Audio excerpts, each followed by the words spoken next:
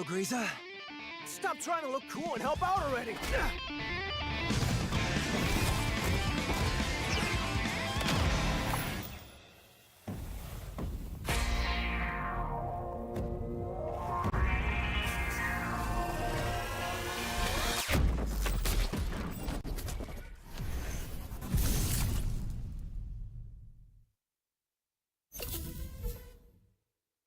In the ultimate test of skill and strategy, only the strongest will survive. Welcome to the arena where legends are forged. To claim victory, you must challenge your limits.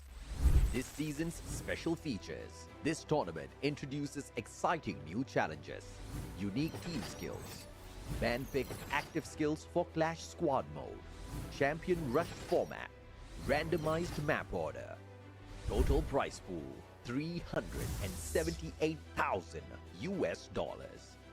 Warriors will battle for glory and the ultimate reward. Tournament format. The tournament features two competitive modes, Battle Royale and Clash Squad. Battle Royale, 18 teams, knockout format with 2 phases. Clash Squad, 8 teams in a Swiss stage format. Both modes culminate in a grand finals where champions are crowned. Knockout stage. This is where the battle begins. Survival gets real. Phase 1, April 25 till May 11, 2025. 18 teams divided into 3 groups, A, B, and C, with 6 teams each. 3 weeks, 54 intense matches. Daily format. Group A versus Group B versus Group C. Top teams advance, the rest are eliminated. Phase 2, May 16 till June 11, 2025. 1 misstep and you're out. Week 4, only the strong survive. Day 1, top 12 from Phase 1 compete in 6 matches. Only 1 team advances to the grand final. Day 2 and 3, the remaining 11 teams battle alongside underdogs ranked 13th and 14th. 1 winner per day advances to the finals. Week 5, second chances. Days 1, 2, and 3, the same format continues with underdogs ranked 15th to 17th. Each day crowns a new finalist. Week 6, the last chance. The final 11 teams, as well as the 18th team, compete across 3 days in 18 total matches. The top 6 teams will secure a spot in the grand final. No second chances, only the worthy will rise. Clash Squad mode. Before the grand final, the top 8 teams from Phase 1, based on the overall standings, will clash in a Swiss-style tournament. Key dates. Round 1, May 22. Round 2, May 29.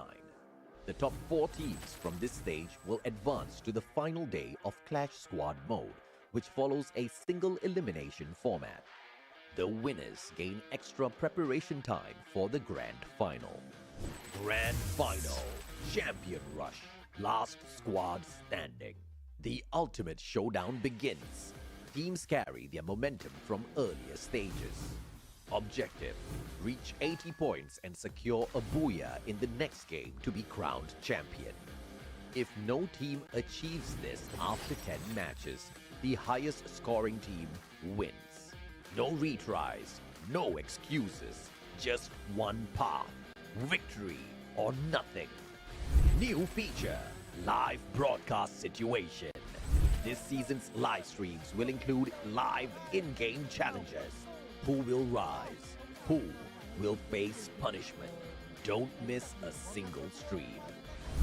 More than a game, it's your legacy on the line.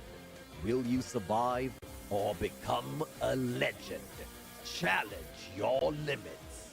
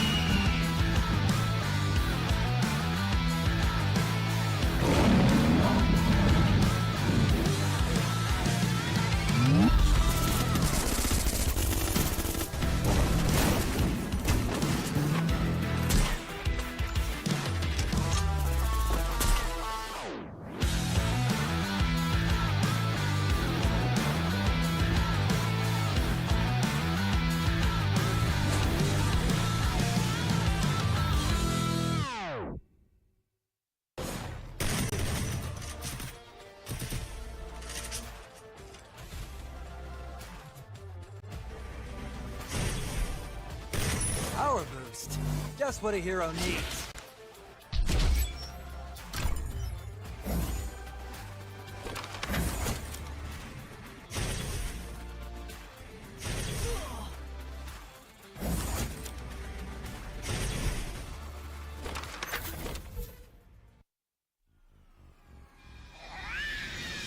Hello, Griza.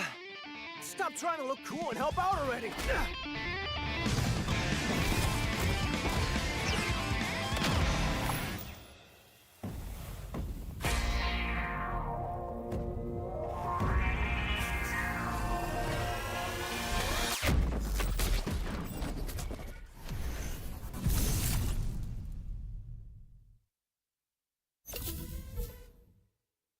In the ultimate test of skill and strategy, only the strongest will survive. Welcome to the arena where legends are forged. To claim victory, you must challenge your limits. This season's special features. This tournament introduces exciting new challenges, unique team skills, man-picked active skills for Clash Squad mode, champion rush format, randomized map order, total prize pool $378,000. Warriors will battle for glory and the ultimate reward. Tournament format. The tournament features two competitive modes, Battle Royale and Clash Squad. Battle Royale, 18 teams, knockout format with 2 phases. Clash Squad, 8 teams in a Swiss stage format. Both modes culminate in a grand finals where champions are crowned. Knockout stage. This is where the battle begins. Survival gets real. Phase 1, April 25 till May 11, 2025. 18 teams divided into 3 groups, A, B, and C, with 6 teams each. 3 weeks, 54 intense matches. Daily format. Group A versus Group B versus Group C. Top teams advance, the rest are eliminated. Phase 2, May 16 till June 11, 2025. 1 misstep and you're out. Week 4, only the strong survive. Day 1, top 12 from Phase 1 compete in 6 matches. Only 1 team advances to the grand final. Day 2 and 3, the remaining 11 teams battle alongside underdogs ranked 13th and 14th. 1 winner per day advances to the finals. Week 5, second chances. Days 1, 2, and 3, the same format continues with underdogs ranked 15th to 17th. Each day crowns a new finalist. Week 6, the last chance. The final 11 teams, as well as the 18th team, compete across 3 days in 18 total matches. The top 6 teams will secure a spot in the grand final. No second chances, only the worthy will rise. Clash Squad mode. Before the grand final, the top 8 teams from Phase 1, based on the overall standings, will clash in a Swiss-style tournament. Key dates. Round 1, May 22. Round 2, May 29. The top 4 teams from this stage will advance to the final day of Clash Squad mode, which follows a single elimination format. The winners gain extra preparation time for the grand final. Grand final, Champion Rush, last squad standing. The ultimate showdown begins. Teams carry their momentum from earlier stages. Objective: reach 80 points and secure a booyah in the next game to be crowned champion. If no team achieves this after 10 matches, the highest scoring team wins. No retries, no excuses, just one path: victory or nothing. New feature: live broadcast situation. This season's live streams will include live in-game challenges. Who will rise? Who will face punishment?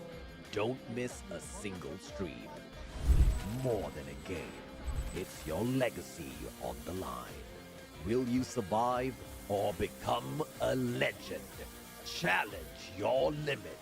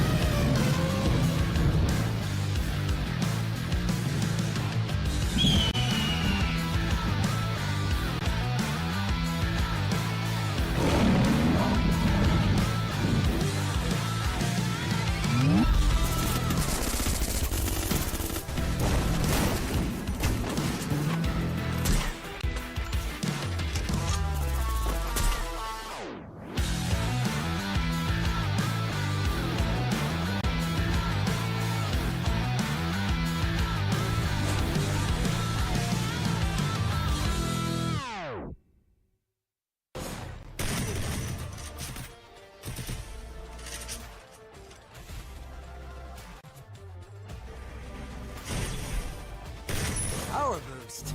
Just what a hero needs.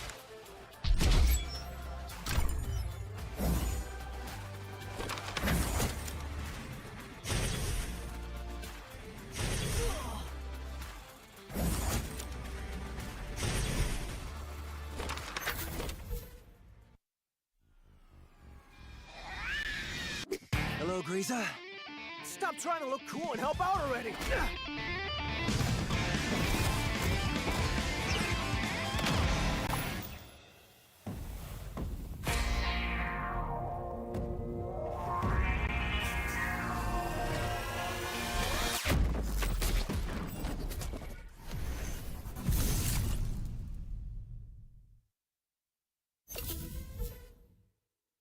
In the ultimate test of skill and strategy, only the strongest will survive. Welcome to the arena where legends are forged. To claim victory, you must challenge your limits. This season's special features. This tournament introduces exciting new challenges, unique team skills, man-picked active skills for Clash Squad mode, champion rush format, randomized map order, total prize pool $378,000. Warriors will battle for glory and the ultimate reward. Tournament format. The tournament features two competitive modes, Battle Royale and Clash Squad. Battle Royale, 18 teams, knockout format with 2 phases. Clash Squad, 8 teams in a Swiss stage format. Both modes culminate in a grand finals where champions are crowned. Knockout stage.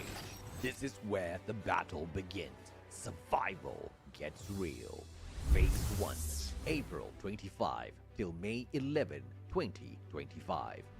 18 teams divided into 3 groups, A, B, and C, with 6 teams each. 3 weeks, 54 intense matches. Daily format.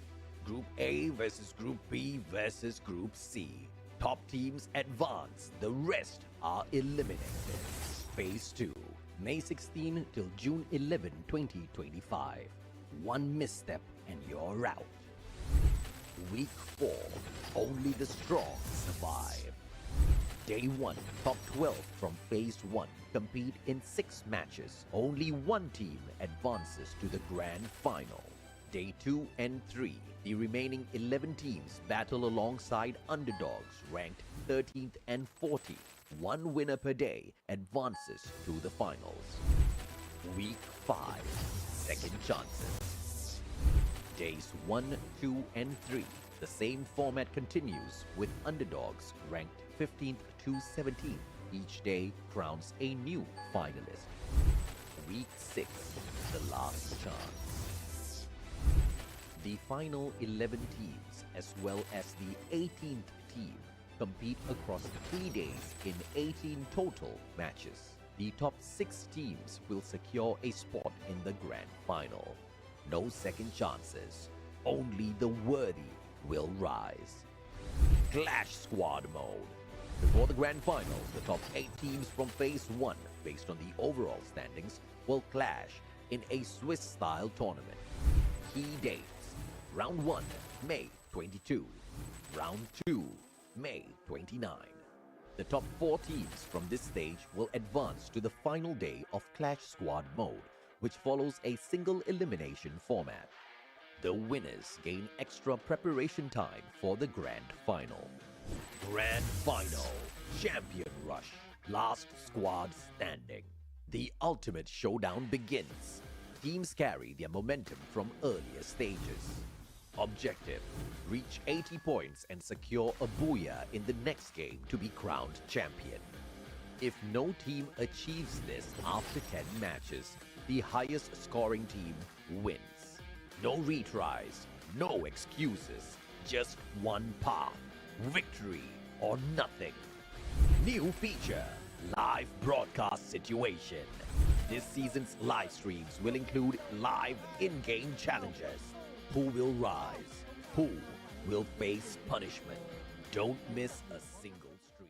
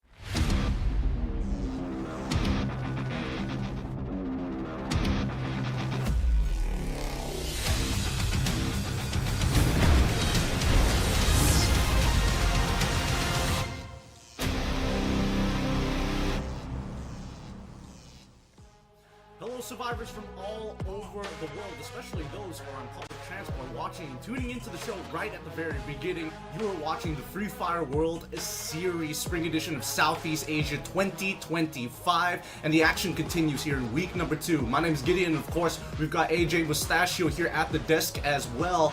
Last week, we came off a pretty hot last day, and now we're going to continue with Group B and Group C. Absolutely, man. Group B and C, the last time we saw this showdown, it wasn't really good. In the overall grand scheme of many of the things was going wrong for the teams in Group C, right? Many of the Malaysian squads are in Group C. So this is round 2, opportunity number 2, to try to see if they can stop the likes of RRQ Falcons and WAG snatching away the top spots. But of course, if they do want to climb to the top, snatch away the grand prize, they need to have enough fire as well as energy in them, and perhaps they can get that with our official sponsor. We welcome Red Bull as the official energy drink partner for both the spring and fall FFWS SEA 2025 seasons. These teams have been working hard. I'm sure they've been scrimming and experimenting, and just like that hashtag, they get a taste of more. They want it bad. And I think that especially for a lot of the Group C teams, it's going to be a little tough. I'm not going to lie, after an abysmal week number 1. But if you look at our predictions, I think that a majority of us are leaning to the top 2 in Group B. And, well, for you, one team coming in, WAG number 1. I'm on the opposite end here. I think RQ is going to take it, but my hot take is in 3rd place. Red Reverse, just be their week. Yeah, I mean, that is the possibility to spread it up. They bring in the fire this time around. I think Vietnam has been bringing in the fire for a long time now, and WAG has got the capability to show us what an explosive day looks like. We've seen the highs out of RRQ, we've seen the lows out of RRQ. I think last week in the combination between B and C, we saw the highs out of both RRQ and Falcons. I do expect to see highs out of them today as well, but I just expect a little bit extra effort from WAG. I think these 3 teams are definitely going to do great overall in terms of dominance. But of course, I'm open if any underdogs want to step it up and say, hey, you know what, you should have paid attention to us as well. I don't know, but this time around, I'm feeling like the universe has not told you who's going to be coming out on top, who's going to get closer to that 100,000 of that prize pool just for being the champions. That's a lot of money on the line, on top of the fact that from at least 5th onwards, you're pretty much getting 20k, 40k even for just 2nd place. And from then on, it's 15, 12, and 10k. Yeah, absolutely. And, you know, at the end of the day, obviously you are aiming for the number 1 spot, $100,000 US, but the journey to get there is not going to be an easy one, especially if you're not hella good.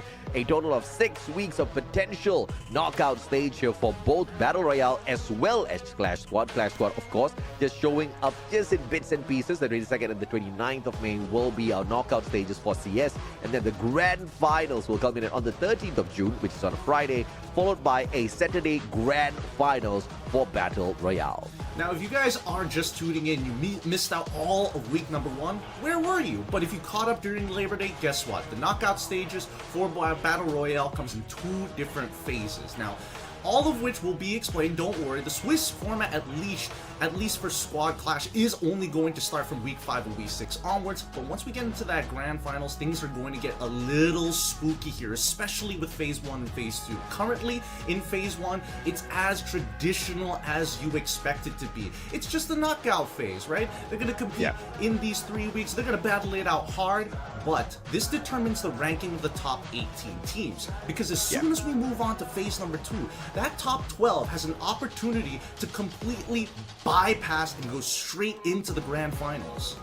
Oh, that is just absolutely fantastic, right? And of course, we do give a second chance to the teams that place between the 13th and the 17th spot. They will get 1 extra opportunity to fight for the spot in the finals, where they can later on fight for $100,000 US. The point system stays as it has been always alongside the rule breakers. 12 points if you hit the booyah, so on and so forth. You know how it works. 11th and 12th spot gets you no placement points at all. Every elimination gets you 1 point. And if you do end up on the exact same number of points as your opponents, we look at the number of booyahs followed by the total eliminations and finally the ranking in the final game. to see who comes up on top.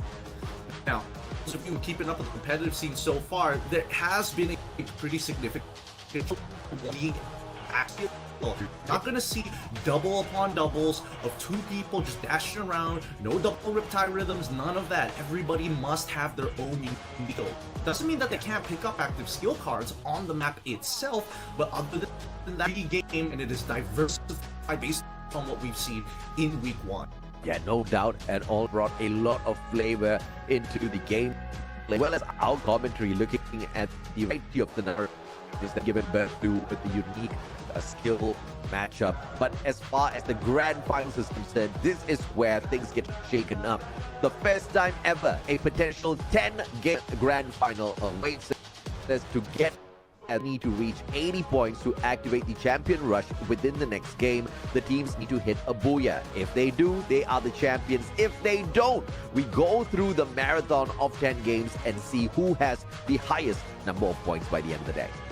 As of right now, we're only going to be focusing on teams looking to make it into that top 12 from Group B and as well as Group C. With RQ Falcons, Reverse Red, Heavy, AG, PE, Group C, EVOS Divine, Famos, Core Memory, God of Wolf, Expanded, as well as WAG. All of these teams are looking to climb in that spot. And it does force teams to be even more consistent than ever, right? To make it into that top 12, to try and get that free buy.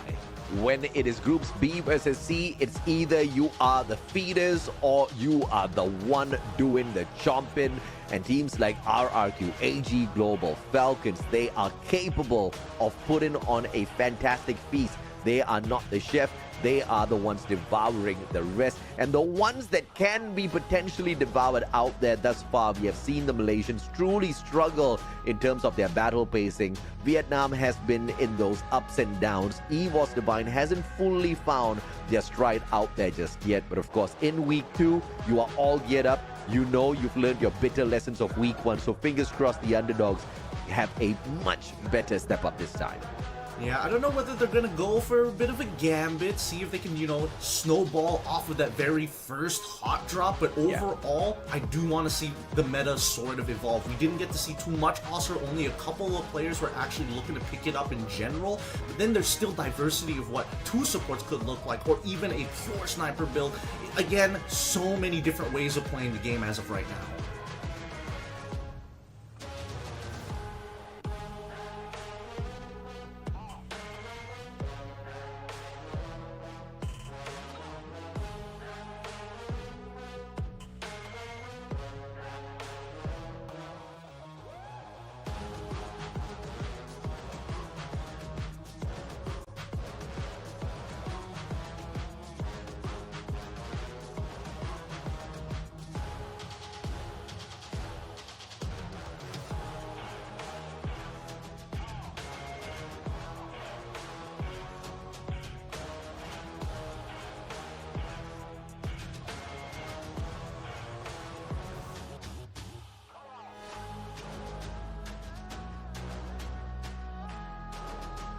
Week number 1, you just chomp on these kids. You just chomp on these adults. It doesn't matter who you are. If you're not the last survivor, what are you doing here? It's just the nature of Battle Royale.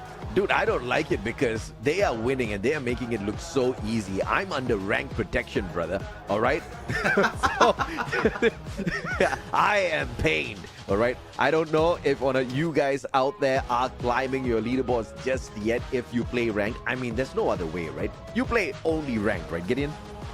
Yep. It's fun once in a while just to go into like Clash Squads, just to, get your mechanics up to pace before going back into the ranked arena. But I still agree with you. I feel like every time I go into ranked, especially in the earlier seasons, the referee is just telling me, put your hands up, protect yourself, sir, protect yourself. Absolutely. And of course, it seems like we are still patiently awaiting the players to hop on into their lobby as we make sure they do not face any bugs or whatsoever on their battle. Don't forget to join us on this YouTube chat as well. We are active right now on the Free Fire Esports official YouTube page. Join us in the conversation. Let us know what you think. We've got some questions in here already, spicy. We've got attacks on shoutcasters. My goodness, the chat is starting off the day with some drama.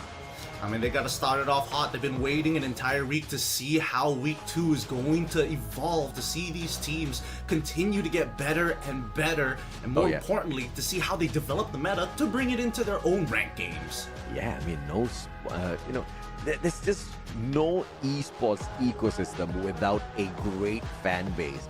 And Free Fire is just one of those games where you've got a group of intelligent people who always joins us in on the conversation. And it's so wonderful to see everybody hop on into this community chat and have fun all throughout the broadcast, right? Very rare do I actually see it across other broadcasts where people are staying on the chat all throughout from the start till the end. That's pretty crazy, Gideon.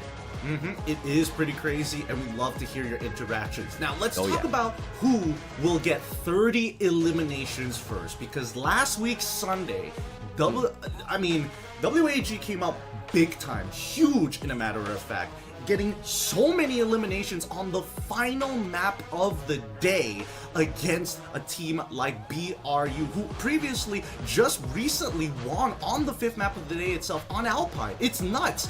I'm seeing whether any of these other teams are going to be hot-blooded enough to try and take that away, take the highest elims for themselves. Wait. Hold on. Who will get 30 eliminations first?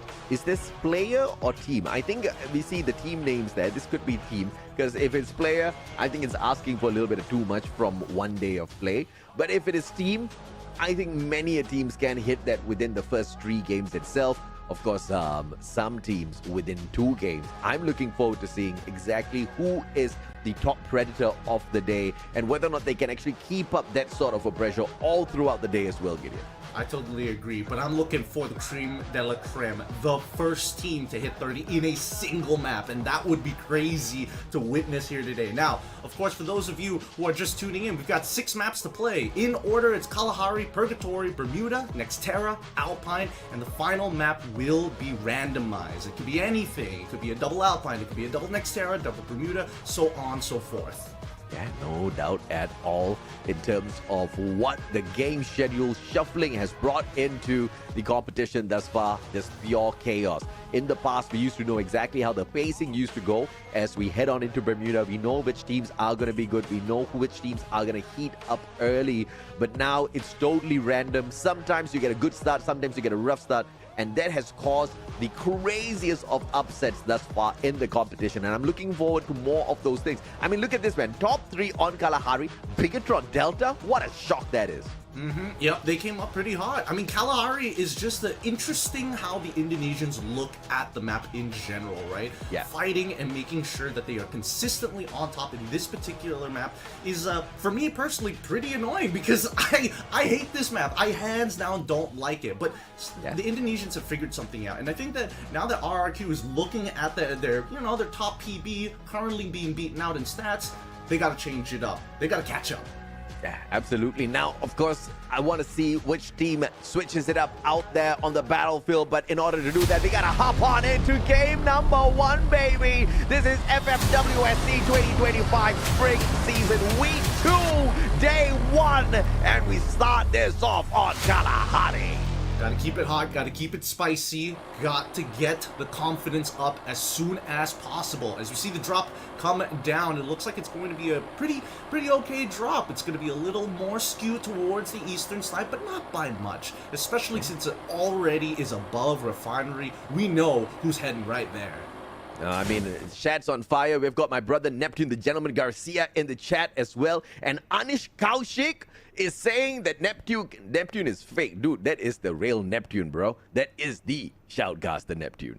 Yeah, I can vouch for that 100%. I didn't steal his kimono for nothing, man. That took a lot of work. That took a lot of work, man. His house is hard. He is well decked out. But now we see the very first couple of drops is going to be PE and as well at Expand. An early engagement here as all teams drop. Let's see how the RNG plays out. PE Sports versus Expand. Now, this is where Expand is going to be tested early. And D-Course will not just be tested, but put down into the ground 6 feet under. Parafal finds him. High ground advantage by the PE players. Lahore does not put enough distance between himself and his opponent. Gets sprayed down by Luki. A 1-for-1 between the two. But they managed to regroup. Even though they're one man down, they had a very good spread initially. Now that they've got the electrotherapy already online, it's going to be a little harder to take both of them out at the same time, but they did use at least one of their active skills to reveal positions for anybody not crouching in the meantime. Let's see, it looks like they're going to be sending at least, bring back one of their members, taking a very, very long flank. Here comes the re-engagement from PE Sports. Expand has not managed to back away from this compound just yet. Stone Ridge, very risky. It does have scattered spots here where you can find loot everywhere. You also have a vending machine for those last second revivals, but it also drags in too many players early. Game and Kong! What a jump! And Walt's Whirlpool at 180 on him. Don't Cry has got the M590 in hand once again. A 1-for-1 trade. Make that a 2-for-1 trade as Don't Cry pops off. He is just clutching it hard, but he's also got one of the nastiest weapons we've had in the game. Oh, wait, hold on. We're not done just yet, as Abe already finding a pick onto Sypha very early on here about Foundation side, but it looks like Sypha is just going to be the scout. He's going to be a free elimination points for them, but in the meantime, I am curious what this 2-2 split is looking like. Oh, no, never mind. It's more than just 2. They've got a pretty decent spread by Foundation. So Delena just shed a tear. Expand got eliminated early. A ticket to Riyadh. Just booked their ticket out. But fingers crossed, Expand will find a way back into the competition some way or other, right? Because you've got 18 teams. You're just looking for top 12. Bro, you just got to make sure you're not bottom 6. Sounds easy. It sounds easy. Who knows? They might be able to clutch it with a free buy if some of the teams make it, and then they get their slot back in, and then they just have a really hot day. Anything could happen in Phase 2, but for now, we see EVOS Divine harassing AG, trying to make their rotation in the open. They are playing low ground. Oh, Rasia with a double marksman here. Riptide Rhythm to break down his nothing. He just had a wall. You can't break that down with the Riptide Rhythm. But AG Global, 2 points for trying. And now Rasia sends out his Riptide Rhythm. Barros loses his glue walls. And from the back, it looks like Sci-Fi has found Aim God as well. What a fantastic backstab by this AG Global player. Rasia doubling back down to face off against Sci-Fi. Now, both of these players can engage long range. But Rasia also has to think on if or not he has to double back down for the revival. They've got to make a choice here. It's either to continue pressuring 3 or look to isolate the 1. Oh, gets hit! Ray is able to take him out just in time, and now they can isolate their target. And they find it. Aim God is already on it. The flank is done. Old Hanta is theirs, and AG is in a lot of trouble. Oh, yeah, AG in a hell lot of trouble here. Ray, Ice Grenade, well, the home actually. The A124, sorry. I'm going through a list like my grandmother. You know when your grandma says every kid's name except yours, but she's calling you? And you goes down, but it is Vamos that gets eliminated in the 11th spot, followed by AG Global in 10th. That's a very early elimination for AG. I don't think they were expecting to be contested so hard here by Old Hampton, especially since EVOS Divine got the position first. It's real unfortunate that they got caught off mid-rotation. We now go over to CRM. They are a very passive team. They take their time, and they slowly like to angle you out. But it looks like, wait, hold on. WAG is now jumping in on their backs. Okay. Alright guys, by the way, just a disclaimer, if I sound like I'm speaking weird today, it's because I've got 2 huge ulcers on my tongue. Alright, disclaimer over. Now, WAG trying to contest the height. So we see that Alan pushing them off at this state of the game, looking down towards CRM, who really don't want to engage this fight just yet. But they also want to hover around the POI in case they can get a couple of picks. Yeah, this is where the game humbles you. The high ground is not always an advantage as you look down upon people. My God, Alan, how did you miss that? M590 botches the first shot, gets sprayed down, but the follow-up was there, but it was a 2v1. Alan gets lucky in that situation. The rest of core memory says hasta la vista as they back away. Up in the sky, he wasn't paying attention to the fact. I mean, even Alan was pretty. You can see by his movement. He dribble peeked that. He freaked out for half a second before getting right into his M5. In the meantime, though, that's going to be a free elimination for WAG as PE. This is why they've been hovering around making sure that they can get those revives as soon as possible, as there's plenty of coins to pick up in the area. Gaffarel Gaming joins us. He says 4:50 p.m. I guess I'm too late. You are too late, Gaffarel, because I know you're a big fan of Expand. They got eliminated and you joined. So you're a little too late for Expand on Game 1, buddy. But perhaps if you wait a little longer, you'll catch them making their entry into Game 2. Still looking for that recovery from the Malaysian squad. Before they got eliminated, I think they just managed to pick up a few points. The last time they played Kalahari, it was their worst map as well last week. So, you know, they just haven't been blessed by this desert just yet. Yeah, they haven't done too well, especially since we're starting off the day with Kalahari, and this is what I was worried about with this particular map. Yes, I am going to be biased towards the map, but generally, we see these top performers get that initial snowball off their favorite map, and they kind of keep that heat throughout the day. Yeah. Vic does not agree with the rotation coming through from Cypher. I thought the backstep by Cypher was perfect, but there was just no follow-up. So AG Global just had the right ideation, sending Cypher out alone. But Dew, I guess, didn't have the right sniper on him, didn't have the right angles, and AG Global, their strategy instantly came crushed. And if you want to take big risk maneuvers like that, sending a player to the deep ends to take that long backstab onto your opponents, you better make sure that you execute that perfectly. Yeah, and now we see the loss of mind. Notice how heavy it is. Drops on the Chrono Time, may take advantage of this, but unfortunately, what? No, the CQC didn't work out as well as they thought. They find the pick on to get nice, and the rest of Heavy, they're out of here. Take that elim. Oh, and one more out of the sky. Executes him with a frying pan. I mean, that's one way to do it.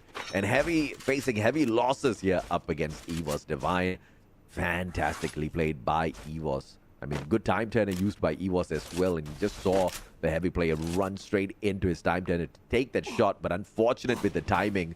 And you're just way too close, man. I mean, it's just one of those things that you really got to get used to in Free Fire. You get too close to the player, you don't get to get that pop. And On Fire doesn't seem to have a problem with that at all. Funnels please one straight towards Limit, who was on standby, and that instantaneous sniper shot gets Falcons their first elimination.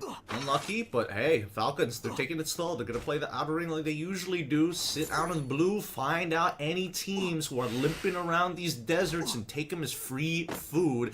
They are coming from Council Hall. We'll see where this next ring is going to end up eventually. So far, most teams on the outside just chilling, right? We haven't seen as many eliminations as we were expecting just yet, but that's to be expected for Kalahari. And RRQ, no prizes for guessing where they took a drop and stayed at. Refinery has always been the home of RRQ. They let it go on the world stage. I mean, yes, I know this is FFWS, but this is FFWS SEA on the global stage. They let go of their Refinery. They're finally back in where they truly belong. I feel like they've always dominated Kalahari when they had their very strong Refinery plays. When they started letting go of this drop spot, Gideon, they were no longer the kings of this map. So perhaps something changes here. No, I think, they've kind of learned their lesson, right? They're not instantly just sitting right on top of Refinery unless they are, hard contested. And even then, they still have plan B as well as C. But now we jump over to PE against GO. Wait, hold on. WAG actually forcing GOW further back. But in the distance, PE does notice the initial shots. Now, let's see whether they find the initial pick, because Allen has been very aggressive, utilizing the grapple hook to take these heights fast. Oh my.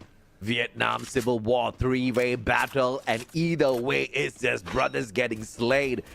WAG not in a unfortunate position. They can back away, but they choose to push on forth. WAG asking for some trouble.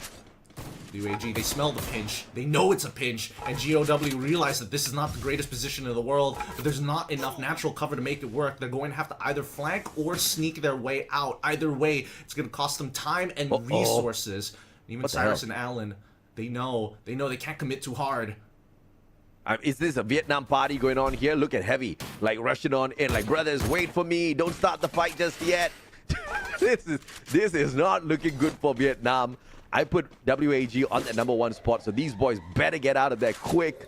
The rest, they can become bottom feeders for just today, because I assumed WAG is going to be climbing on up. It will be unfortunate if WAG gets sniped out first, because they are the first Vietnamese squad to get on into this next phase of the circle. Well, here they are. They wanted to make sure. This is why they disengaged prior to that. They didn't want that full commitment despite how juicy that pinch would have been. I agree with you, Neptune. The Midnight Ace is just an absolute delight of a skin. I wanted to buy it, but I'm still broke. I'm waiting for my salary. One day you'll have it, and you'll get to show it Why off. do you mean one day? I'm gonna get it, man. Let me get paid first. I'll 100% get it. It's gonna happen. Oi, what? Falcon! Falcon is gone, and that was... How did we even miss that engagement? I mean, I saw it in the feed, in the Elin feed, but I didn't think they would get absolutely wiped there. I'm not entirely sure what happened. Last we saw them, they were towards the northeastern side of the map, and afterwards it looks like they got punished on their way in towards the ring. Same like how we might be seeing with WAG. They like to stick just the foot in the water, right? Don't need to commit everything just yet. Test out, feel the temperature, and then go for the big dives. Oh, yeah. Well, whatever happened, as long as it's not WAG, because they're my #1 team for the...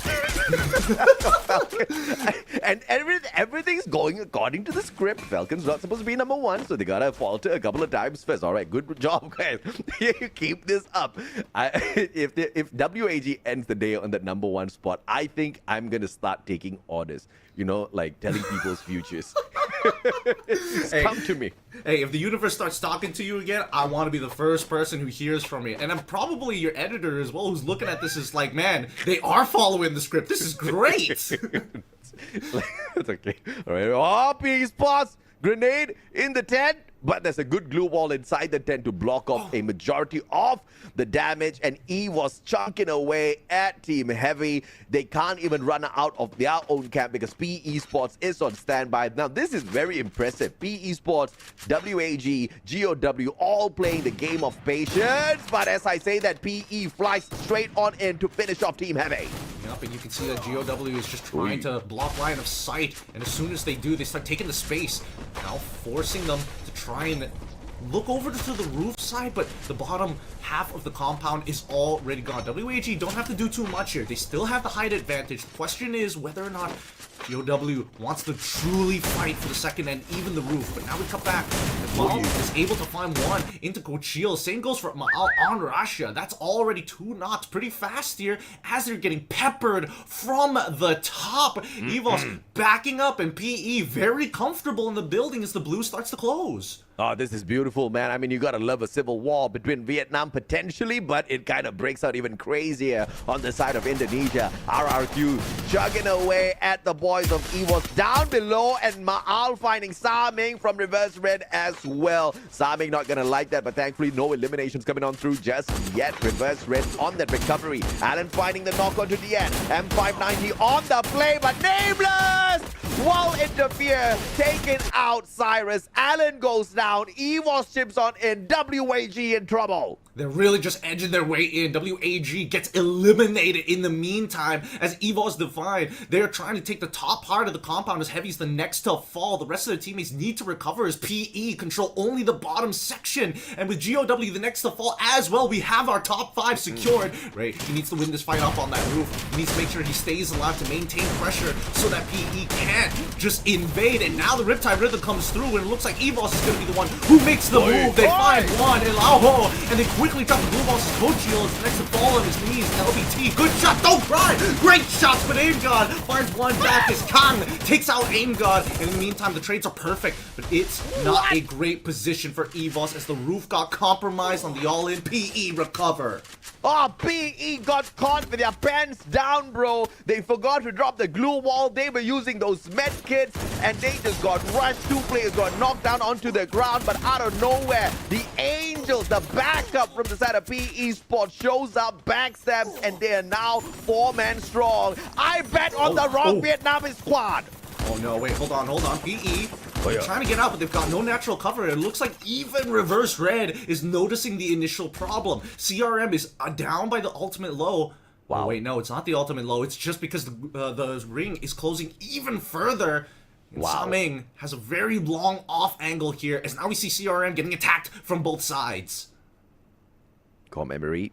Got to deal with all of the glue wall melters. Oh, Riptide Rhythm, look at that! The Riptide high rhythm, tearing down 4 glue balls at the same time, fully exposing core memory. But PE Sports not taking advantage just yet. Don't cry, blanking on around the SVD, finding the connection, but from afar, it won't be a CRM counter, dropping the PE Sports player, and that slows their pace just a tad bit. Now Reverse Red losing 1 to Lao Ho, LBT fighting Foki as well. Core memory, one final player left here, and thankful, my goodness, I was about to say he was gonna run away, but he got snuffed. Well, for now, give it a moment, because now PE, they know that the blue is going to start pushing in, but it's a full squad v squad, 4v4, as both sides are trying to take the right wings of each side. And oh, Diamond, he's going straight for Lao Ho. Lao Ho manages to get up, and now Don't Cry is the next to fall as their backline is getting attacked. The support's in trouble as Diamond is trying to hold off for as long as possible. Lao Ho is getting some free shots, but LBT is able to make it happen. Kang finds one, and they've eliminated them. It's a 3v3 for now, with LBT being the main spearhead for the squad. Has to work well, but now he's done. Saming finds the initial headshot, pulling it back to 1, and that's gonna be it. Reverse Red looking to get a booyah to turn this around, unless Kang finds something even bigger. No, the snipes, the headshots, booyah! First booyah of today achieved by Reverse Red. Oh, and they desperately needed it because they started off the day in the red zone. Reverse Red currently sitting in the 15th spot before this match started off at Kalahari.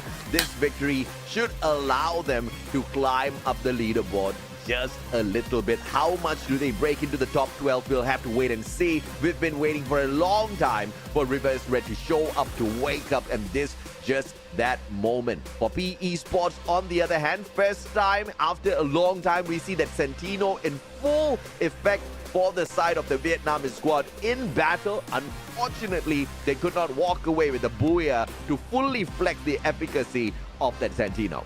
Yeah, I mean, overall, just really great squad battle. I think both sides played it as good as they could possibly get, but Saming with those headshots really made the difference, right? Initially, even made a man advantage with one headshot and pretty much sealed the game with the second headshot in that fight itself. And all of this while we see the blue moving over towards the northwestern side. Absolutely. And of course, Reverse Red, by the end of that fight, they only had 9 eliminations. So this wasn't really a super stacked fight on the side of Reverse Red. They just did what was necessary. They did enough to get to the final circle, and they finished off those players to end up the game with the max 12 points out of placement, hitting the booyah. But the question is, does PE Sports replace them on that number 1 spot? I did not manage to see the number of eliminations on the side of PE, so we'll have to wait and see exactly what the leaderboard tells us. I mean, we saw a majority of the PE fights. I think they've definitely got a lot of eliminations in the bag. The real question is how many picks that Reverse Red find within that ring, because again, they had a lot of influence there for a good majority of the time, coming into like the second and even the very last blues. Yeah, absolutely. I think Vietnam had a lot of issues to sort out between themselves, and they didn't want to sort out their issues, right? Like a regular toxic family, they brushed it all under the carpet and they ignored the elephant in the room. Indonesia said, brothers, no problem. We'll help you solve this problem. All right, Reverse Red chipped in as well. Everybody ate away from the plate of the Vietnamese squads. WAG couldn't get to that final circle. Heavy got taken out a tad bit too early as well. PE Sports, though, they managed to maintain all of that chaos a step away from themselves, but they kind of got caught towards the very end as well by EVOS Divine. I thought it was the end, but that was a phenomenal sequence of battle. That recovery, helping up their team members, not even losing Lao Ho in that engagement was, chef's kiss on the side of PE. No, really, they did a good job at holding out and winning some really important fights to allow them to get into that very last ring. Because again, it could have been EVOS Divine in that position, and honestly, I think the team that got done really dirty was CRM. But regardless, congratulations, Red is doing well. Let's have an interview with them right now. Hello everyone! Today we're here with... Nameless ครับจาก Royale ครับ We're here with Nameless from Reverse Red. Congratulations for the first booyah of today. How do you feel? รู้สึกยังไงบ้างคะ รู้สึกดีใจครับเพราะว่าเป็นบูย่าแรกที่เพิ่งทำได้ครับในงานแข่งครั้งนี้ครับ He feels so happy because it's his first booyah of this competition. And how many booyahs do you think you're getting today คิดว่าจะได้อีกกี่บูย่าคะในวันนี้ วันนี้ว่าจะเอาหมดเลยครับว่าจะเอาสัก6บูยาครับ He's gonna get 6 booyahs in total, guys. Let's watch him. So, is there any problem during the competition that you overcome? มีปัญหาอะไรระหว่างการแข่งขันไหมคะที่เราแบบผ่านมันมาได้ ก็มีครับก็มีปัญหากับตัวเองนะครับก็ผ่านไปได้ครับชิว He said the problem mainly is himself. Pretty questionable, but he passed it anyways. So the last question, is there anything you'd like to say to the fans who are watching right now? มีอะไรอยากฝากถึงแฟนๆที่กำลังดูอยู่ไหมคะ ๆครับก็ตามนัดครับตามนัดไม่ต้องตกใจอะไรมากมาย He said, okay, don't be afraid, here I come. Thank you so much for the interview today, and let's get back to the Shoutcasters. Bye. ครับ Okay. He's not really excited about his victory. So, it's all right. 9 eliminations is all right. We'll get another one. It's just I'll wait for that one. It's just the veteran talk coming out of him, man. It's just the veteran talk. He's been in these positions before. He's qualified for the very first EWC last year to the same method. Yeah. It's like he knows that this is just one in the bag. That's just swag, bro, right? He's not flexing on anyone. He's just being humble. He's like, yeah, bro, all right. We got the booyah. Just get it over with this interview because it was nothing impressive. We want more because week 1, the team did not show up. In fact, week 1, we forgot we were playing, all right? We were there, but our souls were not, all right? It was just our bodies and nothing was being done by, I don't know, all right? Nothing was happening for Reverse Red, but they start off week 2 explosive in terms of achievement, but not explosive in terms of eliminations. We want to tweak that aggression up just a tad bit. But of course, I don't want them to get super aggressive and then not get the job done. And this was the phenomenal play I was talking about, right? EWOS Divine up against PE Sports, first 2 knocks, and then Don't Cry and LBT. Like the Phoenix, they rise from the ashes and they just snuff out EWOS Divine there. I mean, I gotta give it a PE. Their initial rushers are looking better and better with each passing week. And so far, I mean, it works nicely, but when you're up against Reverse Red, and especially when something is just landing shots, my goodness, it feels like, man, it doesn't matter how good my mechanics are, I keep getting picked off. Nah, bro. This Saming is pissed, bro. You are walking away with 4,141 damage, but all you have is 3 elims. Look at the knockdowns, 7 knockdowns in total. He was finding the connection, but he was not getting the job done. He had the Raphael there, but still it was not enough. He had the Molko there, still it wasn't enough. They were tagging up players. They were marking him on the battlefield, but the team members were not getting the job done or pulling in those points. I think Saming is pissed, but it's okay. It shows us that the sniper on the side of Reverse Red is ready for those engagements out there, which means they can fully activate, be a little confident. You've also got Nameless running in there with the electrotherapy and caster. You've got Koda to just run at the opponents, get the information of where they are out there, and you've got that Suya as Exposi to just literally be that front man to be the first engager in some of these sequence of battles, right? So overall, Reverse Red has got the perfect formula here running for them. It's just that we don't see the aggression. It's an aggressive build, but the aggression's not seen. We don't see much of it. It looks like in total eliminations, they were able to get 4, 7, 8, 9 in the total. Not exactly the biggest point count for them, but hey, it's step-by-step process. Last week they came out 15th place. Now it's just a slow climb back, and I'm pretty sure something is just grinding his teeth. It's like, man, if I was on A1, we would have so many more elims, guys. Like, guys, trust me. Put me on that A1. Put me on that A1. Yeah, if I was breaking down the performance of a underdog squad, obviously I'll look at these numbers and I'll say good job, great attempt. But as far as Reverse Red is concerned, this is not enough.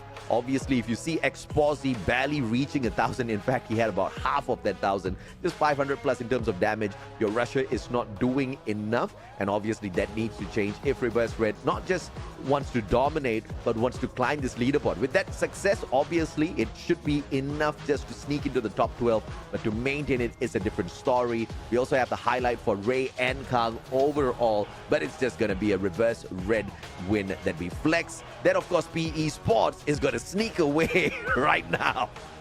Yeah, they made the difference here with 4 extra eliminations to compensate for not getting the booyah at the very end, only edging them out by a singular point. Very good for PE regardless. This is going to be some very important points for them to maintain their standings.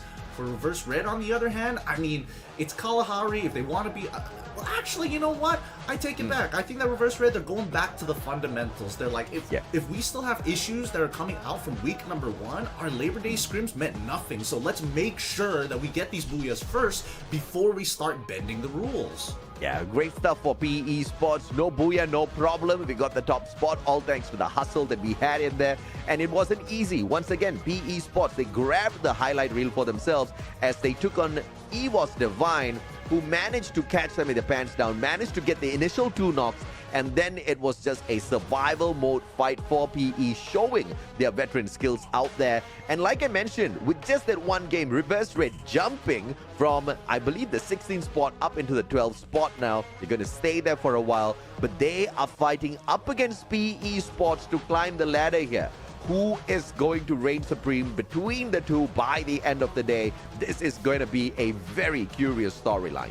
Yeah, is it going to be Team P or is it going to be Team R? Which one of you guys in chat are going to be supporting this time? It's a 2-point differential, and it's going to be very tight between the squads. But speaking of squads, top 4 seems to be, really straying away, really separating themselves from the rest of the pack here. As even though WAG got knocked out pretty early on, they've got like a super comfortable buffer. Yeah, absolutely, man. And of course, maybe WAG just didn't have the right hardware to get out there and play some of these games. That's a lie. I actually know exactly what hardware they're playing on. But just for the sake of the segue into our sponsor, it's not just powered by Red Bull, this competition. We also have the Samsung Galaxy S25 Ultra equipped with the next generation Snapdragon 8 Elite for their Galaxy processor, featuring an enhanced Vulkan engine. And what this means is an improved ray tracing capability within the phone itself. And once again, that just means Free Fire Max just got taken to Ultimate. Yep. I'm pretty sure the phone, its size alone is comfortable for anybody who's got chunky fingers like my own, or if you want to be just as smart as some of these coaches, you can utilize the powerful AI capabilities that comes along with it. Simply, they've got a lot of like cool features, like being able to circle stuff, but hey, we'll get into that some other time, because for now, these teams are going to be thinking about Kalahari, and they're probably like, alright, maybe we just tripped over ourselves, right? Kalahari is just one of those maps. It's unique. It's not as standard compared to the rest. Yeah, absolutely, man. And, speaking of AI, I totally agree. AI is just going to take over our jobs. It's also going to take over my relationship. My wife came up to me the other day, and she tells me that AI is a better conversation partner than I am. All right, dude, that woman, she knows how to burn me right where I stand. Anyway, it was a great conversation with her. I went and had a conversation with AI later on in the day and kind of understood exactly where she's coming from. AI is ridiculous these days, man. So if you've got AI integrated into your phone, you're gonna probably be able to check out a little bit more extra safety precautions for your team to kind of look out for. Check in all of the data, ask AI to analyze it for you, ask them exactly what does EVOS need to do to get some revenge on PE Sports by the end of the day. Maybe AI will have the answer. Hey, hopefully they add that last prompt at the very end. Please don't steal my girl while you're at it, or while they're giving you all that information, my guy. Because, coming over to our next map, now that Kalahari is done, which I'm so glad is out of the way, we start to come back into some of the more normal maps, more standardized maps that I'm hoping to see Reverse Red continue to perform if they're going to stick to their fundamentals like we saw in game number 1. Yeah, absolutely. Now, I see a lot of people saying hello in the chat. It's not that I'm not reading your chat. It's just that I cannot acknowledge each and every single one of your names. But that does not mean you do not stay active in the chat, all right? You keep bringing them in. Suddenly, I might just have the mood to say somebody's name and then engage with you. If that happens, all right? When it's gonna happen, I don't know, man. I don't give guarantees. Hey, y'all gotta use that AI technology, man. Come up with the perfect prompt and come up with the perfect answer to get AJ's attention in the chat. And while you're at it, hit that like button, man. Guys, we gotta get active here. We gotta make sure that this community stays alive. As we're about to head on over into our next map, our teams are getting prepared, and you can see it's all game faces. Yeah, no doubt at all. We've got 400 concurrently watching, and we've got a 425 likes on the stream right now. That's pretty fancy. That's pretty decent. I am not going to complain. I am absolutely fine with that. If we can hit 2,000 likes by the end of this broadcast, it would be fantastic. But of course, only you guys can get us there. As we wait for this next matchup, tell us, who do you think is going to dominate today in groups B versus C? Now, you've heard the prediction by both Gideon and myself. Tell us, who do you think is going to be in here? We want to hear your top 3 predictions, not just one team, all right? Top 3 in sequence. Go. Let's see if or not one of you guys can get it guessed better than us. I'm pretty sure you guys can, man. I mean, Chad has always been the better analyst. I like to give I'm just saying, I put top 2 consistent ones, and then the third one, you're looking for something, a bit of a hot take, you know? You can't always just be looking for the top dogs. You gotta find somebody who's gonna sneak through the pack, because it's only week number 2, and it's still anybody's game. Yeah, absolutely, absolutely. Now, Anish Kaushik, genius, says, WAG, hey. These boys are sitting down beside me in class and they're copying my answer. Boys, y'all better be careful, because I don't know the answer. I just threw something out there, right? Y'all are copying the wrong man. Hey, who knows? They're changing it up a little bit. WAG number 2. Gotta spice things up. But overall, talking about spicing things up, Evos Divine has been one of those, since even last year, one of those standout Indonesian squads that have some really high highs, but unfortunately, sometimes it just takes one bad engagement to completely ruin their mood.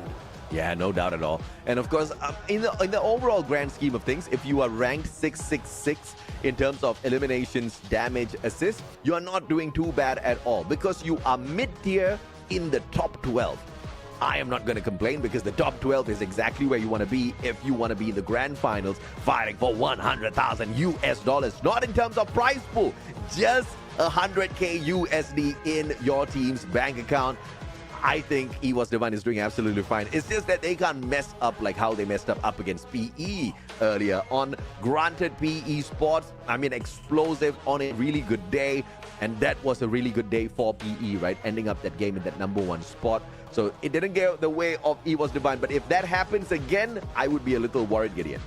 I would be a little worried too. They got to maintain that switch. They can't just get confident and think that the fight's done just because they got 2 early picks. I mean, I am curious to see how AG is going to look to recover. I mean, that rotation obviously was bad. They got caught out in the open. They had the information, didn't really capitalize on it, and kind of stalemated it for a little too long, which allowed EVOS to get completely just crush them and force them out of position. Okay, all right, let's look at some stats here. And production is at it again. They are burning our boy Nameless. This is not a flex production. What are you doing, man? He's ranked 39 on the eliminations. He's ranked 50th on the damage. And they took it away before I could continue. All right, for the time being, Nameless, he prefers to stay nameless because it's a tad bit embarrassing, but we have seen the glory days of Reverse Red. We know what they're capable of. And just with this game number 1, they have shown us that they are not bottom dwellers. They belong at the top. But last week was just not the case. It was failure after failure after failure. So fingers crossed this week, starting off hot, we see success after success. And speaking of success, let's take a look at the head-to-head stats between Mr. Saming and Dew. And this is off of the very first map. And, I mean, we saw Nameless's stats. This looks slightly better, but it's just the starting point, right? This is the beginning of the race, not the end of it just yet. It's going to still be a pretty long day today, and I think that Dew, unfortunately, didn't get enough play time to catch back up to Saming, who made it all the way to the very end and claimed the Booyah on top of it. So, for now, with 3 eliminations ahead and 3 headshots, that's definitely going to change. The damage number is probably going to be a bit hard to contest, but let's see whether Dew can catch up. Yeah, absolutely. And obviously, I mean, AG Global, Reverse Red has been having it rough. AG Global, they have just been confused, right? Because, and the reason why I say AG Global is confused is they've got 3 Booyahs to their name, and that is matching Falcons and Buriram, who are currently on the 1st and the 3rd spot. But AG Global is in 7th, right? And you've got a team that has got 3 booyahs and still Dew's kind of clocking in too few in terms of those points. It only means Dew is not really ramped up just yet. He's just chilling. He knows it's a marathon. He doesn't really want to sprint too early and then get tired. And he also is perhaps looking forward to a point where people will start underestimating what the squad can do as a whole for them to then go into that explosive mode, pull off a few booyahs. But of course, I just hope they do it sooner rather than later.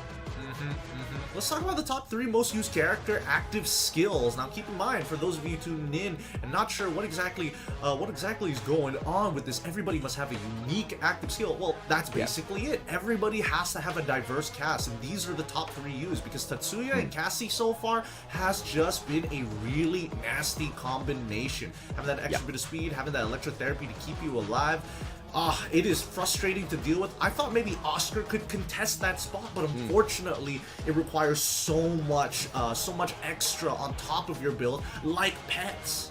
Yeah, and I totally understand exactly why Oscar hasn't replaced Tatsuya yet. Tatsuya has got 2 charges. You get to rush in, and if things don't go south, you get to rush out. Oscar literally rushes in, and then he has got no other utilities to save him. He's broken down those glue walls. He has knocked back those players. He needs to be able to snuff them out. And Oscar combination with a electrotherapy Cassie could just be some golden moments, but Oscar's just not optimized perfectly yet to allow these players at this level of competition to run into their opponents. I think it's just a tad bit too risky with the way he is. So it's all right, but there is a potential where Oscar just is the next big thing. I hope we get to see that as well, because it'll be insane, man. Can you just imagine, you know, players like Wasana just running through glue walls, shooting down other teams? It will be insane. It really is going to be insane. And I mean, considering that there has been a couple of changes to the game itself, how much you can carry, the weight distribution, and things like that, I've generally making sure that you have enough glue walls is starting to become a very apparent problem. We've seen teams previously last year survive so many Riptide rhythms, and now these fights are pretty done and dusted once those glue walls and the first engagement comes out. With that being said, I think we're getting ready to head on into this map. I'm super stoked to see how this is gonna play out. I mean, likewise, bro. I've been excited ever since the competition started. I am still excited, and I'm gonna be excited until the grand finals, because this competition is like none other. And I think the excitement is just gonna get ramped up a little bit more. I really respect how Reverse Red played that interview, right? Very, very chill. They were not super excited because they know, bro, you've seen nothing just yet. So we want to see more from them, not just in Purgatory, but later on at Bermuda, Nextera, and Alpine, and possibly even the random map. If this is the day Reverse Red is going to wake up in the competition, I am all for it. But when you look at the top 3 teams on this map, you're looking at mainly Team Flash, Falcons, as well as AG Global. Out of these 3 teams, 2 teams are playing right now, Falcons as well as AG. We want to see whether they can beat these PBs, right? I mean, I'm not gonna lie, 34 points is like, oh, that's pretty high. And then you see 42 and 43, and you're like, whoa, those are some pretty hot games. It's gonna be a tough personal best to beat overall, but we've seen it happen. We've seen it with WAG, so it's anybody's opportunity to try and score big. Yeah, I mean, no doubt at all. Well, we are bringing the cameras right back to the caster's desk for the time being. In the meantime, shout out to Anup Kumar, who says Mustachio is biased towards Buriram. Hey, brother, if I was biased towards Buriram, I would have put them on my #1 spot for my predictions. I did not. Who did I put? Visaka Srivijaya. And guess what? They rocked it last week. But of course, on that note, let's hop on into game number 2. It's Purgatory time, baby. Let's see exactly who gets to climb up the table. Is it going to be the underdogs who have been suffering thus far? PE Sports, Reverse Red, EVOS Divine, starting the day hot. We want to see more fire. Welcome everybody, the place between life and death, Purgatory. Going to be cutting right straight through the middle, a very even distribution for all the teams to get anywhere across the map. Now, a lot of these teams have been struggling, especially the Malaysian teams, when it comes down to these first engagements. They have not been winning it out, and unfortunately, it's tough because a lot of teams have already committed themselves to a spot, right? They've identified where they want to play. Yeah, and I don't think the Malaysian teams have got a huge mechanical disadvantage. We've seen them play on the global stage in the past. We've seen them play and engage on the Southeast Asian level in the past. Mechanically, they can stand up to par. But you've been in the esports industry for a long, long time, Gideon. Why do you think Malaysia struggles in general? Well, I think they struggle because it's a pattern that doesn't change too often, right? The most that they think about is about how they drop in these early engagements, like right now. And it looks like they scored up against Vamos as they immediately, G'day, he finds two, but unfortunately they at least get one back. It's a mad disadvantage so far, but they gotta make this count. Yeah, good glue wall dropped here by Afik. He just went in there for a few chips and then instantly backed away. Luffy not able to catch them out just yet. It is a 2v3 at this point of time, and a fantastic revival being brought in here potentially by Waltz as he runs straight towards that vending machine. Has got only 100 coins in his hand, so can't head on in for the revival just yet. Afik can't really drop any coins for him as well. It's a 1v3. Vamos players shooting at each other. I think they're a tad bit confused. Oh, that's the rushes now. Afik is finally going to fall. He was buying as much time as possible. He was basically getting held hostage by Vamos, but now Vault, he's halfway through Ski Lodge. This is where it gets scary. As soon as you're coming down, especially from high to low, you are very visible running down that slope. Yeah, great line of sight straight towards him. He needs to use those pillars as cover. We've seen it done in the past, so not impossible. Expand still can get out of this pickle. But speaking of getting out of this pickle, he was divided, stuck. Can't even drive.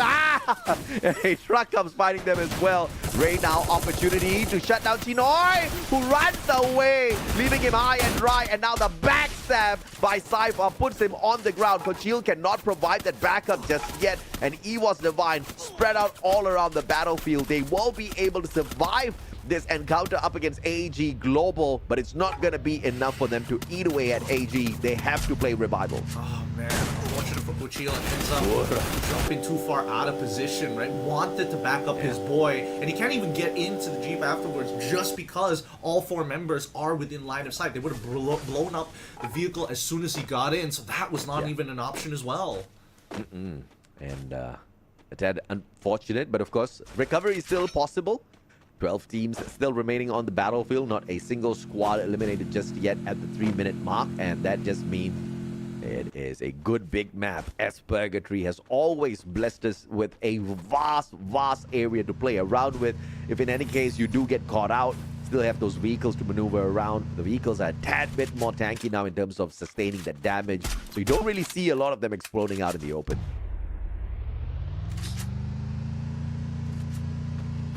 To rotate, and now are looking for as many picks as possible. As well as GOW. Well, Abe thought he made a mistake, but Yan could not capitalize with the Drogon. Abe with the M590 missed the first shot, and he actually got a clip, just a slight one, and then the finisher.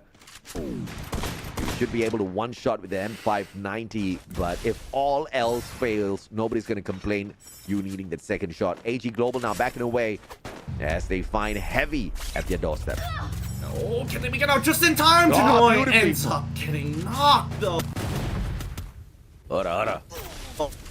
And Cypher out in the open. He's tortured too many players already. AG Global started things off very aggressive, but now Heavy trying to pelt them down with these bullets, and a double flank coming on through. 2 players up top, 2 players at the bottom. FGL burning them out of their defenses, and Cypher straight down to the ground. Mufasa now from the top, M590 back to back, but the revivals are in play. Chinoy being brought back alongside you will keep AG alive. Woof. At least they didn't get eliminated here, but now we cut over to WAG as they're looking their sights down the fields, and notice the PE Sports members. They are worried about the compound next to it, but again, moving up too close, they don't want to get caught out of position, and it looks like the PE Sports member might find other contact in EVOS Divine.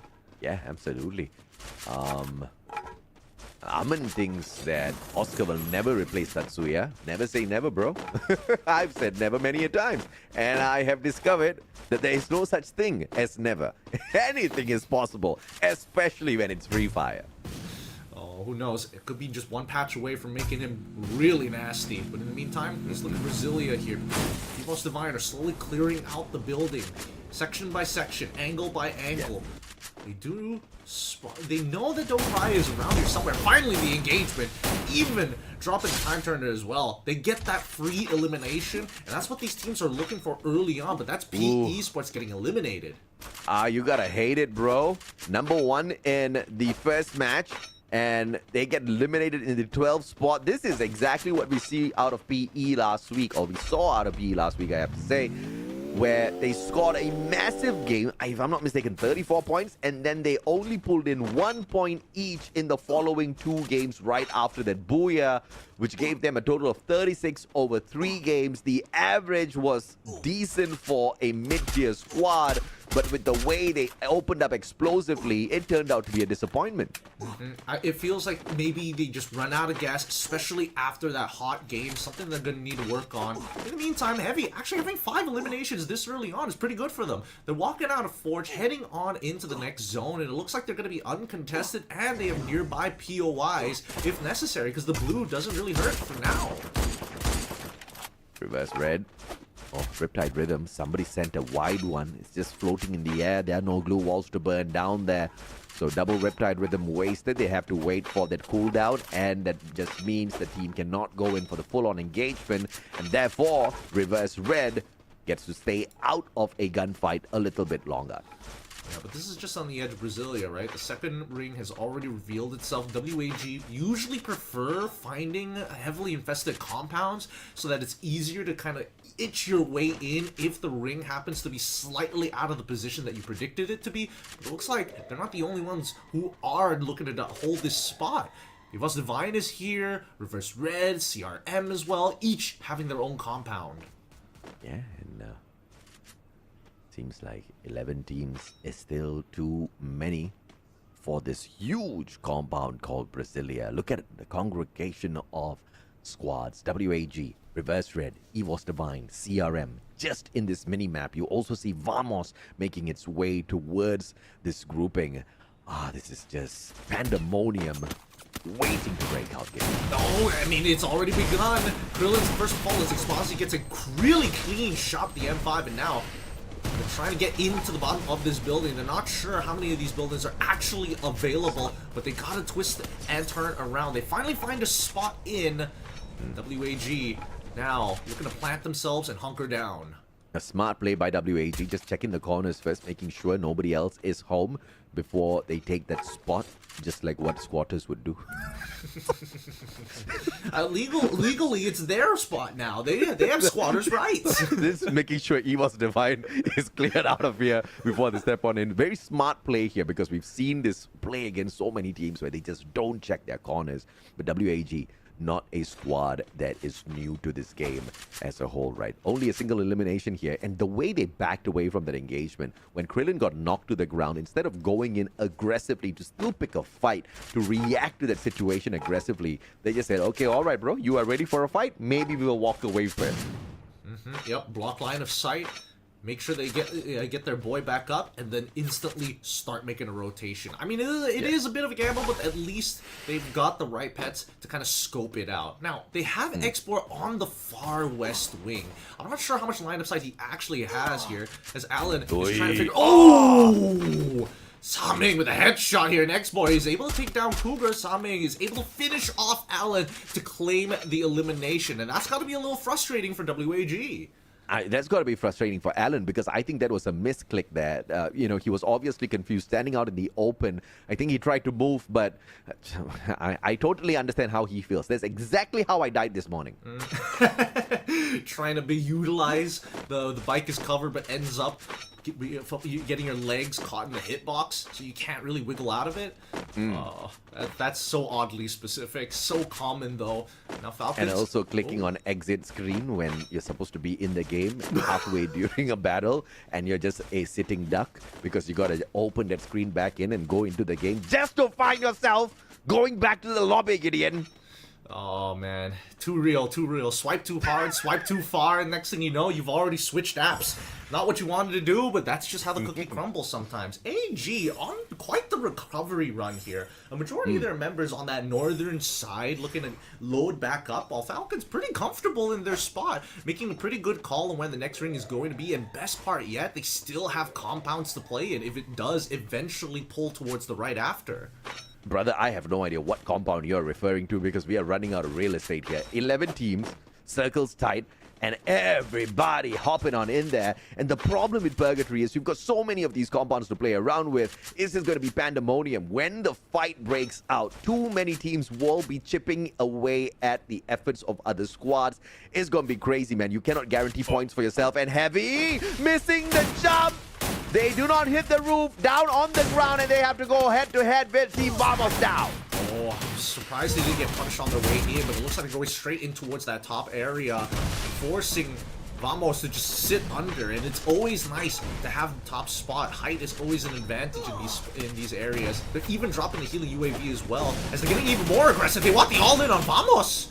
Absolutely, but Vamos very smartly backing away, not choosing to engage just yet, waiting to see if any third party will drop by to say hello in the meantime. June with the FGL finds the connection on to get nice. You gotta love that when it happens. Nobody going in here for the pickup just yet, and June will be able to secure that elimination as well, all thanks to the continuously burning FGL that prevented the rest of the players from going in there for the pickup. Mufasa with the M590 will miss 3 shots in a row. Han comes with the backup. It's the same shotgun, but that's the complication of shooting through a window in a game of Free Fire. PLS1 dropped as well by Rasia, and Heavy has got no more heavy artillery to bring into that fight. They back away, but now Vamos can go on the attack. Big punishment coming in from Vamos' side. And you can see the decision making, right? They quickly turned, they backed away, and then they realized if we back any further, we're going to be in line of sight of all the other teams here in Brasilia. We have to push back, especially towards the left side of the compound. And now Vamos, they know they're a man down. They smell the weakness. They're going to sell Lolzy out first to reaffirm that that bottom floor is clear. They hear the jump out, and we got Gide with the launcher ready to go. AG ends up getting eliminated at 11. Mufasa still taking as much damage as he can, knowing that he's got the electrotherapy, but he realizes that they're going to get pitched, quickly heads on over to that top floor, and now this is where it gets scary, because now his support is down. Hans getting left behind on that call. All that Mufasa can do is just lock himself in here as the blue starts to creep in.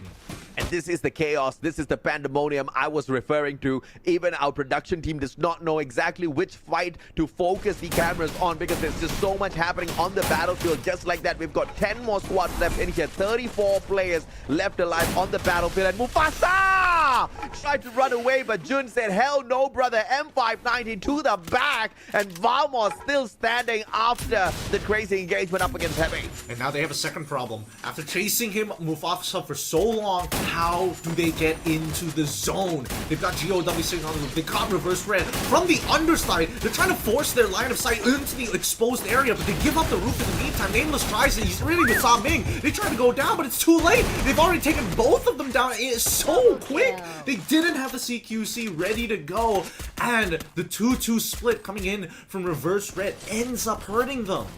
Yeah, we also have to highlight AG Global making the early exit is just so unfortunate. In game number 1, AG Global only collected a maximum of 2 points. In game number 2, I don't know how many they collected, but not much at all. And we continue to see the pandemonium on the elimination feed. RRQ bagging 3 items for themselves out there on this little shopping spree. They get those 3 points. Rasia fighting WAG's player as well. You're going to continuously see this story, but Expand does not have any more players to expand, and they get expanded in total in the 9th spot. No surprises whatsoever. CRM, they always like to hunker it down. Play chill, play for positions, and eventually these eliminations will come to us. But RRQ is what I'm trying to figure out. How are they going to approach? Are they still going to start farming the outer teams? And it looks like they're getting in position to do so. Or they notice the compound right at the very edge. They're trying to take claim of it, while Evos, in the middle of this engagement against Vamos, who's currently only a 3-man here. Don't see the push just yet. Oh, wait. No, he's on the ball. It is a pretty close fight, as now the blue is coming to a close, and everybody has kind of found their spot. Oh, Angod goes down. This is like everyone's going to a speakeasy spot, but it's in the back alley, and the room is just 10 by 10 feet wide. All right, we've got 24 people in here. Not everyone can fit into this tiny room. It's chaos. WAG getting snuffed out early as well after performing decently well in the previous game. He was Divine still alive and kicking, but Rastia lost, all thanks to RRQ. RRQ going in here for a massive booyah. Falcon still alive as well. Limit, Proteto, outfight Kororo, but not a single elimination in hand. Riptide Rhythm breaking down the defenses of RRQ. Grenade tossed on in, but that's all alone as Falcon finds the connection, takes down 18 Deer, and that's the first one. 3 more to go for Falcon. Oh my goodness, Falcons, they're trying to sweep through the rest of the map. They're taking out everybody who's been amputated. Not enough team members to hold them accountable for, and that's perfect for Falcons who have their full 4. However, line of sight is starting to become a problem, so they've already used their active skills. Reverse Red, the next to fall here, as we see that Falcon trying to get in, as they're trying to deal with just the random members of EVOS Divine. They quickly take them out, and that's EVOS Divine gone. 4 eliminations in the bag. 0 to 4 instantaneously. Every single player on the side of Falcons picking up those eliminations, but tagged up by the A124. They have been silenced. They cannot use their active skills just yet, and therefore Falcons, they choose to stand back and allow the rest of the teams to get into the engagement. RRQ cannot stand a chance to win the Booyah with just 2 players on their side unless some miracle happens, and Falcons and Core Memory lose numbers right here, right now. They need to get resources, as many blue walls as possible. They had to use it early on, but now they're forcing it out of RRQ on the bottom floor. Potatoes first ball is on fire, finds one as Demon actually snipes out Baal, putting RRQ at a disadvantage.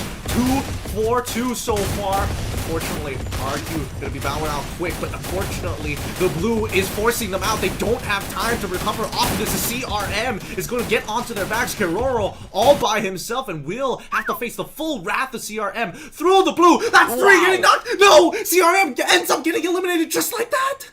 Well, Kororo just picked himself up with the Horizon line, but the circle said, no boy, you stay down, and gives the booyah to GOW, who found the circle first. We may not have WAG rising up to the top, but PE followed by GOW just means Vietnam is smiling year to year. And of course, Husky smiling as well, because we get to see Yunso shortly. Oh my goodness. That's such an anticlimactic way to finish off this game. GOW just made a preemptive move, and honestly, they were doing fine. They were harassing teams in this endgame as well, having full view, direct view into the buildings of the hottest engagements. I mean, I called out the Pandemonium because we've seen this one way too many times already. And Purgatory, such a huge map, so much of cover to play around with, depending on where the circle takes you, right? Because Purgatory is just that kind of map. For all you know, you could just find that final circle out in open lands, and all you gotta have is just trees around its defense, a couple of boulders maybe, and you have to expand all those glue walls. And it was by some sort of RNG mercy. We didn't have that sort of a battle this time round, but GOW used their defenses provided by the final circle to perfection, especially with that final rotation, to look for where the circle is going to move to, so they do not have to get involved in the initial bout of final action. That was perfection in terms of strategy. Oh goodness, really well played by GOW overall. I am curious to know whether or not they did at least get some kind of an assist. Were they able to claim those eliminations, especially since CRM, all 4 of them, couldn't make it into the ring in time, and that slow rotation costed them.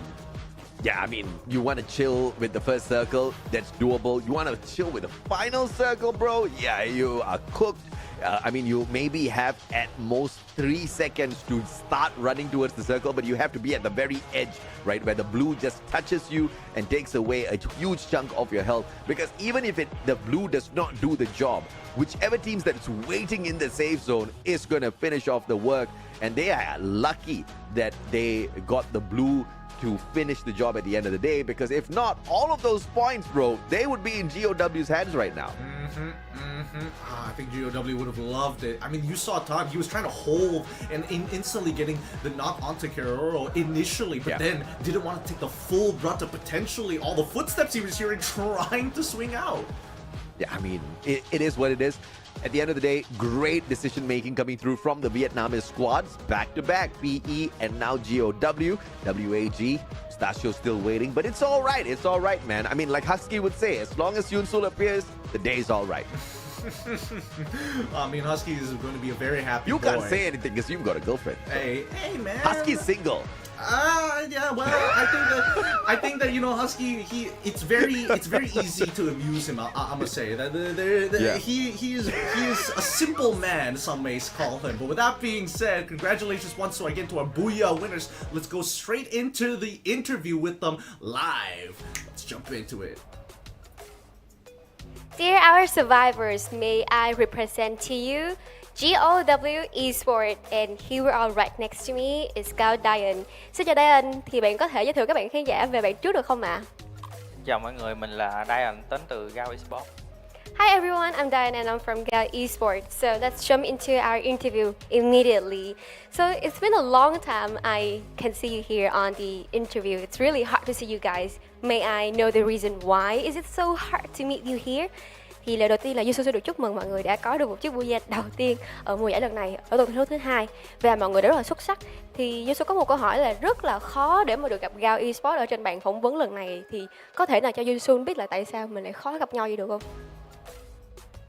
Thì tại vì tụi mình cảm giác bọn mình chưa đội hình mới cho nên là chưa phối hợp tốt lắm, cho nên là cũng khả năng top 1 cũng hơi thấp một xíu. Since we are a new team, a new roster, so it took us a little bit of time to combine everyone together, and it's really hard for us to make a new tactics, getting used to everything. So very hard for us to get the top one, but I think overall everything is okay now. So moving on to our second question. It has been a second week. I know that beside Thai and Indonesia team, they are very strong, but I think right now, Malaysian team is also a thing that you guys need keep an eye on. What do you think about them? Thì đến với tuần thi đấu thứ 2 lần này là Yusu biết là ngoài những nỗi lo sợ khác như là đội tuyển Thái Lan hay là Indo, nhưng mà lần này thì có thêm một khu vực cũng đang rất là nổi trội và đang bay lên nữa, đó chính là khu vực Malaysia.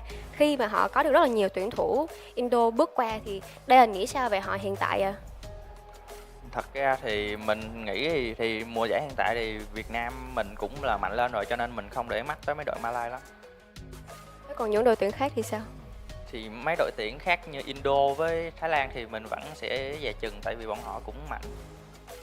For my own opinion, I think that Vietnamese team right now is getting level up and we are not weak anymore. We are kind of strong compared to Thai or Indo team. So Malaysia is not our apple to look at in. But I think overall for now, the strongest region should be Indonesian and Thai team currently right now. So our last questions to the end of our interview. Do you think that in this season you can make it to the finals and go to a higher position, which is EWC? Thì đến với câu hỏi cuối cùng của chúng ta ngày hôm nay là không biết là Dian nghĩ rằng là liệu với sự thay đổi mới về cái màu áo của mình, về logo đội tuyển hay là những cái sự thay đổi về nhân sự các thứ, thì bạn nghĩ rằng là đội tuyển mình có thể đặt chân được đến vòng chung kết ở mùa Spring lần này, cũng như là đến một cái vị trí cao hơn đó là EWC không ạ? Mình nghĩ là bọn mình có khả năng vào chung kết và cũng có khả năng đi đến EWC, chỉ cần bọn mình cố gắng hơn. I think that we are definitely gonna have that chance to go to the final, the grand finals, but also for EWC. It is a promise from us. Cảm ơn Dian rất là nhiều vì buổi phỏng vấn này, và Yusu sẽ mong là được gặp bạn nhiều hơn ở trong những lần tiếp theo. Và cảm ơn các bạn đã lắng nghe. Thank you so much for watching our interview. And now let's get back to the caster and see the game stats. Thank you very much, Yunsul. It is going to be some exciting times, Gideon. We get to catch up with Yunsul once again. I mean, that is considering if we do get the job at Riyadh for EWC this time. For sure. But I mean, interesting words coming from our boy. Interesting to say that yes, obviously strongest region is going to be Vietnam and Indonesia, but considering that Malaysia is in the mix and considering the results, I don't know whether they've been doing well in scrims or something is going well for them to be mentioned in those moments. But at least we get to see how You've got your eyebrows up. You're gonna Malaysia. Yeah, I was like, what?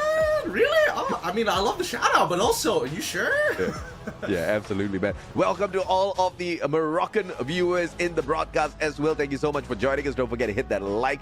Join us in the conversation as well on the Free Fire Esports official YouTube page. Just jump into the comment section, drop your name, tell us where you're from, maybe get a shout out, and of course continue to stay on this broadcast till the very end so that we can see who dominates day 1 of week 2 here. So far, it has just been back-to-back Vietnam grabbing the number 1 spot. Well, it's premature to say because at this point of time, GOW does have the MVP on their side. Mr. Demon, 3 eliminations, 3,253 on the damage, 2 knockdowns once again.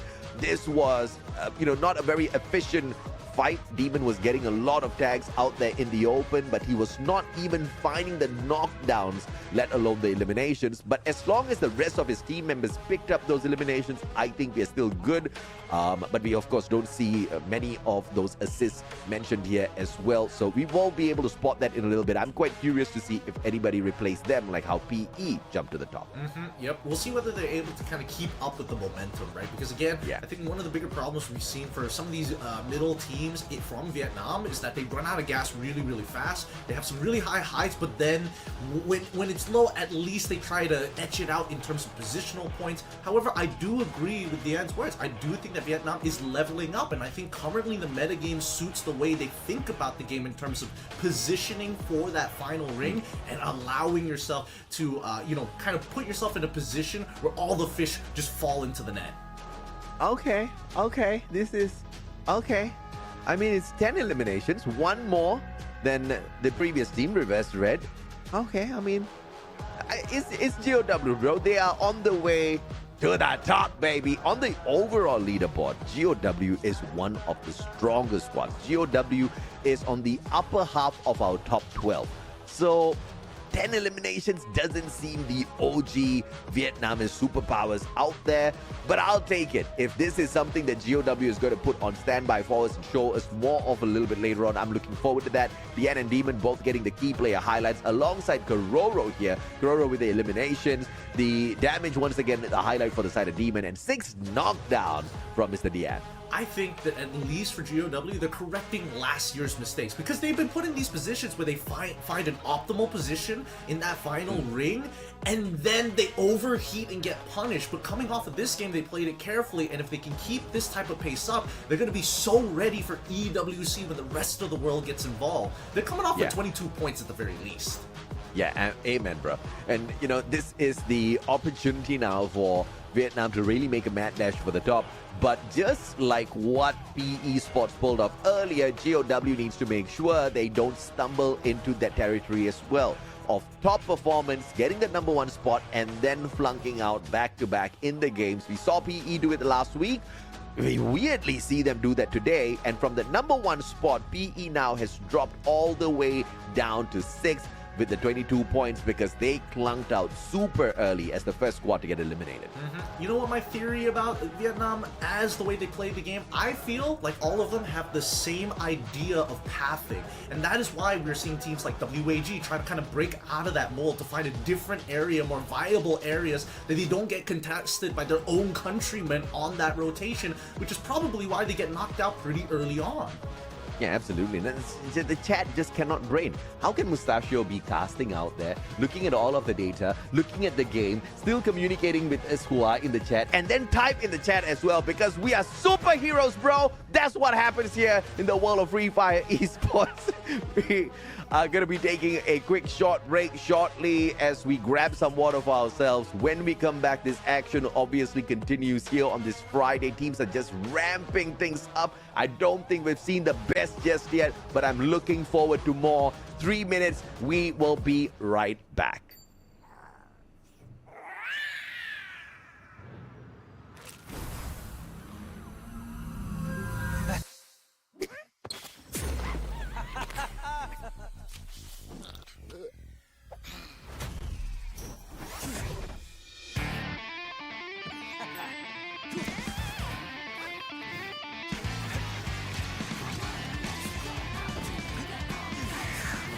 Hello, Grisa.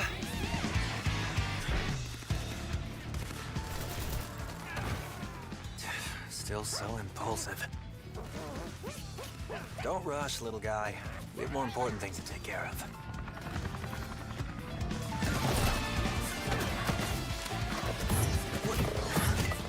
Oh, come on. What a hassle.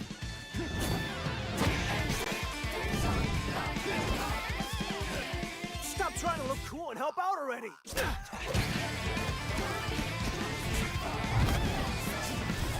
How many of those do you have?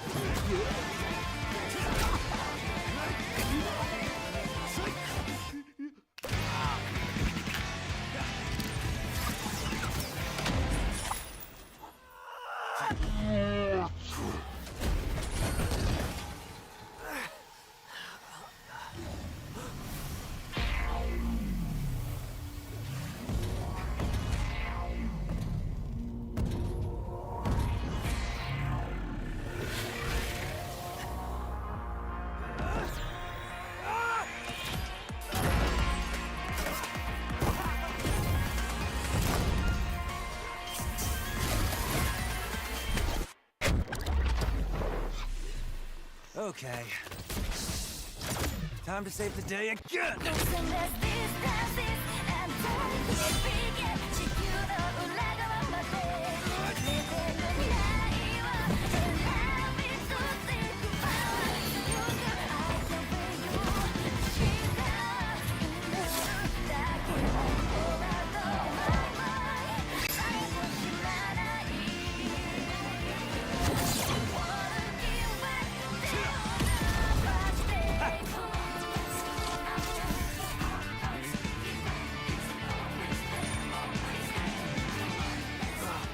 What's happening?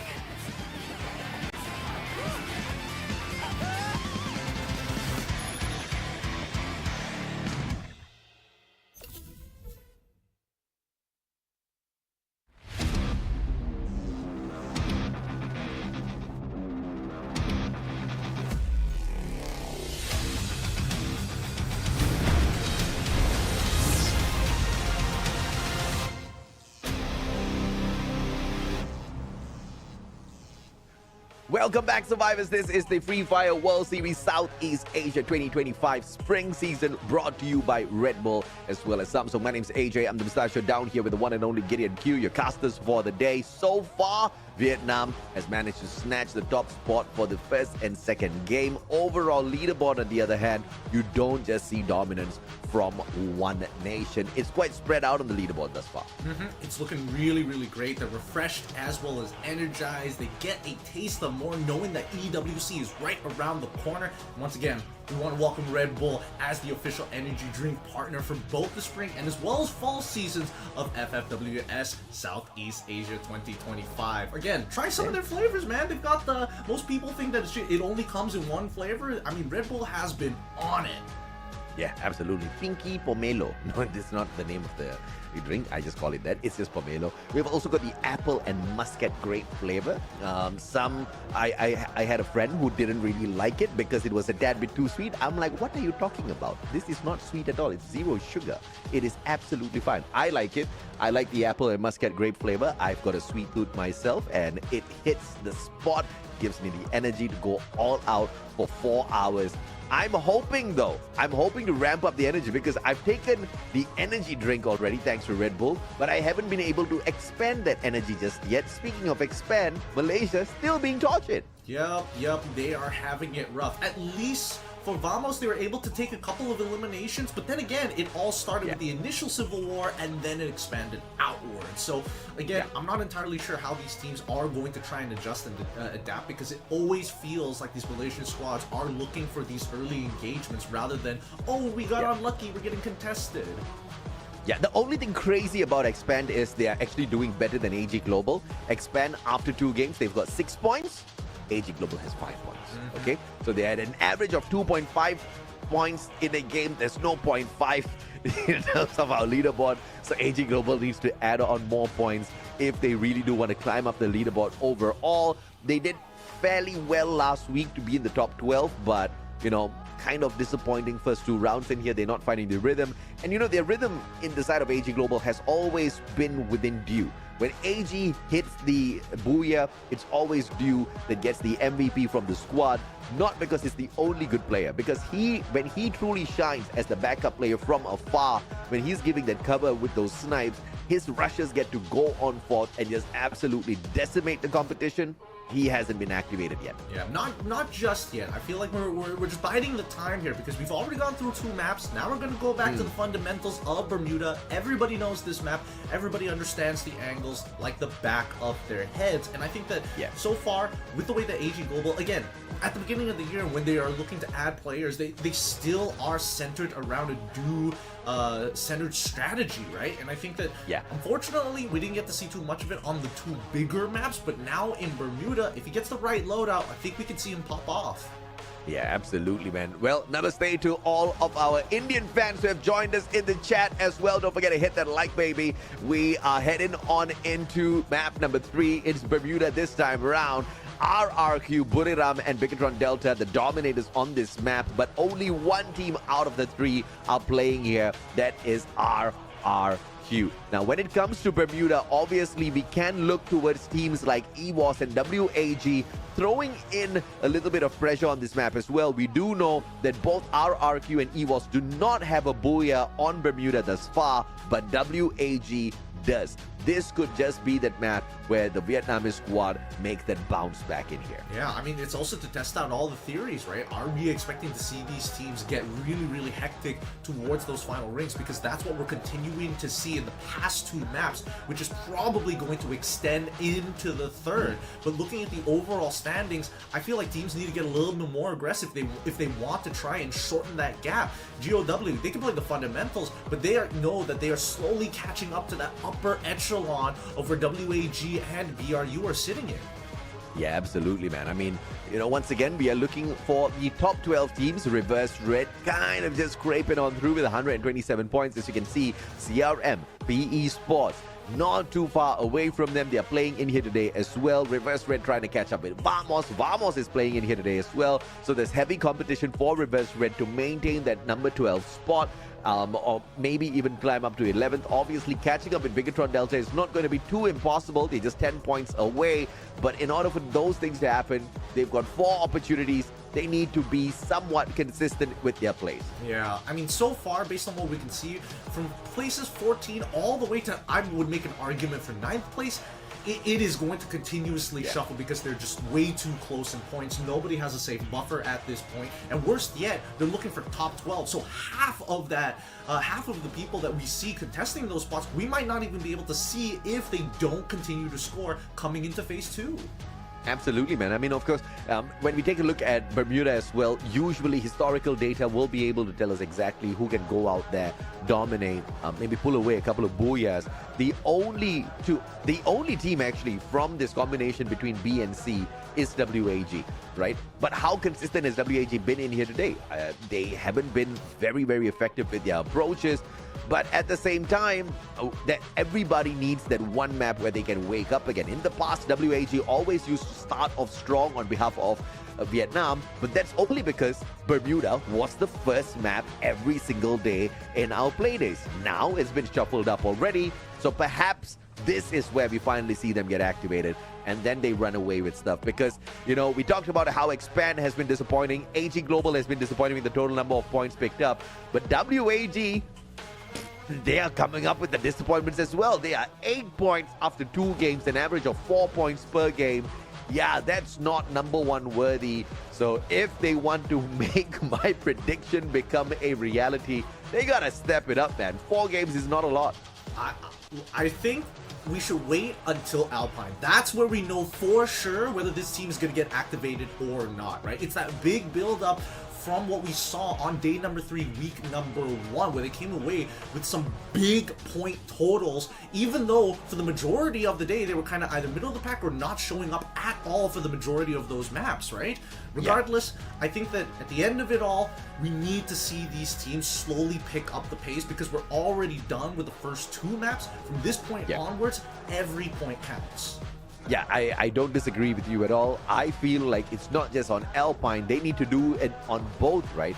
Hit a massive round on Bermuda, hit a massive one on Alpine, average on the other two maps, and then boom, you're on the #1 spot. But of course, as we transition into the game, let's gear up to watch yet another fantastic match here at FFWSC 2025 Spring Season.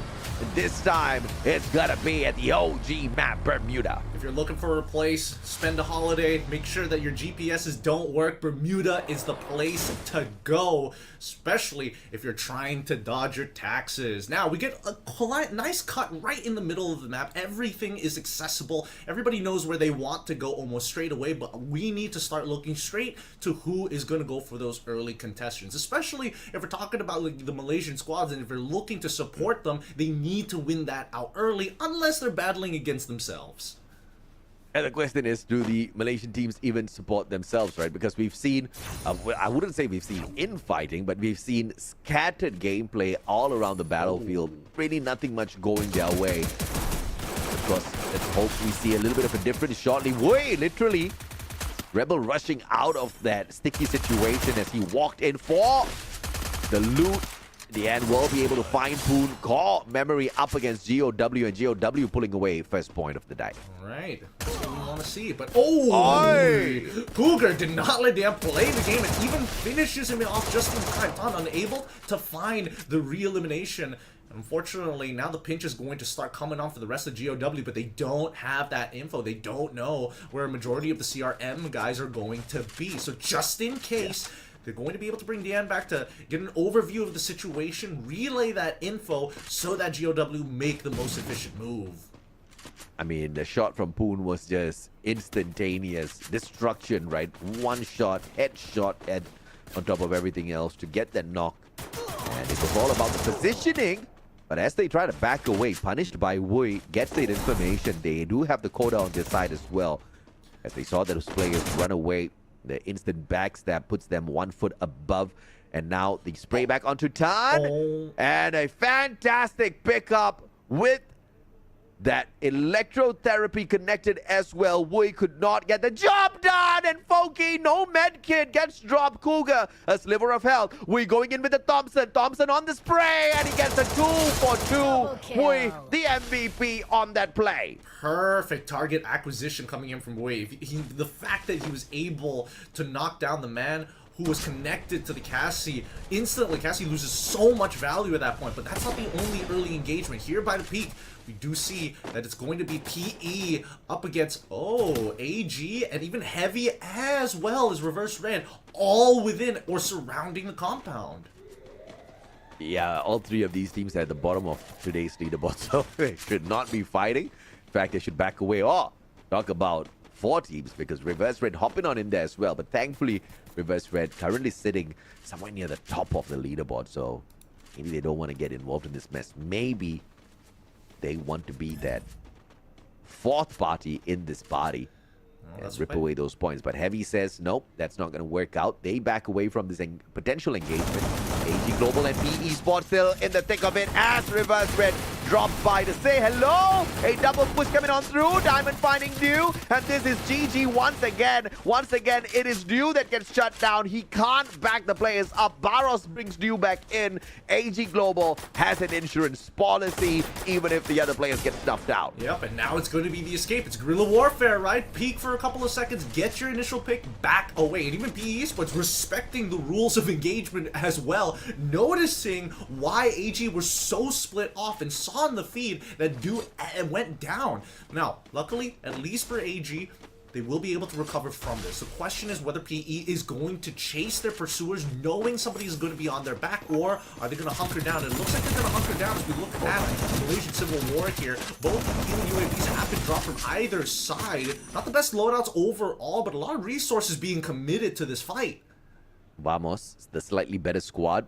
I can say, in terms of capabilities on the battlefield. And June stands in the open, but backed up. Nico still there, get the headshot. June on the floor. Lozzie traded out. Axel with snipe from afar. M82B. Axel up against Nikos now. Luki up on his feet as well. Gade going in for the pickup. Will fail. And now it's a 2v2. Axel. Snipe won't miss the first one. Mini Uzi in the hands of Nikos. And Gade shows up out of nowhere with the Bison to back him up. And because of that play, the Indonesian import saves Lamos. Oof. At least they had one to get off.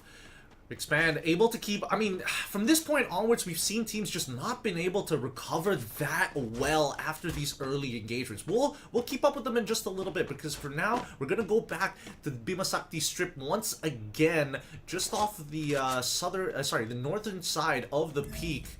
This one compound has been held on by PE Sports for quite a long time, and I mean, for Reverse Red, it's kind of a push and pull, right? Now they take control over the compound as PE Sports exit, but the roof is exposed, and I think that Laho, he knows it. Well, Laho knows it, but the man can't do anything about it. Beautifully played by Reverse Red. Laho sprayed down. PE just tries to fly away. Far away, as a matter of fact. But the question is, does Reverse Red go in for the chase? Nameless will be able to tag up Don't Cry as he flies away. Down onto the ground he goes now.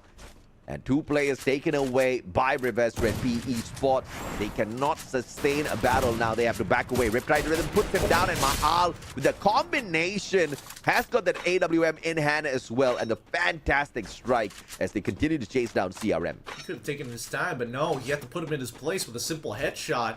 Got to be efficient with the ammunition. But now, Heavy back in here once again. After taking initial damage, they managed to escape, but decided to come back to the peak to re-engage. And actually, I think they hear the footsteps coming in from a Reverse Red, running away in towards the guarded maze just outside. The new season for Battle Royale. If you guys want to push your rank, I don't know. If you're a noob like me, I would suggest you to not do it now, because everybody's pushing their rank. I cannot survive, bro. I'm just getting crushed game after game. I'm going to wait a couple of days until all of these crazy players who are looking for that leaderboard dominance get out of my way. Oh, look at PLS1. He's got the perfect angle on towards Reverse Red. And Mufasa, he's already taken names and taken bodies at the same time. And unfortunately, the 2-2 split coming in from Reverse Red gets them punished. Diamond is holding out as long as he can, while Saming is making a run for it in the maze itself, trying to double back in towards the compound. But Mufasa spots him out. He manages to survive, but at this point, does he have enough currency for the revival? Yes, he does. He brings Diamond back, and now it's time for him to fight. Oh, beautifully done. Reverse Red went looking, hunting for PE. They found PE. They couldn't finish them off just yet. They only found two players, and then later rotated into Heavy, who was hearing all of those gunshots, and they took advantage. 5 eliminations for Heavy, as they shut down 3 players on the side of Reverse Red. One final revival coming on through to allow the Thai squad to stay alive. Pretty active lobby so far. I mean, this is only just the second closure, right? PE Sports, again, moving away, heading slightly towards the north side of Bimasakti Strip at this point of time. But as you can see, with RRQ and as well as EVOS Divine, both covering the southeast and southwestern sides, it's not going to be an easy decision for PE to make. It's either they stand their ground against CRM here, but they've got no compounds to play, or they've got to bail out of there. They have to make this choice quick because time is running out. Yeah, we've got a meditation session going on here on the battlefield. No fights just yet. Everybody wants a little bit of peace first. So maybe you guys can take this little lull time to tell us in the comments here at YouTube on what do you prefer, Clash Squad or Battle Royale? What kind of a boy are you? I mean, I'm a Clash Squad guy, but I'm a BR guy as well. It really depends on which side of the bed I wake up on a daily basis, you know. If you wake up with violence, it's Clash Squad all the way. If you're feeling smart that day and the universe tells you that the luck is on your side, we go into BR as Abe feeling himself, making this fight look easy, wins out the jiggle picking contest, unfortunately, and will also secure the elimination. CRM has been taking a lot of damage coming in from RRQ, while PE Sports is now heading closer to the south. Now the contract mark is already revealing their positions, and Heavy want to capitalize on it as Evos Ray has put him onto the opposite side. So it looks like both Indonesian squads knew each other's positions for the time being prior to the fight. Well, Diamond, full team revival coming on through. And we just saw Abe dancing around the M590. That's the in-meta shotgun right now. Obviously not as crazy as what the Trogon could do in its prime. With the 3 consecutive shots. The M590, on the other hand, is just a single pump action shotgun. You miss your shot, you gotta wait for the shotgun to reload first before you can take another. There's a little bit of timing there, so you gotta mechanically jump around, maneuver, lay out those glue walls. And if you're not, you just can't dominate with the M590. But quite a number of players, though, have managed to find exactly that. Now, nothing to do here on this revival platform. That was a fantastic snipe coming on through from RRQ as they continue to chase down the rest of Core Memories players. 3 players still left on in here. Make that 2, maybe. Yep, just 2. Just 2. But it looks like Reverse Red have not been able to recover just yet. This RRQ was on this chase. I don't think they realize that the other CRM members are actually just chilling by the silo. In the meantime, we are seeing teams trying to get back onto their feet as the 3rd circle has been revealed very right smack into the center of the map itself, which is kind of awkward because one side is pretty empty. The landscape, especially through the middle, is blocked off by this entirely concrete road, and people on top of it either can have a hot game or the worst game. Yeah, again, Expand being vultured upon by Team Vamos. 7 eliminations already, and I think they've just fully farmed Expand players. Lozis is 1 more, dropping on in the open. And this is the aggressive version of Team Vamos as they go in here for a full-on engagement. And in the chat, MD Tanvir says he's a 5-finger sniper player. Do you have tiny baby hands? How do you fit 5 fingers on your screen, bro? He's probably using the new S25, right? It's the only thing that has that much space to fit all 5. Amen. You can even go in here for a 6-finger claw and play the sniper ball, like as long as you're getting some eliminations. Like cool. So yeah, I mean, quite a number of teams are good with the eliminations today. GOW, Reverse Red, RRQ, EVOS, even PE Sports is decent with the eliminations thus far. Nobody's gone crazy yet, though. Yeah, I mean, even Vamos is actually part of that argument. The last time we checked, the current teams in the lobby, they were sitting right on top of 6. Oh boy! And now RQ just getting punished. And this is what I was talking about, right? Both sides of this incomplete highway is pretty deadly for anybody chilling on the opposite side as they get ammo dumped as well as util dumped. The 2 monster trucks proving to be more valuable cover as GOW is trying to keep PE back in the blue. Oi! Well, don't cry, just ate an FGL and a grenade right after Nkang. Look at all of those glue wall melters dropping their defenses, but don't cry will be picked up here by Nkang. So full recovery by PE Sports, but the circle's going to be pressuring them right here, right now. Nkang down on the ground. LBT can't turn around to save it just yet. He was Divine right in front of them. The last time this happened, 2 players got taken out of PE, but the recovery was there. But this time, those players expire. 4v2, he was Divine, can't go crazy just yet. GOW shows up and instantly wiped by EVOS. Oh my goodness, I can't believe that PE Sports got away with that. They let him into that fight. They started pushing their flanks. They made EVOS a little nervous about their current positioning, forcing them to take an all-in engagement. But now we look towards the northeastern side of the map as Vamos and as well as Expand still in the running as they're fighting each other. But WAG now getting hit by the Riptide Rhythm from Heavy's side. Heavy does not want to let them hold their current spot. Again, these next couple of rings, it's looking very, very open right in smack in the center. Well, if you know what's good for you, WAG, you're going to take this fight fast. Vamos right in front. Allen, M590. Look at the aggression. Electrotherapy working on him outside the circle. Gets the first stack. Turns around 180. Lozzy down on the floor. Beautifully shot down as well. Jun. Krillin found him with the grenade launcher. But the question is, can he be safe? The pickup is there for Krillin as Reverse Red gets eliminated in 11. And WAG can't seem to finish the days of Vamos off just yet. It's not looking good here. Luckily, Allen, that electrotherapy is keeping him out and about. despite the number of shots he's taken. However, they've used all of the glue walls actually to get into this next zone. They're now peppering Falcons towards their right side. However, Heavy has been having the high ground this whole time, and it looks like Heavy should be able to win this out as Allen's trying to buy as much time as possible, forces the all-in, gets the trade at least, but that means Exmore is forced to take a fight too close for his comfort, even with the AWM. Heavy should be finishing this off real quick, but now even Vamos, wait, Falcons get eliminated. Because now Vamos getting in the mix, still out in the blue, and it looks like WAG next to be eliminated, and now RRQ pushing in and trying to get in on this action. Back to back to back, Vietnam picking up the #1 spot. I'm actually liking that idea. Let's see if that can happen, right? Vamos taken out in the 7th spot as well, but of course RRQ still alive and kicking. They can be a huge threat here in contention for the #1 spot up against the Vietnamese squad. Heavy, who are on fire with the number of eliminations that they have so far. On the opposite side, Monster Truck straight towards Core Memory. Chinoy with the engagement from the back, but Core Memory will have to deal with Heavy first. Yeah, this is such an unideal spot to be playing from, especially when you have to worry about not only your height, but the low ground goes even lower than you think. At least it looks like the low ground position is working out very nicely for EVOS, and they're trying to flush out RRQ, which is the only exposed angle that's really threatening their position if they want to look out to the rest of the server.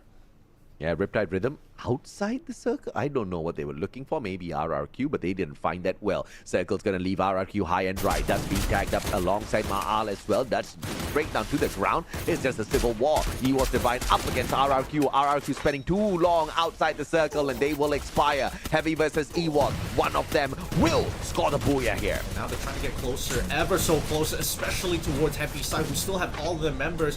While this has been happening, AG just sneaking away with this. They want these two teams to actually clash, but what is Beautiful grenade, and now look at this Mufasa, and the Rebel rush straight on in. Hans has got the time turner there. The backup is on point. Double M590 on for the connection. Get nice, gets the spray. Chinoy still alive. Please one down on the ground. Chinoy getting involved. AG Global still alive, and they are in contention for the booyah. If things go south for Heavy here, 13 eliminations. Mufasa the final player. AG Global, Chinoy still alive. Mufasa turns around. He goes down. EVOS versus AG now. Oh my goodness.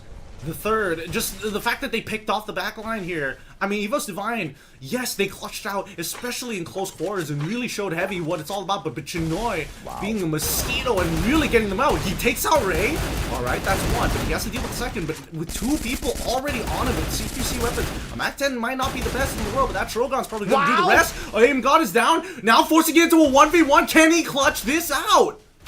Chinoy, though, gets tagged by the circle, almost pulled off the most phenomenal save for his squad. AG Global's Chinoy trying to steal the limelight, but it is EVOS Divine that scores the booyah. Heavy got close enough, but just could not complete the journey. Why? Because AG Chinoy from the back, eliminating PLS1, and that shocked the team of Heavy, threw them into shambles, gave the opening to EVOS Divine, who did not think twice to take advantage of that chaos. Phenomenal ending to Game 3. Yeah, EVOS Divine, they got themselves loaded up. That's why they pulled back to this side where there was a bunch of body bags ready to go, and that's why they still had glue walls. And unfortunately for Heavy, they did not have that Riptide Rhythm ready to go to clear this out. If not, this would have been a much cleaner take for Heavy overall, and why it got so scrappy in the first place. Yeah, absolutely, bro. I mean, as far as Vietnam is concerned, it's literally Kabi Kushi, Kabi Gum. Sometimes you happy, sometimes, well, they come and they grab your booyah, baby. That's exactly what happened. Vietnam back-to-back earlier, but now up top in terms of today's dominance stands two teams from Indonesia, EVOS Divine and RRQ. Crazy thing is RRQ doesn't even have a booyah yet from today. EVOS made sure that they didn't. The only other team who they thought could put them in a tough spot, they flushed them out, took away their cover, which incentivized the rest of the lobby to also get in on the action. Amen. And of course, EVOS Divine, earlier on with the engagement up against PE Sports, they dropped the ball after catching them with their guard down. PE Sports did not pull up the glue wall in time. They got the initial 2 engagements and then everything turned around against them. But instead of allowing that to affect them negatively, PE Sports kind of fueled the fire in the hearts of EVOS Divine. They came out this time, but they were very careful maneuvering their way towards that final circle. I really love how they executed it, but it would have been impossible without the interference of AG Global's Chinoy. I can't believe with how much he got away with it. Everyone kind of forgot about the entire situation. Once Heavy was in full engagement with EVOS, it was beautiful. It was beautiful. He even had the AWM to make those picks and headshots actually count. The right weaponry, I think he probably wish he had a couple more med packs there, but hey, what are you going to do about it? Best scenario possible. Absolutely, man. Of course, don't forget to hit that like if you're, regardless of which platform you're tuning into from. But if you do want to join us in on this conversation, then head on over to the Free Fire Esports official YouTube channel. Hop on into the comment section and join us as we continue on with the day. We are going to head on in here for the interview with Miss Conchita Caroline. We'll catch you guys in a bit.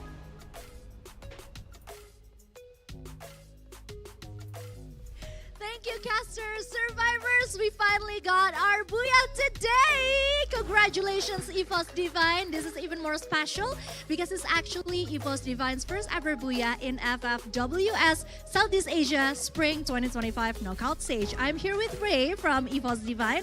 We're gonna talk for a bit. So how does it feel to finally secure your booyah? I know it's been a long time coming. You guys had to wait. You guys didn't manage to secure a booyah last week, but how does it feel to finally get one? Aku tahu ini penantian yang cukup panjang. Pekan lalu pada week 1 gagal untuk ngamanin booyah. Tapi apa yang akhirnya dirasakan setelah hari ini justru booyah pertama Indonesia, kalian yang berhasil mempersembahkan? Perasaannya pasti seneng banget, apalagi kita jarang masuk top 3. Makanya kita booyah jadinya seneng banget. So he's super happy because it was difficult for them to actually reach top 3 in each games last week. They managed to finally do this today. Hopefully this fun can continue. But if we're speaking about the performances itself, what difficulty did you guys had to face last week and what makes winning a booyah was very, very difficult for you? Kalau kita kilas balik lagi ke performance di pekan lalu, menurut kamu apa sih kesulitan yang dihadapi dan apa yang bikin EVOS tuh kayaknya kok susah banget nih bisa pecah telur buyahnya? Mungkin karena tim kita kebanyakan full mekanik kali ya. Jadinya agak susah di late game-nya, kita suka keculik-culik. Okay, so the difficulties they were facing last week was probably because the players has so many similarities when it comes to mechanics. So it was very difficult for them to actually do something about it in the late game. But moving on, I'm sure your coach has been giving you some evaluation, some advices. Can you tell us what type of advice that he's been giving you and the other guys on the team? Ada evaluasi atau pesan-pesan dan juga nasihat nggak sih yang dikasih sama coach buat kalian semua di tim? Wejangan gitu sampai akhirnya buyahnya berhasil didapetin hari ini. Mungkin motivasinya lebih jadi kayak satu suara aja lah. Biar kita di late game-nya lebih kuat. So the advice is pretty simple. Make sure that you guys have the same game plan in their head. Make sure that you guys have the same voice so that it's not really hard for them to work together during the game and even during hard times. Terakhir nih, last question. Well, it's not really a question but more of a request. Would you like to say something for your fans? Because I know all of the fans are eagerly waiting for this moment dari pekan kemarin sampai pekan ini. Apa yang mau disampaikan pesan-pesannya buat fans? Mungkin dukung kita aja terus karena kemarin week 1 agak kurang maksimal. Semoga di week kedua ini kita bisa jadi lebih maksimal. Amin. He said and he asked the fans to keep supporting them because they know that the first week was not a great performance by EVOS Divine, but they promised to do better this week and the upcoming weeks. And they will, I'm sure. Thank you so much, Ray, and congratulations once again for EVOS Divine. We're gonna go back to the casters. I'm sure they really have a lot to say about this interview. So take it away, casters. Big words coming in from Ray. I love it because, I mean, this squad overall, the age, they're all very, very young. And I think that, you know, Yeah. it makes sense why the coach is giving them the advice of being one voice. I'm guessing that they had communication issues in those late games with so many things going on. So I love seeing this team evolve. I love seeing them get better from week 1 coming into week 2. They're not playing it risky, especially in the earlier stages, but they do still want to keep that aggressive personality. Yeah, and you got to respect a person who straight out calls himself out and his team's performance. He acknowledged that they were not at their very best in week 1 and they're looking for the points here in week 2. And I mean, they've done it, right? 3 games in, they are now near the top of the leaderboard, and this is what we want to see out of Indonesia. And we are only being represented by 2 teams here for Indonesia within the grouping of B and C, EVOS Divide and RRQ, and they're definitely getting the job done right. RRQ still has not pulled up a booyah here just yet, and they're sitting right behind EVOS Divide. We'll show you guys the leaderboard for the day shortly. But looking at the replays here, I'm still waiting for that final battle sequence between AG Global, because Chinoy, he really stole the show, right? From getting involved in that backstep up against PE all the way, up against Heavy all the way down to almost wrecking EVOS, knocking down 2 players, but finally succumbing to the third. 7 eliminations, 3,107 on the damage, and 8 knockdowns. This is what I'm talking about.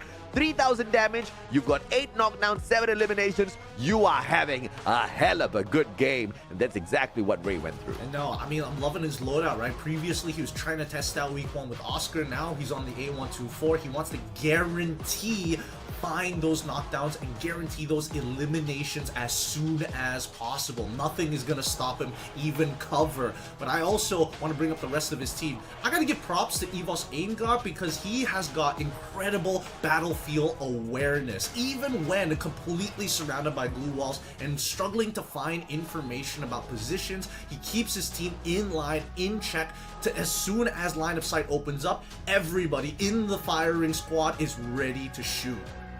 Yeah, absolutely, man. And yes, we've got an update in the chat as well. The Indonesian Free Fire channel is exploding with views right now. We've got 10,000 concurrent viewers there from the Indonesian crowd. They are all excited, pumped up that EVOS Divine and RRQ are at the top. Let's look at some of the stats here through eliminations. We've got a total of 12, little by little, game after game, 9, 10, and now 12. We are heading towards those explosive rounds. But look at the efficiency here. 3,000 damage, 7 eliminations. 1,400 damage, 2 eliminations. 1,005 damage, 3 eliminations. This is what I'm calling a concise game. They're going out there. They are only shooting when they know they can have a feast. They are not jumping into battles they cannot walk away with points from. This was a brilliant game for EVOS. I mean, you can see by their setup and as well as the numbers, they want to make sure that Ray is in a position to really capitalize on their opponents, which is why he's going to be coming up as our key player in terms of eliminations. However, in terms of damage, Maal has been putting some good work with that AWM, but let's not forget about Chinoy. His picks were so huge for AG.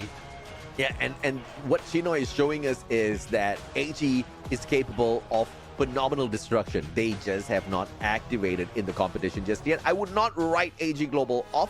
I still think they are a huge threat. I think they are mucking around. They are being a little unserious. They're not going all in just yet because they know they can literally flex on 1 week and they can jump into the top 12. No questions asked. But of course, we are waiting to see those explosive rounds from them. Looking at the leaderboard for this game, 24 points and 21 from the side of Heavy. EVOS will beat them by 3 points. That's not just thanks to the eliminations that were almost close, because Heavy actually got 1 more than them, but all thanks to the booyah, which is why it's so important to walk away with the #1 spot.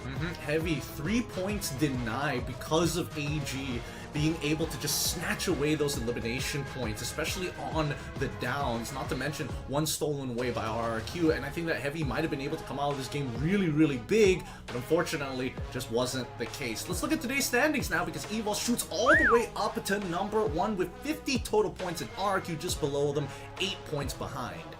That's insane. EVOS NRRQ, Indonesia, standing up tall here today. And obviously, I wanted WAG to get the #1 spot. They are achieving it from the bottom. I mean, it's a bit of a reverse situation here, but it will just give them a little bit more time. Nextera is going to be our upcoming map, and this is where they feel a lot more comfortable, where we're expecting WAG to really start to heat up. But in general, in terms of like the elimination points, it's looking pretty good. Like Vamos is again been farming Expand for the past couple of maps. I want to see whether or not that changes in Nextera. And don't forget, we are also seeing which team can reach 30 eliminations first. But I'm wondering, like, is this a 1v1? Do the other teams have to do, like, the punishment? I don't know. But either way, I'm looking forward to it, Gideon. Hey, maybe you can ask the powerful AI capabilities of the Samsung Galaxy S25 Ultra, who probably already has the answers for you. And if you probably ask them, hey, do you have cool imaging with it? Of course. It's got ray tracing already inbuilt with the model. It's so powerful. It comes equipped with the next generation Snapdragon 8 Elite 4 Galaxy processors, and I think, you know, they're just hitting all the dots, right? Fast processing, great graphics, and AI technology. In case you happen to remember that you need something, don't worry. AI has already figured it out before you could think of it.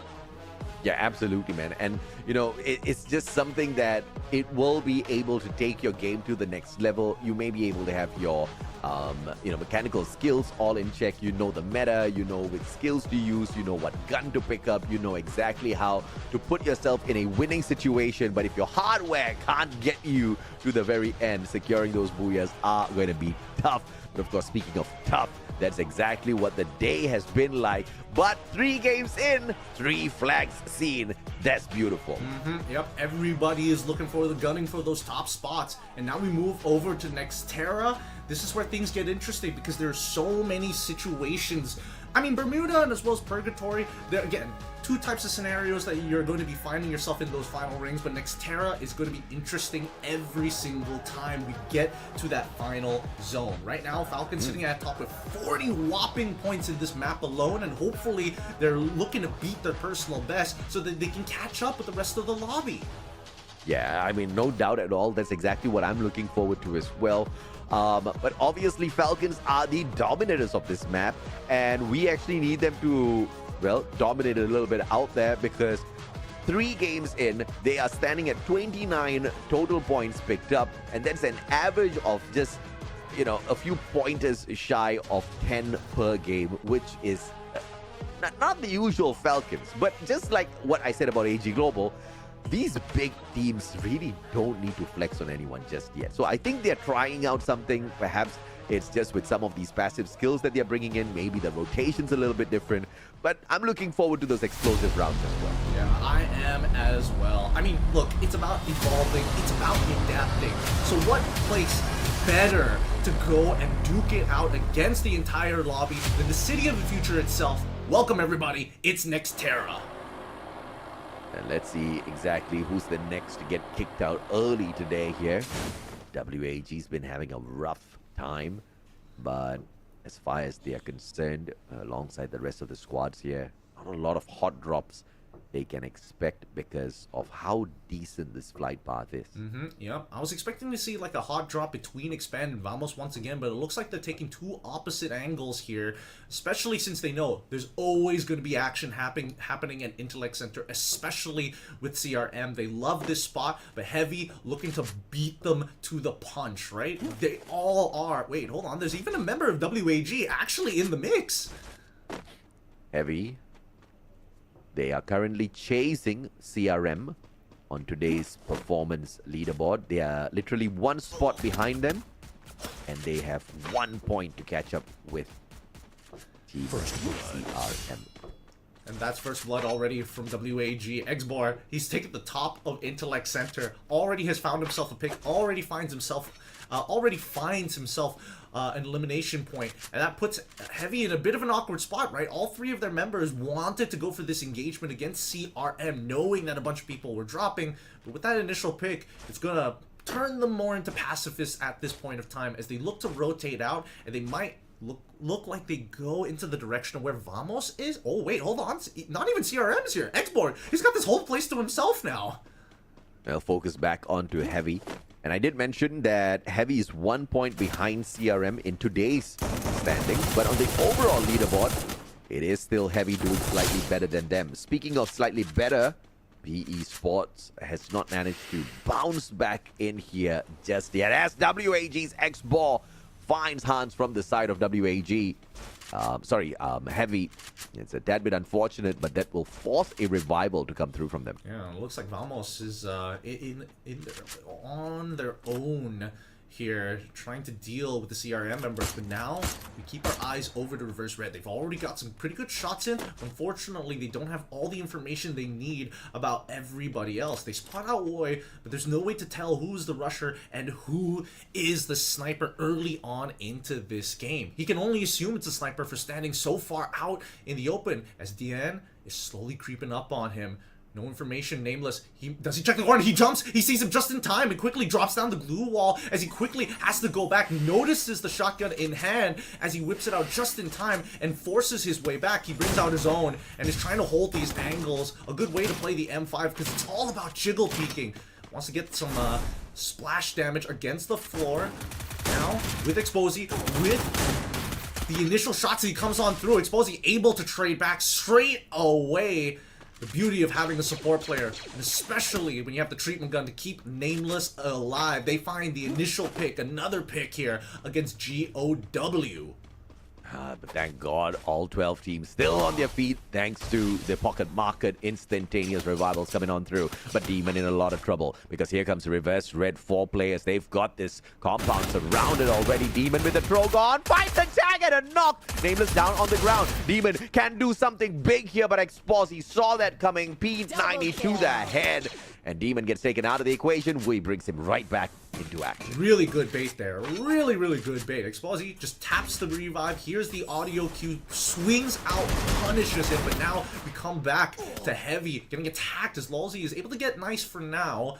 But Heavy still spread out members, and looks like they're not able to recover from this as the expand members are looking for him as well. Does he have enough? No, not even close. Look at headshots PLS1 so quick before he can even respond. Hans, again, how many revives do they actually have as CRM is gunning him down right off the get-go. Launches up, gets shot out of the sky. Shot out of the sky, and their hopes are crushed for Team Heavy to catch up with CRM's performance, and CRM 2 points up already puts them in a great spot in the grand scheme of things to catch up with Heavy on the overall leaderboard. Now Expand, one player down on the ground. Jump is the one to shut down Decos. Luki and Walt very low on that HP, and Luki didn't step away. Walt's a sliver of health left on him. Jump cannot find that connection just yet through the scope. Has to cut down this distance, but Core Memory circling on in. Luki taken out of the equation, but Expand still has some cash on them to play this recovery. Such good timing coming in from CRM. Catches them out in the open waters and finds 2 picks despite the completing. Now the dash comes on through. Kulin needs to win this out. He may not have the best weaponry in the world, but he does have a team behind him as he over dashes and puts himself in a dangerous spot as Export, the next to fall as Keroro takes him out in one fell swoop. Well, WAG with the 6 eliminations looking for a comeback up against Falcons. Limit finding the connection, but that does not snuff out Allen's fire just yet. Limit gets tagged up. Good stuff on the prone. Recovers a little bit, but Limit with a headshot. And the connection puts Cyrus down and out of the equation. Pick up by Allen. Riptide Rhythm breaking down the defenses. A double glue wall to pull it right back up. Buys himself a few seconds, but off-screen X-Boss shut down as well. Falcons just torturing WAG. Yeah, WAG, unfortunately, the battle lines are broken now with X-Board down. Honestly, a really good call coming in from Falcons, expecting to see another player in the middle of that rotation. Tries to block out line of sight. Allen should be able to launch out of there with his boy. Support as well as Rusher out of there. They get out. Take a time and waltz! Expand out of the pan into the fire, running away from Core Memory, only to get snuffed out at the very final second where they thought they could find a revival. RRQ up against AG Global now. This is not going to be good for AG if they do not walk away the victors of this engagement. Oh yeah, I mean they've already got the contract to start tracking them down. They're trying to find angles, find space, but AG notices he's not moving. Abe isn't really moving, and this is a little suspicious, right? You would have imagined that some kind of contact would have happened by now, but now we cut over to PE, trying to punish Vamos on this rotation here at the top of their building, making sure that the rest of Farmtopia is safe, but they have a free means. Oh, they're fine. Thank goodness nobody got knocked down like that. I mean, that would have been an easy squad wipe for anybody in a opportunistic position to catch them off guard, spray them down with the SMGs or the assault rifle, but we can thank PE's lucky stars. Nobody saw that except us. At least we're catching these moments, right? The small bits of action that happens between the engagements. Now the UAV gets shot down, and that's going to give plenty of information for Reverse Red. This incomplete highway does loop around, so they could look for angles, especially since they've already got plenty of natural cover in the compounds to work with. That's a slow-paced game today. Didn't expect to see a lot of aggression, but definitely expected to see some action.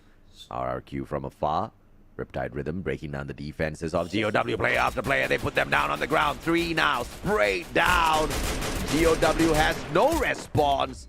And looks like Demon will be able to trade one back. But can he pick up the rest of his team members? He fails to do so. All thanks to the Riptide Rhythm, courtesy of RRQ's Ma'al. And now he gets sprayed down to the ground. But Demon, the damage has been done. Even if he plays recovery revival now, how long can he stand? Well, he doesn't even get to do that. Cypher puts the final nail in the coffin. I gotta give it to Ma'al. He has been on it with these headshots, man. He has been finding some incredible picks on initial contact against his opponents. And, well, even though Duo continues to maintain this contact and actually, wait, hold on. They're coming in pretty quick. Not sure how close they actually are as RRQ just chills out in the blue for now. And don't forget to hit that like Karo. You know, if not, it's going to be Kabikushi Kabigamu with the casters as well. Sometimes we love you, sometimes we don't. When you don't hit that like, we don't love you. It's it's just the relationship we have. You know? Gideon's like, wait, AJ, is it okay to tell the chat we don't love them? We don't love you, chat. We don't. It's not a matter of we don't love you or not. It's like, man, this is a business AJ came out to play today. Usually he's so nice, but now it's all business this time. It is like, bro, wait. I just came, you don't give me fire in this chat. No, chat loves us, bro. We good. Ice grenade, not gonna find anyone, Ray, if you toss it out like that. PE Sports backing away. They want no part of this engagement up against EVOS. And M-God so aware already, notices the launch and instantly tries to punish them. PE probably saw that ice grenade and they're like, we want no part of this. The intimidation tactics from Ray, successful. It's mental game. Absolutely. Oh, God. Gideon, wake me up if the action starts, alright? I'm gonna take a shot now. Hey, no worries. Right now it's a bit of a snoozer, I'm not gonna lie, but we're coming into at least the very third ring, right? And we see that Cyrus, he's got the FAMAS, he's again trying to shoot down and trying to pepper down the members. Very, very slow from every single one of these teams, right? We've seen how Nextera's final rings net players at least 11 in eliminations, or at least coming towards the final ring, we get to see 14 eliminations sometimes from a team that's able to bulldoze the outer circle. But for now, it's just going to be a big chill time. It's no need to put yourself in the line of fire. Oh, WAG still 7 eliminations, pretty hot up, and it looks like they want to compromise the position of PE as they're even throwing the launchers to break line of sight, threaten them with damage. Jayesh asking in the YouTube chat which Indian teams I know. It doesn't matter, bro. They haven't been in the esports circuit for a long time. Even if I knew the OGs, the efficacy of those plays will not be as beautiful. We have to see them in action up against some of the Southeast Asian teams, or anybody, as a matter of fact, to see exactly who can be called out. Don't want to be saying names and then disappoint fans because they don't show up strong like WAG is trying to do here. What is going on? Look, yes, they finally take advantage of this. EVOS Divine was in the middle of this engagement by the Arsenal up against Vamos, and they've been going on for quite They got 2 members. Really, now against PE Sports as Vamos G'day is already on it and eliminate EVOS Divine because of the initial contact coming in from WAG. And it's so much more sweeter because it was G'day that took out the final player from his ex-squad. Talk a little bit about salt in some wound. It's not over yet because Falcons now preying upon the members of WAG as well as PE Sports as they finally get eliminated. And once they're done, they're like, okay, let's just focus back on our rotations. So we come back to RRQ, have already taken out one part of the duo of Reverse Red. Yeah, Reverse Red is literally reversing all the way back into their infancy here in the world of Free Fire. They're not showing up at all today. No bit of aggression has been able to deter the pressure brought by some of these squads here. But it's good to see WAG playing the game of recovery. As anticipated, they do have a little bit of extra leg room to work around with because of their comfort map here at Purgatory. But can they get to that Booyah status? We still have to wait and see. Diamond now. High and dry. The blue circle leaves him. Ah, come on! Get out of the scope at the worst moment, and that will allow Diamond to secure a few extra seconds on the battlefield before Ma'al finds him with the AWM. Now, RQ, they gotta make sure their backs are clear here as they're getting chased down by AG Global. They have to take this fight eventually. Abe, he's going for these pot shots, but these blue walls are getting a little frustrating. Tries to save the down member here just to buy a little bit of time, deny the points as they go for the outer side. They quickly even drop the UAV down as Hanoi tries to break on through. It's close, and Ma'al, he's cut off, but Hanoi, he's done for. That's one elimination as Ma'al finds another one and gets so many elimination points for this team at the cost of 18 deer. Yeah, solid plays coming through from Ma'al. It's not the easiest to snipe in a good game of Free Fire, especially in our esports circuit. Abe making the mistake with the jump up, but experience will teach him that there are some tricks you can use up here on this map. AG Global clunked out at 6.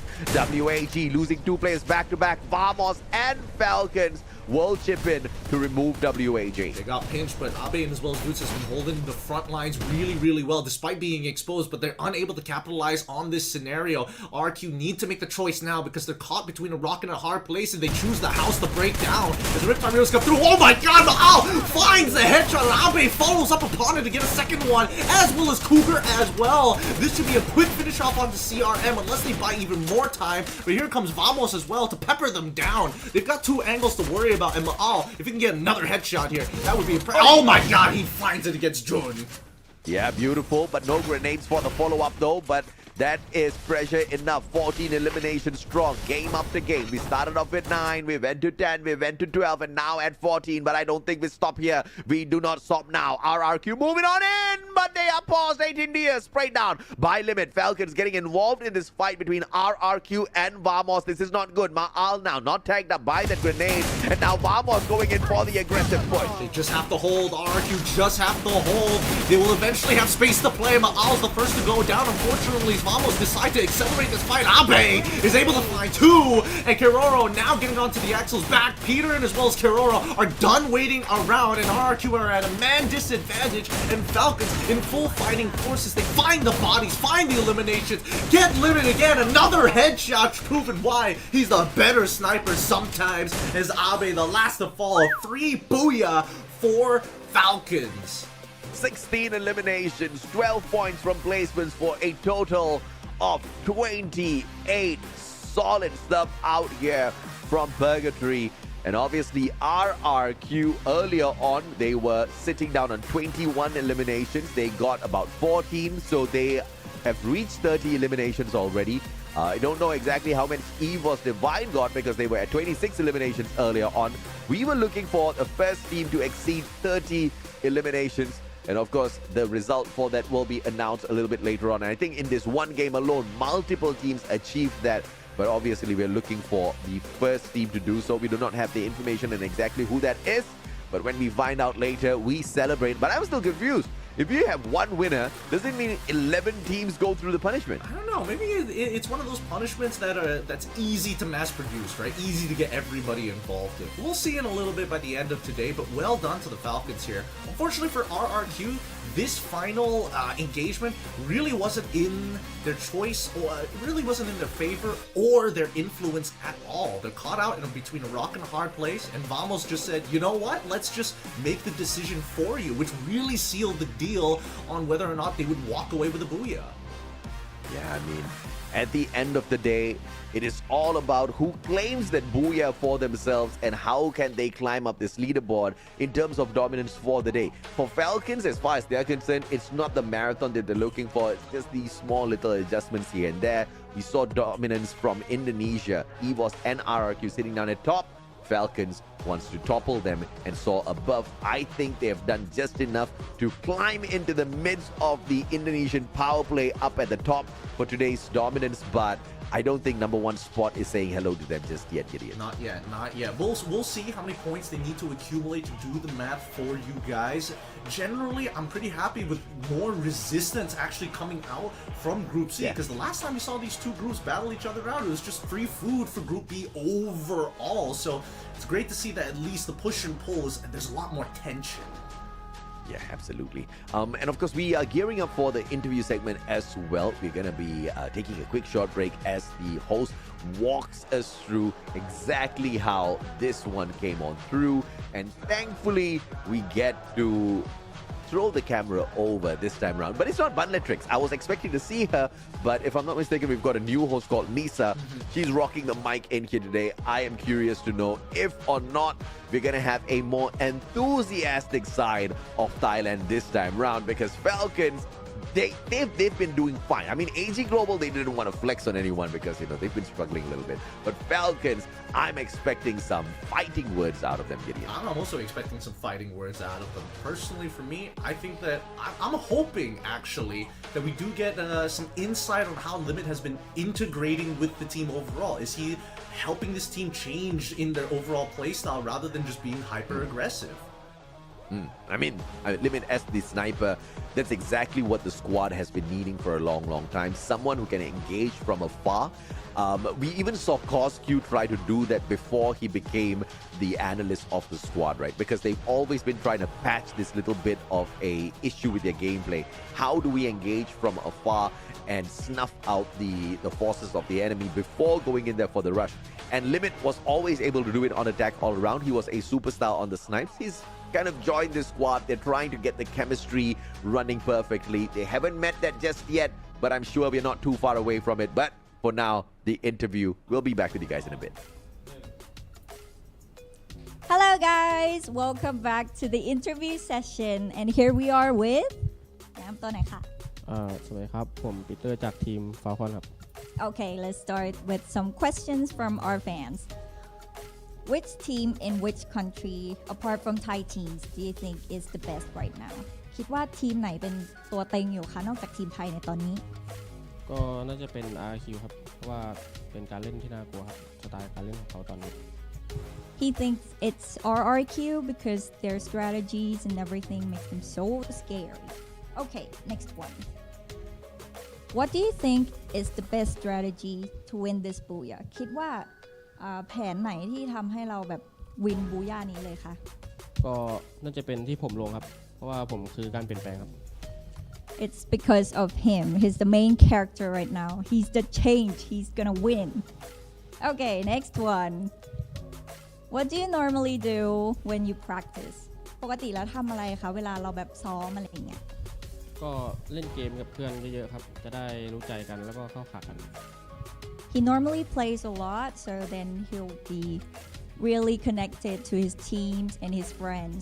Okay, to the last question. Is there anything you'd like to say to the opponent teams? มีอะไรอยากจะฝากถึงทีมตรงข้ามไหมคะ ก็ถ้าไม่อยากจบเลขหลัก10ก็อย่ามาใกล้ทีมผมแล้วกันครับ Oh, that's a harsh one. Okay, if you don't want to get eliminated, just don't get close to him. Better not. Okay, thank you so much for the interview today. Let's get back to the shoutcasters. Bye. For the lack of better words, if you don't want to get your butt whooped, stay out of our way. I'll take that warning. I'll take it. Don't worry, bro. I don't want to. Oh yeah, if I see your name pop up in ranked, I'm out of there. You know, I don't want to make Quit first game. contact. I will take that Quit penalty. game. Yes, you derank me, I don't care. You banned me for 5 hours for quitting the match halfway through. I don't care. I'm not gonna face Falcons, bro. I don't want that screenshot to happen because man, hey, at least You with what know we're the seeing- screenshot will happen. We just whooped Gideon. It's so easy. GG, go next. Oh man, I love how Peter. You could see him literally growing up through the scene. From last year, it was so much energy, really wants to get in your face. Now you can see him. It's like he's got the glasses on, he's got the braces on, and he's just like, you know what? There's more to life. There's more to fight for here. We gotta take it slow. Yeah, absolutely. And you know, at the end of the day, right, they are millionaires in many different ways. They are the champions of the Esports World Cup in the region of Free Fire. They are the gods at this point of time. But after achieving that, they kind of lost their passion to go all out. They kind of still did stuff. They picked up some decent amount of prize pool, but they were not calling themselves champions. But they still do have an opportunity to go back-to-back champions at EWC. And I think that's pretty fancy. If you can actually pull that off, that's not too bad at all. And that's what Limit is all about, right? Being brought in there for that very stage. They're just ramping up. They're just trying out something. Something seems to be clicking even as they're experimenting. That is scary. Hey, imagine having the moniker of two-time EWC champion. Will always be twice the millionaire you are, no matter how much you win. That's Peter right there, man. It's great to see it. But like, I felt like last year we saw all that aggression is just raw mechanics. We gotta rush you in the face. If you get a pick, then it's easier. Now it's just it's so much slower. They're not doubling down on what they're good at. They're trying to kind of expand and grow around that, knowing that the meta is not only changing, but is very team oriented with the builds that you go into the game with. Yeah, absolutely. And you know, I'm curious to see if or not we're going to see more out of WAG, because that was the best game that they've had all day. And still, they didn't get to walk away with the booyah. They got, you know, their run ended a little prematurely. We've got 2 more opportunities here, Gideon. And the maps where we were expecting them to kind of like come bursting out of the gate, Bermuda, it didn't really happen. So WAG struggling quite a little bit today. Maybe it's just a slow summer or slow winter, right? It comes a little bit later than you would like it to be. Yeah. You know, you're hoping for a warm day. It's still cold. But I think after this game, it's clear that they're at least greasing the wheels of the bicycle before they get back on it. We'll see whether or not they're going to have the motor, because last week's Alpine was an intense game for them. I'm pretty sure that they're probably going to put just as much effort into this one. And, I mean, I'm hoping that they beat their personal best so far, because they've already set a pretty high standard for week 1, day 3. Yeah, they most definitely did, right? And Felix just called out the whole chat. They're like, you guys are only supporting Buriram because they're the champions, they're at the top. Well, they're actually not the champions at the moment. That's the first thing. Number 2, Felix, I actually do agree with you. I mean, we shouldn't be just on Buriram's side. Yeah, we definitely do have to admire them in terms of what they have achieved, how far they have come, how much they have inspired a whole class of Free Fire, you know, players and teams behind them. But of course, we got to take a quick short break to continue the conversation in a little bit. We'll be back.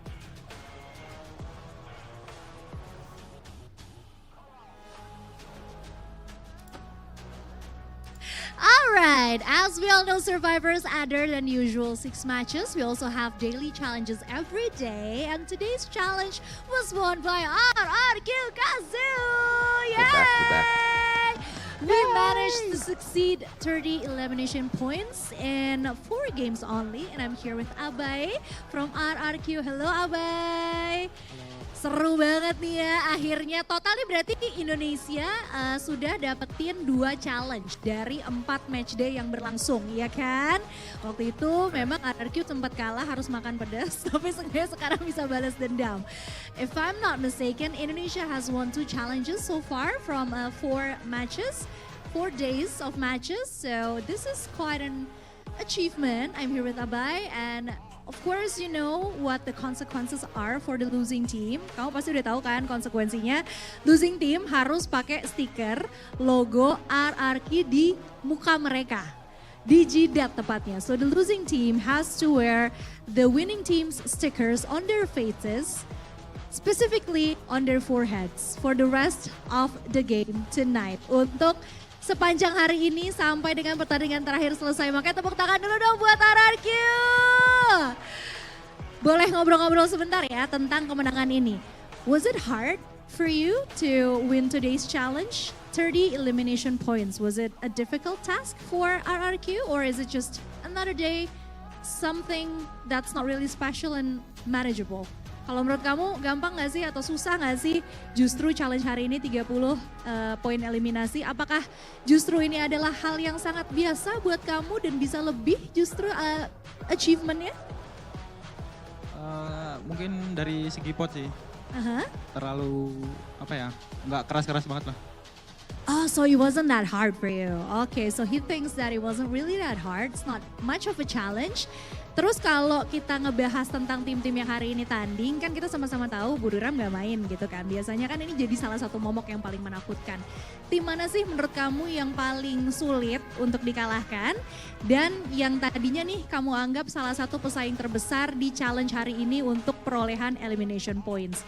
Which team do you think was the hardest to beat during the game and during the everyday challenge, especially today when it comes to elimination points, since we all know that Buduram United isn't playing today?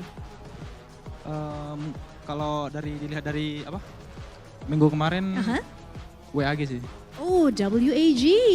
Jadi ternyata yang sulit adalah WAG. So he thinks that WAG is actually one of the hardest team to beat today.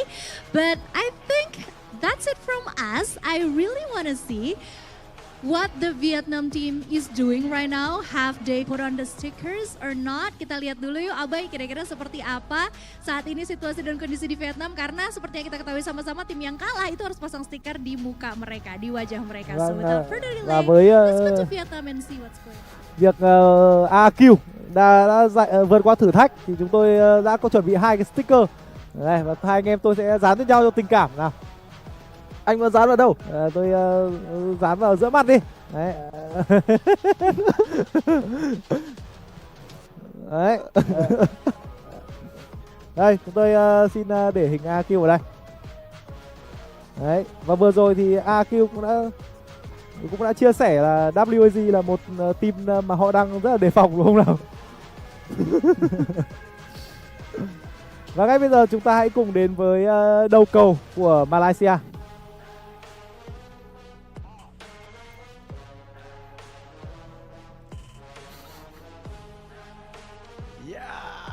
Caroline, your wish is my command. Saya akan letak di dahi sampai habis. Caroline, here we go. RRQ, RRQ.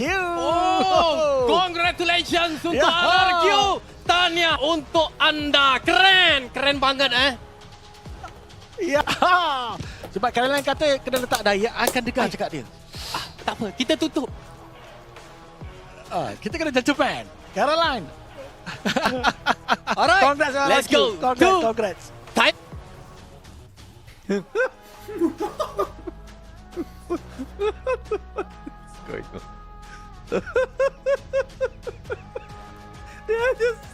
รีบแต่เราฝากไว้ก่อนเดี๋ยวเราจะกลับมาเอาคืนอย่างแน่นอนแน่นอน นะครับ แล้วเทปดึงผมมากเลยเจ็บมากๆตรงนี้ Next time Next Logo Eat Thailand ใช่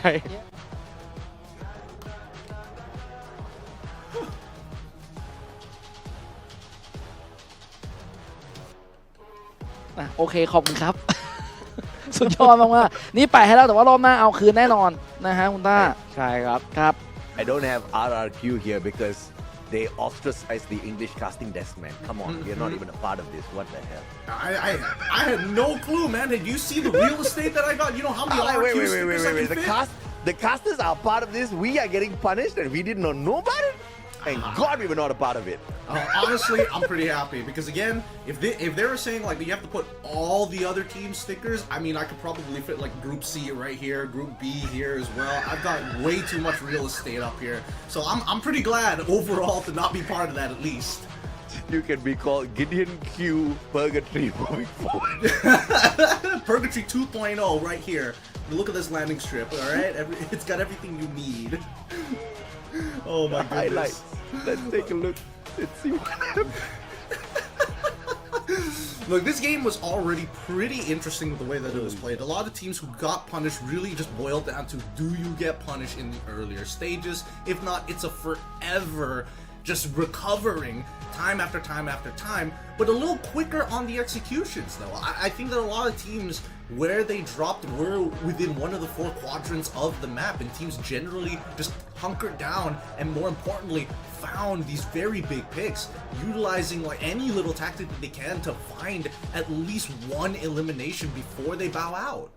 Yeah, absolutely. And of course, this was the chaos between Vietnam, watched from afar through the crosshairs of Team Falcons, who went on to pick up that booyah for Thailand as well. But you know, it was almost a solid one coming through for, sorry, it was RRQ, right? No, RRQ didn't get the booyah. Yeah, sorry. Confusion after seeing the RRQ stickers on everybody's head because they won the race to 30 eliminations, but the booyah was still grabbed by Team Falcons. Peter, 6 eliminations strong, 2,931 on the damage, 5 knockdowns. Oh my lord, this was a solid game for this guy. Yeah, and I mean, it's not like they had the best equipment in the world at the same time, right? They just really took their time. They understood their current scenario. If they did have to face off against some peoples with some proper M5s, oh man, it would not have been a good time. The overall loadout seems very designed, especially with the pickup of the A124. Just take your time, look for the pickoffs, and play around the call of Limit, right? Because he's on that Skylar. As soon as that Riptide Rhythm comes out, you know that they want to get involved, but it also means that they're losing out on having that support to run alongside with their rusher, right? Usually it's a Cassie, which we've seen many times before. Yeah, absolutely. And of course, look at Limit this time around. 7 headshots! How is he even doing this? But 3,468 on the damage, 4 eliminations, 2 assists. Limit had a damn good game as the sniper of the squad. Obviously, when the rest of your players are rushing on forward, Peter, Kororo on fire, putting the pressure on the players on fire with that backup. You know, Kororo and Peter claiming the lives of those players out there. Look at the massive run they had in here. 16 eliminations plus the 12 from the booyah should push Falcons up the leaderboard by quite a lot after struggling in the first 3 games. I mean, let's look at our key players here. It's going to be Abe for the Ilims, Ma'al with the overall damage. I wish they also showed how many headshots he actually landed alongside it, but the sniper coming in from Eggsborn being that true support, because again, his team getting caught out in a pretty awkward spot, right? They were trying to contest one big house, and unfortunately going to the second floor and swapping sides with their opponents put them in the line of sight. Yeah, Abe, 7 eliminations, Ma'al 4,004 on the damage, making RRQ proud. But this time, the spotlight does not get stolen away from the Booyah squad. Falcons maintains that #1 spot for this game, 28 points overall. But RRQ should be able to maintain that #1 spot on the overall leaderboard for today. This is just the game standings. Towards the bottom, Expand clanking out, but Vamos making sure that Malaysian flag is still brought into the top 3 for this matchup, which I guess is good enough if you're a Malaysian fan. I mean, Vamos had to make a difficult decision there. It's either they were going to eventually get pinched or they had to initiate a fight, and they decided, you know what, if we're going to go out, we go out on our own terms. So RRQ now sitting comfortably on top, 67 points. Falcons just below them at 57. EVOS, however, despite not having the greatest game of all time, still is up there in that top 3 with 52. Yeah, absolutely. And of course, with Falcons being able to jump up the leaderboard by quite a lot, they disrupt the potential all-out Indonesian dominance here. So RRQ and EVOS need to be really careful. Speaking of EVOS, their recovery of climbing the overall leaderboard here has been phenomenal with that 1 booyah secured. 187 points right now in the 5th spot. So they have been having a really good day today. Oh yeah, plenty of buffer points to keep them away from WAG, to keep them away at BRU. And EVOS, every game that passes that isn't a banger is going to keep them just a little behind BRU, which is unfortunate because, again, the next couple of days, BRU is going to start building that buffer once more. Yeah, absolutely. And of course, I mean, BRU may try to build a buffer, but we saw what happened to BRU in day 2 of their play within week 1. It was not phenomenal, and that's what I'm looking for the other teams to continuously force BRU to do out there. Mistakes after mistakes, push them into a corner, and make sure they don't get to rip away the points from these lobbies, just so that we can have a little bit more fun. But of course, on that note, ladies and gentlemen, boys and girls, we're going to take a quick short break. When we come back, the final 2 games of the day.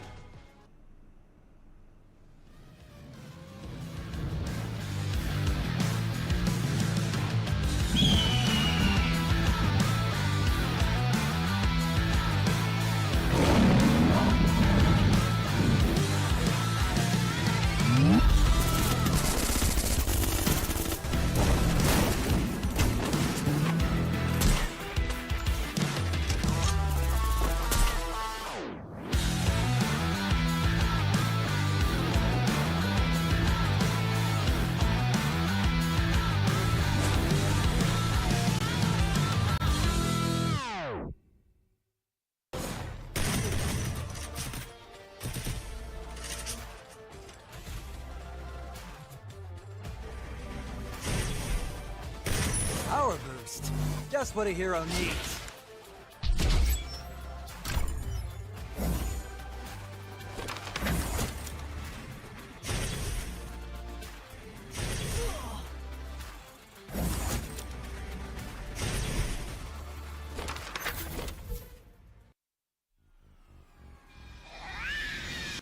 Hello, Greaser. Stop trying to look cool and help out already.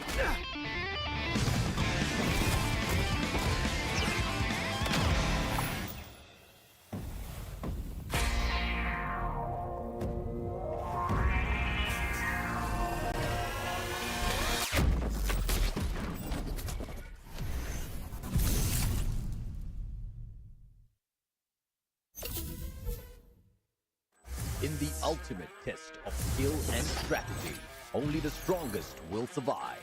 Welcome to the arena where legends are forged. To claim victory, you must challenge your limits.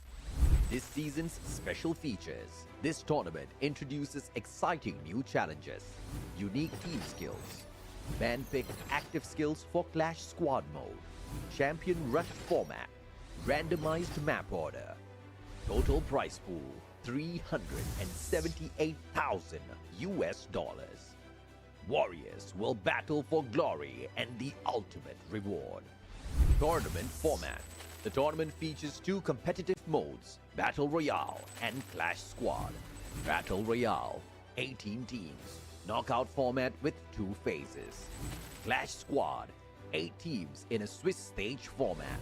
Both modes culminate in a grand finals where champions are crowned. Knockout stage. This is where the battle begins. Survival gets real. Phase 1, April 25 till May 11, 2025. 18 teams divided into 3 groups, A, B, and C, with 6 teams each. 3 weeks, 54 intense matches. Daily format. Group A versus Group B versus Group C. Top teams at...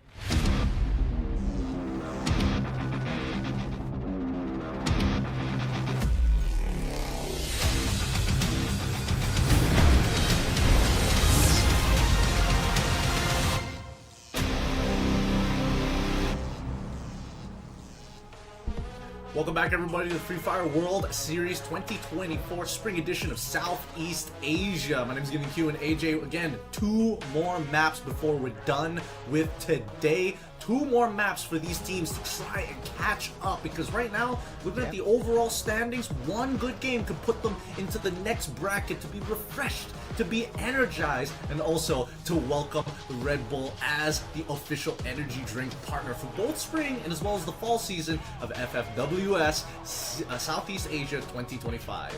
Just like a good can of Red Bull gets you through not 1 but multiple gigs, right? They are sponsoring 2 seasons back to back.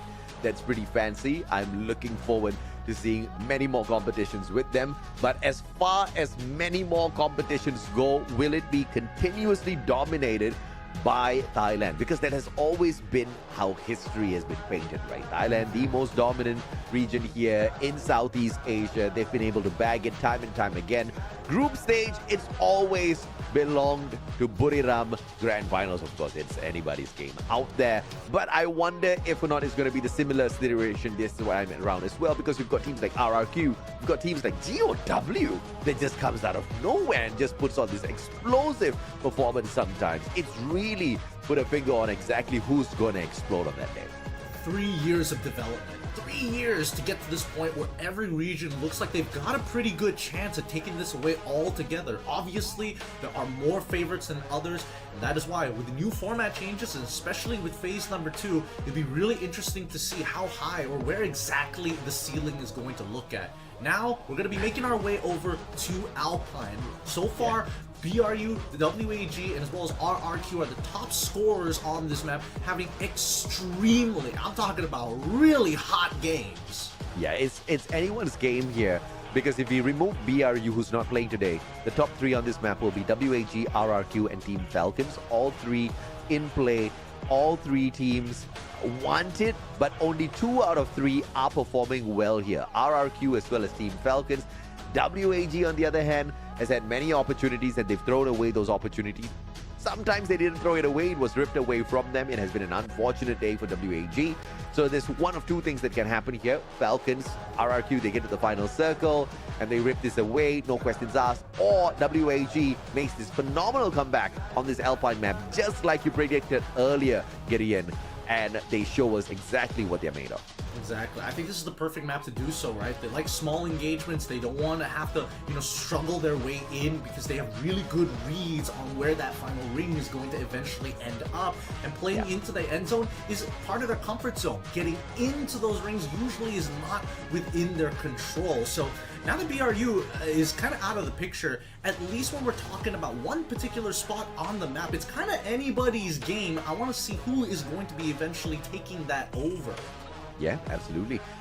We've got a little bit of a dispute in the YouTube chat. They think the Team Elite from India needs to be a part of FFWS Global, where they think that this Indian team can dominate. Now, I'm not too sure, because I know they are really, really good. I mean, when you come across any elite players in any ranked matches, you run. That's the very, very simple rule, right? Because they do dominate. But out here, pro plays up against teams like Buriram, Fluxo, even the Vietnamese squads, they can cap anyone these days. I don't know. I think Elite will put up a good fight, but whether it is their first showdown and they rip away the world trophy, I don't know, Gideon. What do you think? I think we need to see scrim results. We need to see those big screenshots. I don't know how many teams are going to be cool with that, but if they all agree, I would like to see what that looks like, right? Especially if there are recognizable squads in that list. Because again, these teams, when they are scrimming, it is no funny business. It is try, experiment, but most importantly, get into the right headspace. You can see even the members of Heavy are getting into their meditation positions. They know that sometimes it might not be their day, but it can't let you be put in a position where you can't challenge your limits, which is the whole theme of FFWS. I mean, at the end of the day, obviously, everybody wants a piece of this pie. They want the biggest slice. They want the $100,000. But only determination and consistent performance can get you there. Once in a while, you show up in an explosive form. It's going to be a little bit tough for you to dominate. But at the end of the day, if you can continuously chug this out week after week, then maybe you can expect something out of the squad, right? Teams like Falcon, Buriram, EVOS, there's a good reason why they have such a huge fan base in this world of Free Fire. Well, I mean, I'm actually on the opposite opinion. I think because of what we saw last year, I feel like if they just have a hot game, anything is possible, right? And I think that Free Fire is the one esport which actually enables teams to be like that, right? You could be nobody, come into a tournament, have a really, really hot game to put yourself on the map, even if you aren't winning the biggest chunk of the pie. Putting your name out there, especially in such a tight community like this, already goes for quite a lot, even if it doesn't have the dollar signs behind it. Now we're talking about some good stats, highlight production. We are not grilling people anymore. We are praising them. Second on in fact, across the board for eliminations, average, and assists. So who is first? I wonder. RRQ might not like this highlight. I think they'll try to make number 2 into number 1 through each and every single one of those stats soon enough. They're on the grind set right now. Even with no booyahs for today, it doesn't mean that they can't change things. And ideally, they try, especially since, I mean, there's a good opportunity that they get the map that they've scored the most points on before in the RNG at the very end, the random map. So even though they need to maintain their heat, I think, just coming in, being consistent is more than enough. Yeah, absolutely. And of course, there is a opportunity here for WAG to make that comeback on Alpine that we talked about, but there is also an opportunity for the other Vietnamese teams to make the recovery, because we saw an explosive start. We saw GOW get the booyah. We saw PE Sports end game 1 with at number 1 spot. I think it was 23 points, and then 3 games have elapsed where PE Sports barely pulled points away, just single digit, and now after 4 games they have 30 points. That's ridiculous. PE, they kind of wrapped up and then got snuffed out instantly. Yep, let's look at the player head-to-head, because if we're talking about one of the stronger regions here in Southeast Asia, Indonesia has been really stepping it up. And I mean, this is a pretty tough comparison here. Abe as well as Rasha, again, both playing similar roles, but unfortunately Rasha hasn't been able to get his numbers down in comparison to someone like Ray, who has been so active throughout today in all our maps. And of course, when we look at the prediction of the day, Hayes earlier said Falcon, Reverse Red, PE Sports. So I don't know how you're feeling, Hayes, because the last time we checked, Reverse Red kind of was going back on their performance a little bit. They did get that booyah phenomenally done, but just like PE Sports, not as bad as PE Sports, but just similar to that, they have not been showing up in that final circle as consistently as we want. What do you think, Gideon? Do you think Reverse Red can jump back in? Because this team is actually on your top 3 prediction. They are on my top 3 prediction. This was one of my more hot takes. I would have imagined that this team would need a little bit more time to get back in form, because right now, with so many things that have changed in the meta, their 2-and-2 style, unfortunately, isn't as effective as it used to be.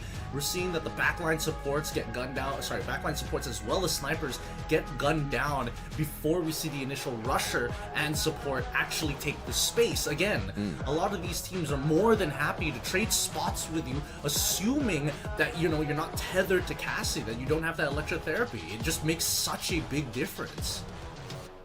Hindi se bolta nahi janta hu. I hope I got that one right, guys. I mean, all of the Hindi that comes out of my mouth is all from Hindi movies, all right? Just like how all of whatever that is spilled out there is from the creativity that I've picked up along the way. And speaking of picking things up along the way, right, these passive skills that we have seen dominate these battlefields for a long time now. We have not seen Nairi taking that spotlight ever since he got nerfed. I wasn't happy with the nerf. I was very happy with the extra healing that those glue walls were giving me, but he's still very viable in these fights. Yeah, and considering how the lobbies are, they're not as aggressive as we usually see them. We know that, again, Blue Wall, such a valuable resource in this game, is now a little less accessible. You can't just stack a whole bunch of them and have like an infinite amount, or somebody who's just hogging a majority of the amount anymore. So I think that's why they want to get as much value out of each of their glue walls, rather than just, hey, we can just stack it so it doesn't really matter, we can heal up anyways. Yeah, and of course, looking at the pets here, no-brainer that the R1 is the most used. I wonder if Garena's going to make this tweak where you're going to have unique pet abilities brought into each and every single match. I think that's going to be next level game changer stuff. Ooh, that'd be interesting, because would that mean the entire lobby will become more aggressive or more passive because of the lack of information? It might just force back, having a rusher act as the initial scout to gain that information and have the mobility to get in and out of these fights. But I think that would be an interesting change. That way, not everybody goes into an engagement knowing every third party surrounding them. Well, we unfortunately have to take a 10-minute here. We're not taking a break. We'll still be with you. We'll be yapping away. So please do join us in the YouTube chat to kind of share your opinions with us so that we can interact with you for a little bit, because one of the players' device has got an issue. They are not able to access the lobby just yet. And obviously, we do not want to start any of the teams off with one player less. So we're going to give him some time to recover whatever situation that he needs to sort out there and then hop into the lobby. In the meantime, who do you guys think, based on right now, is going to score that #1 spot? We've got RRQ, Falcon, and EVOS dominating today's leaderboard. I'm not talking about the overall leaderboard. I'm just talking about today in terms of dominance. Who do you guys think is going to come up on top? Who do you think is going to come up on top, Gideon, after you've seen these 4 games? Man, it's really tough to say. I think that, Alpine, there's still part of me that still remembers how hot WAG was last Sunday, but I think that was up against, Group A. So now making sure that all of Group B is going to get involved, we might just see a different pace, or whether or not teams are going to adapt after seeing how much was played during week #1 itself. And honestly, I'm more curious about whether or not Latam thinks of the same way about these teams. Who do they think is going to come up on top based off of the teams in the groups? Yeah, I mean, it is a big question mark at this point of time. DL Complexity in the YouTube chat says, "Hello casters, I think it's dinner time.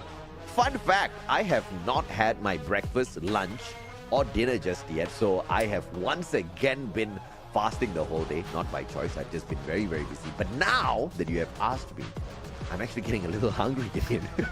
Brother, man, this can't be happening consistently. Last time we casted together, same problem happened. You got a meal I know that you meal prep so much for your pets. You gotta just put a little on the side for yourself, man. I don't know, maybe I might do that. But of course, we are hopping on into game #5. Finally, it's Alpine time, baby. Let's see if or not WAG can wake up in the matchup. Or they're going to clunk out.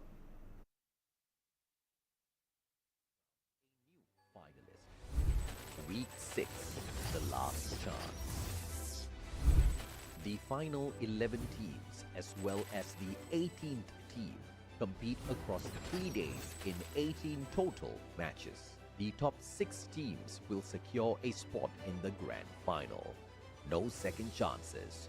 Only the worthy will rise. Clash Squad mode. Before the grand finals, the top 8 teams from Phase 1, based on the overall standings, will clash in a Swiss-style tournament. Key dates: Round 1, May 22. Round 2, May 29. The top 4 teams from this stage will advance to the final day of Clash Squad mode, which follows a single elimination format. The winners gain extra preparation time for the grand final. Grand final, Champion Rush, last squad standing. The ultimate showdown begins. Teams carry their momentum from earlier stages. Objective: reach 80 points and secure a booyah in the next game to be crowned champion. If no team achieves this after 10 matches, the highest scoring team wins. No retries, no excuses, just one path: victory or nothing. New feature: live broadcast situation. This season's live streams will include live in-game challenges. Who will rise? Who will face punishment? Don't miss a single stream. More than a game, it's your legacy on the line. Will you survive or become a legend? Challenge your limits.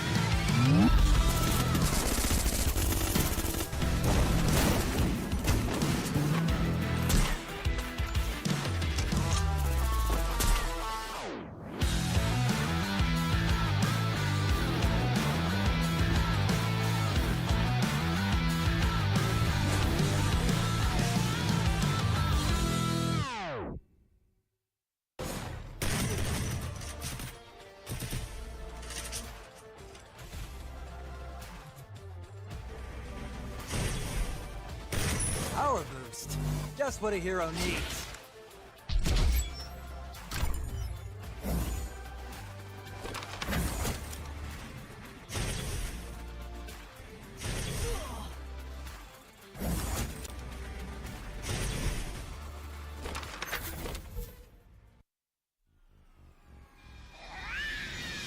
Hello, Griza. Stop trying to look cool and help out already.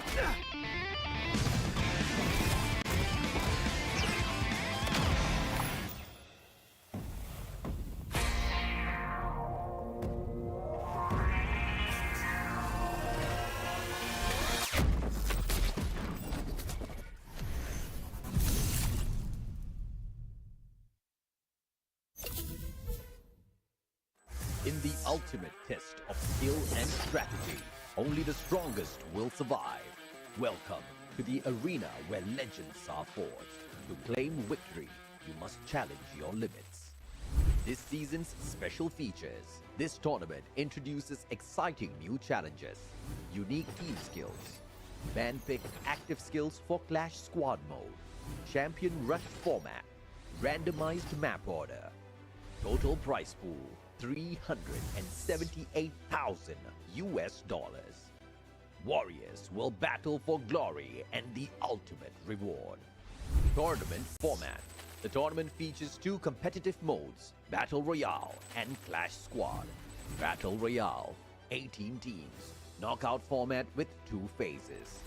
Clash Squad, 8 teams in a Swiss stage format. Both modes culminate in a grand finals where champions are crowned. Knockout stage. This is where the battle begins. Survival gets real. Phase 1, April 25 till May 11, 2025. 18 teams divided into 3 groups, A, B, and C, with 6 teams each. 3 weeks, 54 intense matches. Daily format. Group A versus Group B versus Group C. Top teams advance, the rest are eliminated. Phase 2, May 16 till June 11, 2025. 1 misstep and you're out. Week 4, only the strong survive. Day 1, top 12 from Phase 1 compete in 6 matches. Only 1 team advances to the grand final. Day 2 and 3, the remaining 11 teams battle alongside underdogs ranked 13th and 14th. 1 winner per day advances to the finals. Week 5, second chances. Days 1, 2, and 3, the same format continues with underdogs ranked 15th to 17th. Each day crowns a new finalist. Week 6, the last chance.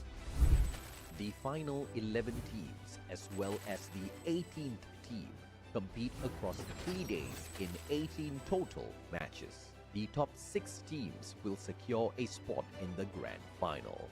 No second chances, only the worthy will rise.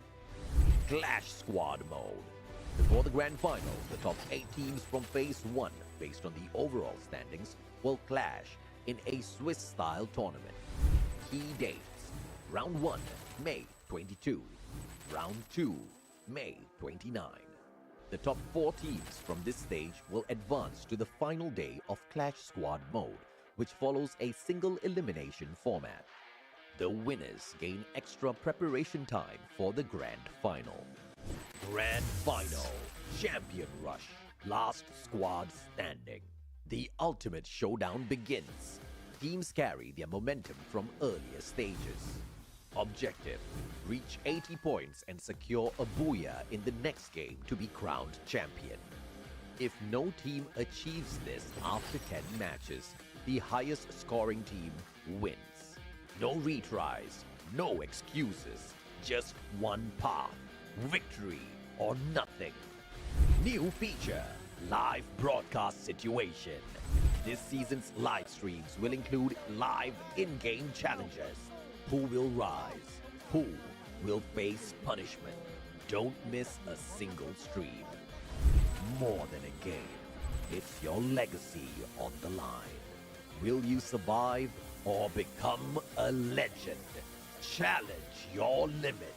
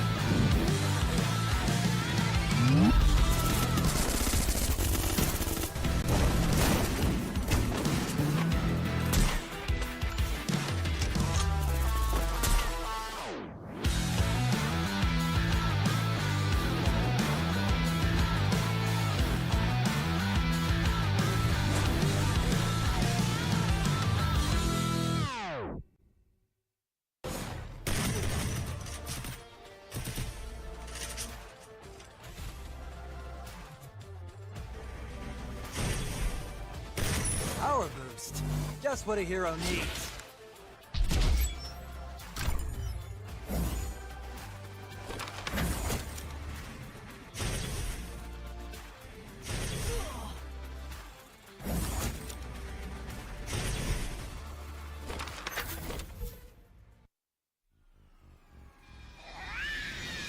Hello, Griza. Stop trying to look cool and help out already.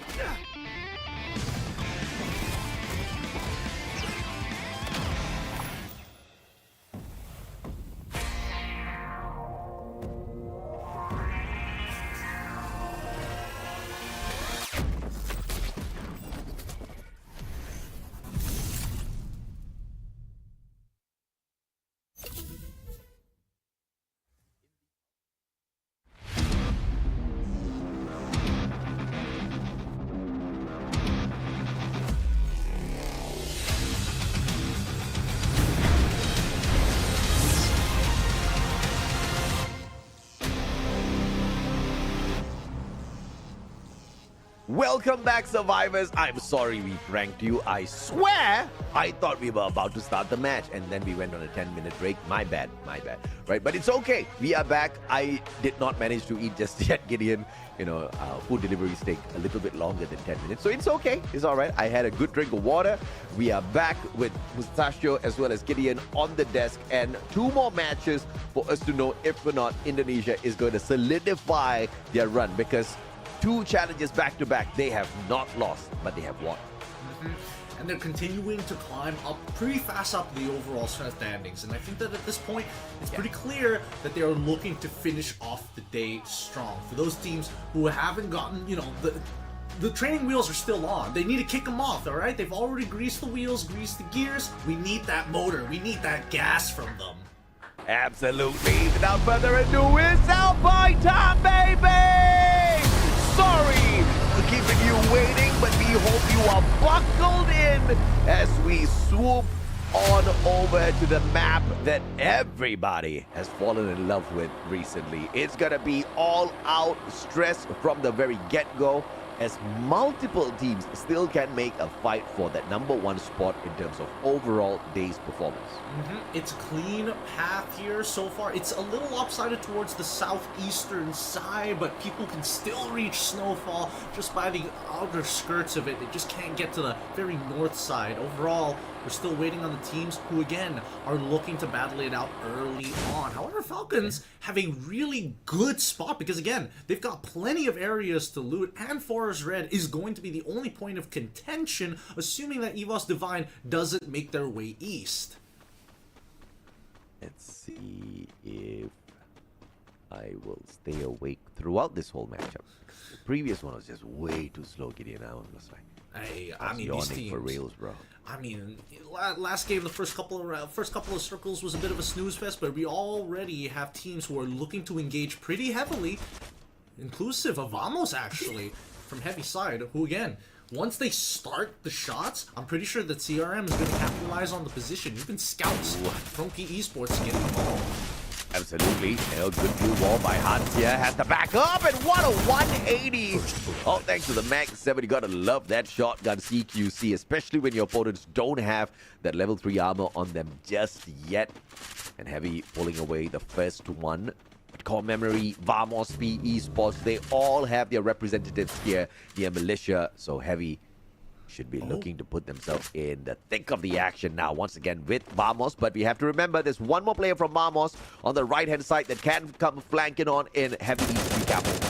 Yep, I mean, Lozzie is trying to get back to it with the rest of his team, and Jun realizes that now Heavy is taking the aggression to them, completely giving up the spot over to CRM previously. But if they can get a lot of eliminations here by Garrison, it's going to be well worth their time, assuming they can make it happen quick.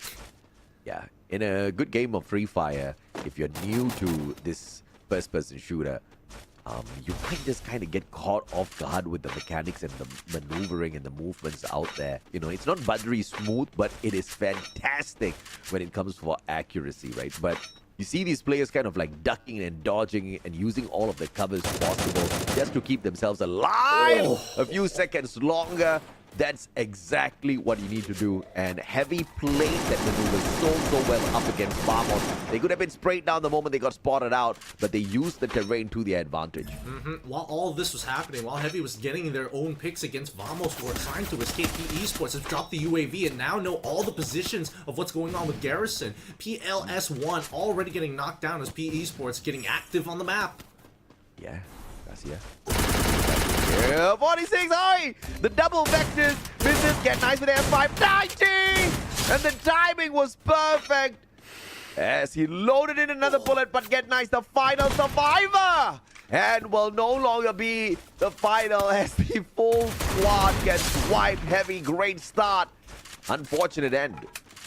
PE Sports, a perfect third party, taking out Heavy and putting a lot of casualties into Vamos at the same time. Garrison is theirs. All the loot is theirs. As we cut on over to Forest Red, as WAG, it looks like Falcons went into their territory. It looks like Limit, is he bailing out of this? Oh, he does spot out one member from EVO's Divine side, but the two remaining members here by Falcons will have to deal with the full force of WAG with no real support.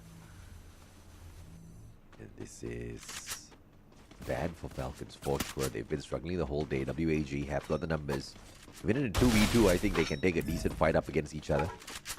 Solid blue Walker has got M590 A124 in hand as well. But X-Bomb from afar, that flank was phenomenal. And Krillin finds Peter, puts him on the ground instantly. EVO's Divine looking to finish off the other two players from the side of Falcons. Engage with his back on Shield, does not want his back on fire with the Bison. Almost gets the boy down on the ground, but the AC-80 wins the fight. And one final survivor, 700 coins rich. He can buy his squad back. Oh no, Limit. He's got to make it to the tree line. He's got to make it to the next compound as well. He's even going to drop the healing UAV to keep himself alive, to tank the damage, to pick up as many coins as possible.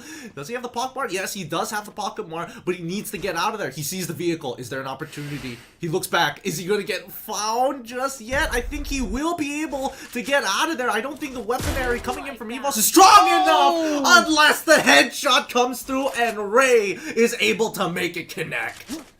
Subgatam Puri Team Gai. It was all over for Falcons before it even started here at Alpine.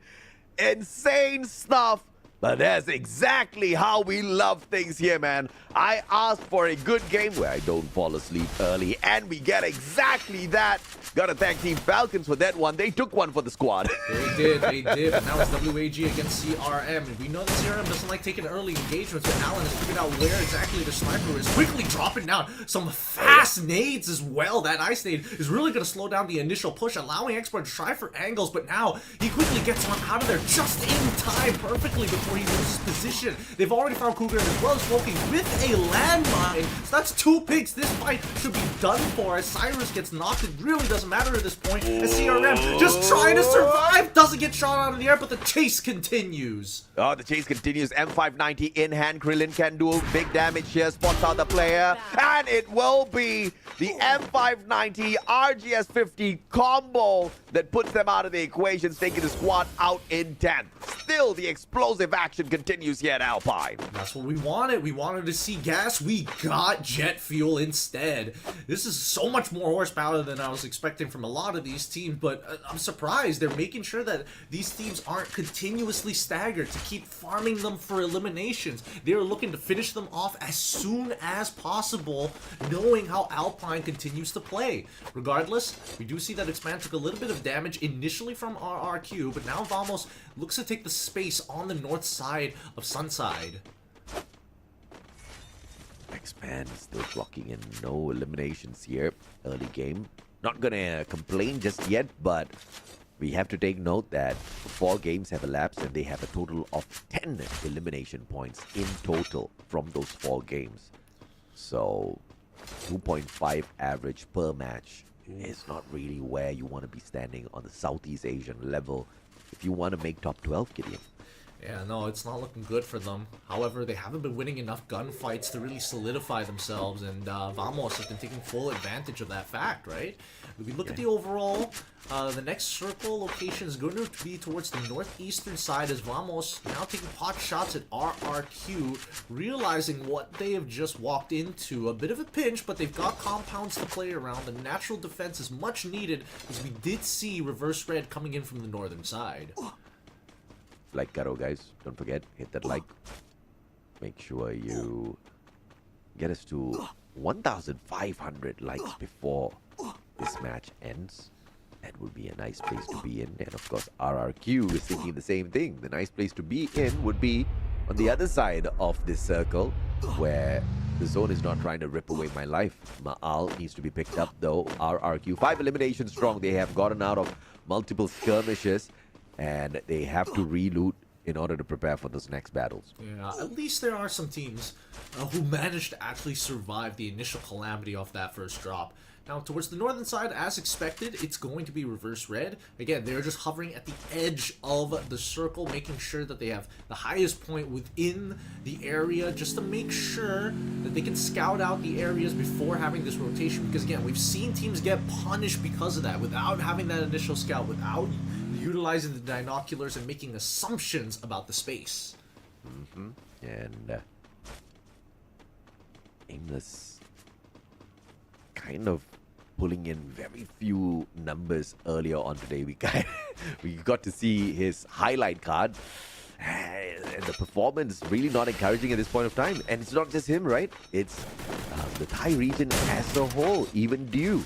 So, but there is a possibility that the Thais are taking this one very easy. They are not too sure how this format is going to pan out, and they want to make a big name for themselves, just like how Alan is trying to shut down the players of AG Global, chasing them with the M590, missing a majority of those shots, all thanks to the good defensive glue walls laid out by Cypher as well, the connections from afar, but Alan still not finding anybody just yet as he circles around, spots one, and the head popped instantly. Barros gets away, ice grenade to take down the player. Cypher gets away from the window, but the chaos has started as X4 now gets sprayed down by GOW. Oh, GOW has been looking at them, and I think this is a bit of an awkward spot now. Without their sniper, it's going to be a little bit weird, but for now, WAG just need to hold out, figure out the reposition, and figure out what's going on.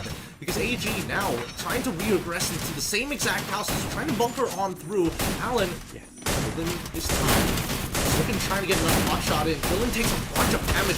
Does he make it out in time? Unfortunately, he gets a little locked in here, and now Cyrus going for the big flank as the main entrance has been blocked off. X4 is able to find one, finds a second one as well. Alan follows it up straight away, and WAG X4 gets a third triple headshots against AG Global.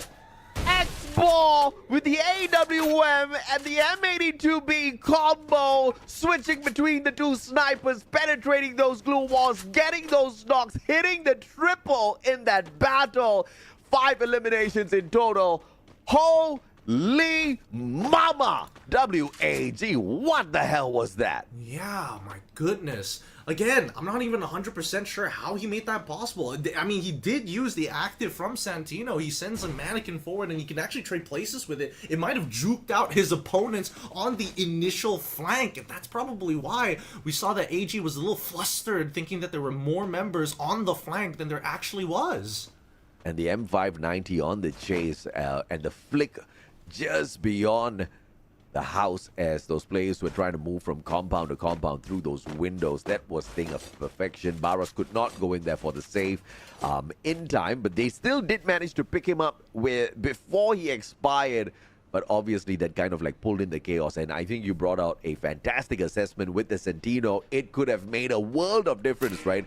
It is in situations like that, a single fraction of a moment, your opponent looks away, M590 to the back of his head, and down he goes. Crazy stuff, Gideon. Hey man, I mean, it's just attention is a resource, right? Oh, hold on. Yeah. Speaking of attention, RQ Abe now taking a lot of shots towards WAG, coming in from the blue. They're not taking too much damage here. However, it is a very open area, and now they are just strip bombing everything with glue wall melters as well as the Riptide Rhythms. And now Abe gets into the mix as soon as possible, quickly drops down the corner to buy a little bit more time and hold that front, quickly gets back in to try and protect his team, but 18 Deer unfortunately is going to be first to go down in the engagement. It's not looking great because even GOW is getting into the mix, and they farmed a whole bunch of knocks from WAG, and RRQ looking to recover, knowing that their position is compromised. This is insane, right? WAG getting hit down by both RRQ and GOW at the same time,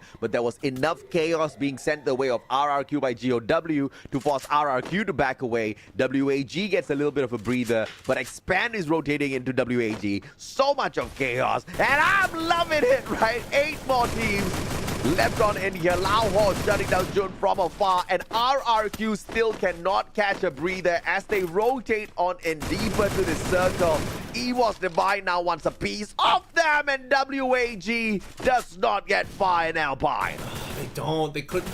Too much gas, I guess. Unfortunate, unlucky with this next ring closure here. It's forced a lot of teams to move towards the western side, and right now EVOS are trying to catch as many fish as possible, even lobbing the frag grenades to try and chunk them out as much as they can. However, noticing that Laoho has already taken the height, they're going to quickly try and use that launcher to flush him out as soon as possible, because PE Sports continue to gain ground. And Laoho finds the headshot, raised down, and with a top fragger already gone and dusted, EVOS has to pull back. They give away the elimination. They've got the monster to play, but I don't think they want to cut through just yet. They quickly dash on in to try and support their Cassie, and now Aim God finds one. Ziming is able to take out another member of PE Sports as EVOS is actually winning out on this fight and taking the elimination straight to the faces of PE as they get eliminated on the turnaround.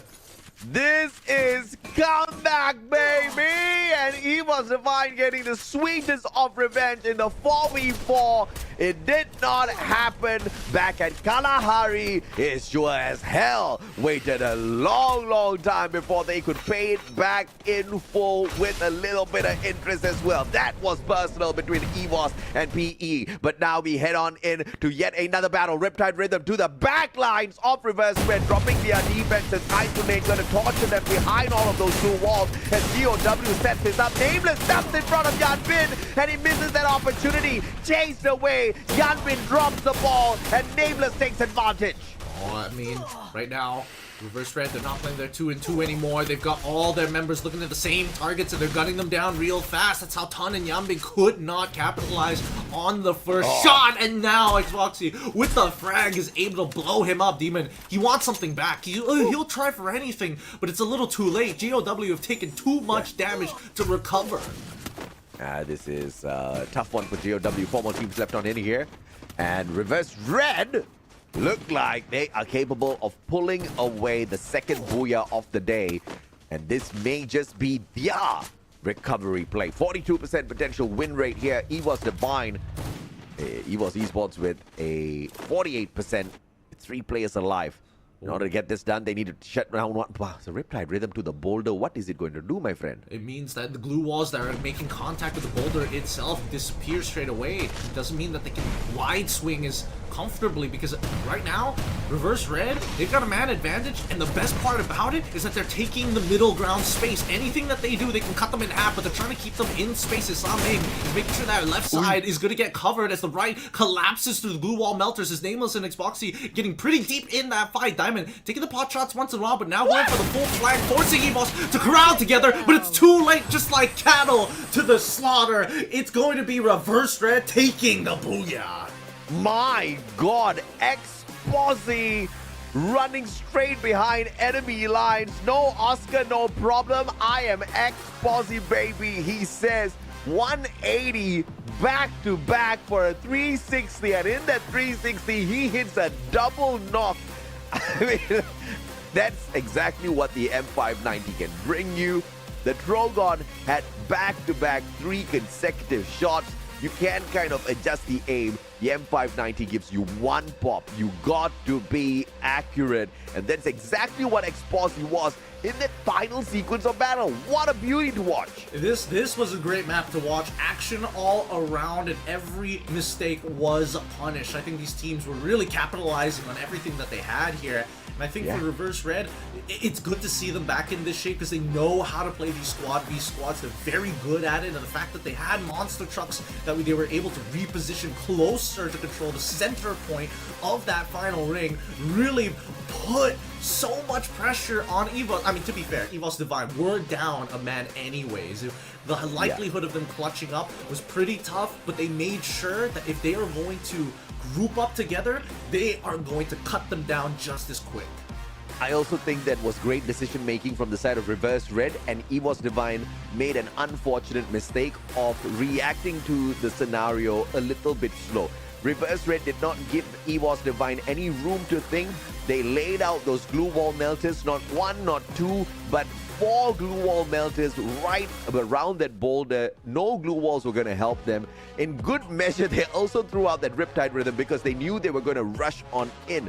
And when all of this was happening, EVOS Divine, they just stayed behind that open boulder. Obviously, they couldn't use their glue walls. They needed to retreat. They did have enough glue walls on them, but obviously second-guessing that move, and they had to pay a high price. Like you said, also, they were outnumbered. So when that rush came on in from Reverse Red, and when you've got X-Posse pulling off sick back-to-back 180s, full 362 knockdown. Beautiful. What a view. What a view, yeah. Too good, get hit.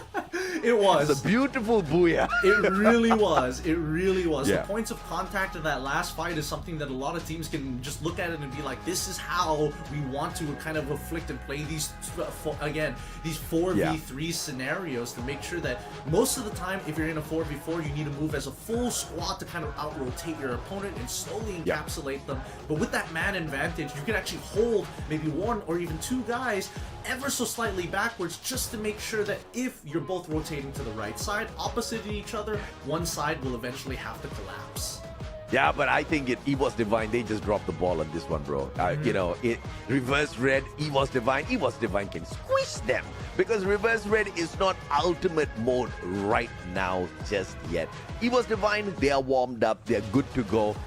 It was just decision making here. I think they kind of waited a little bit too long. I don't know what they expected the call to be from Reverse Red. I mean, they were throwing all the glue wall melters. They were throwing the Riptide Rhythm. They are coming for you because the circle is going to torture you guys shortly. So, you know, the decision making should have been to back away, lay out the maze of glue walls, which they did shortly after, but it was too late already because Reverse Red was too close and they were turning their backs on Reverse Red to run behind those glue walls.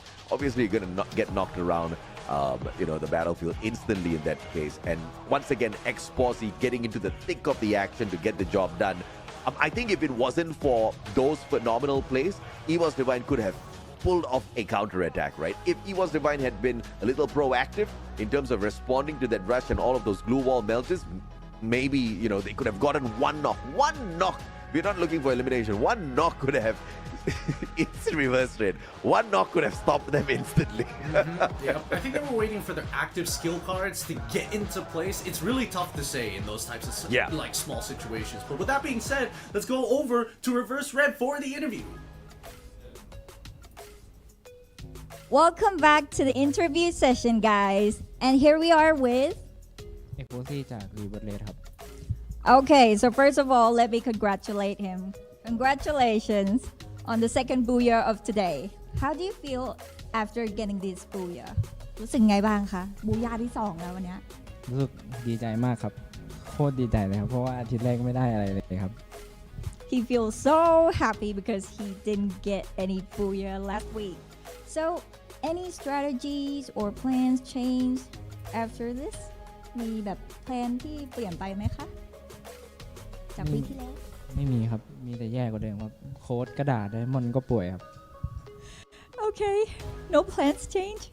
It's even get worse because his coach is really mad at them, and also his friend is sick also.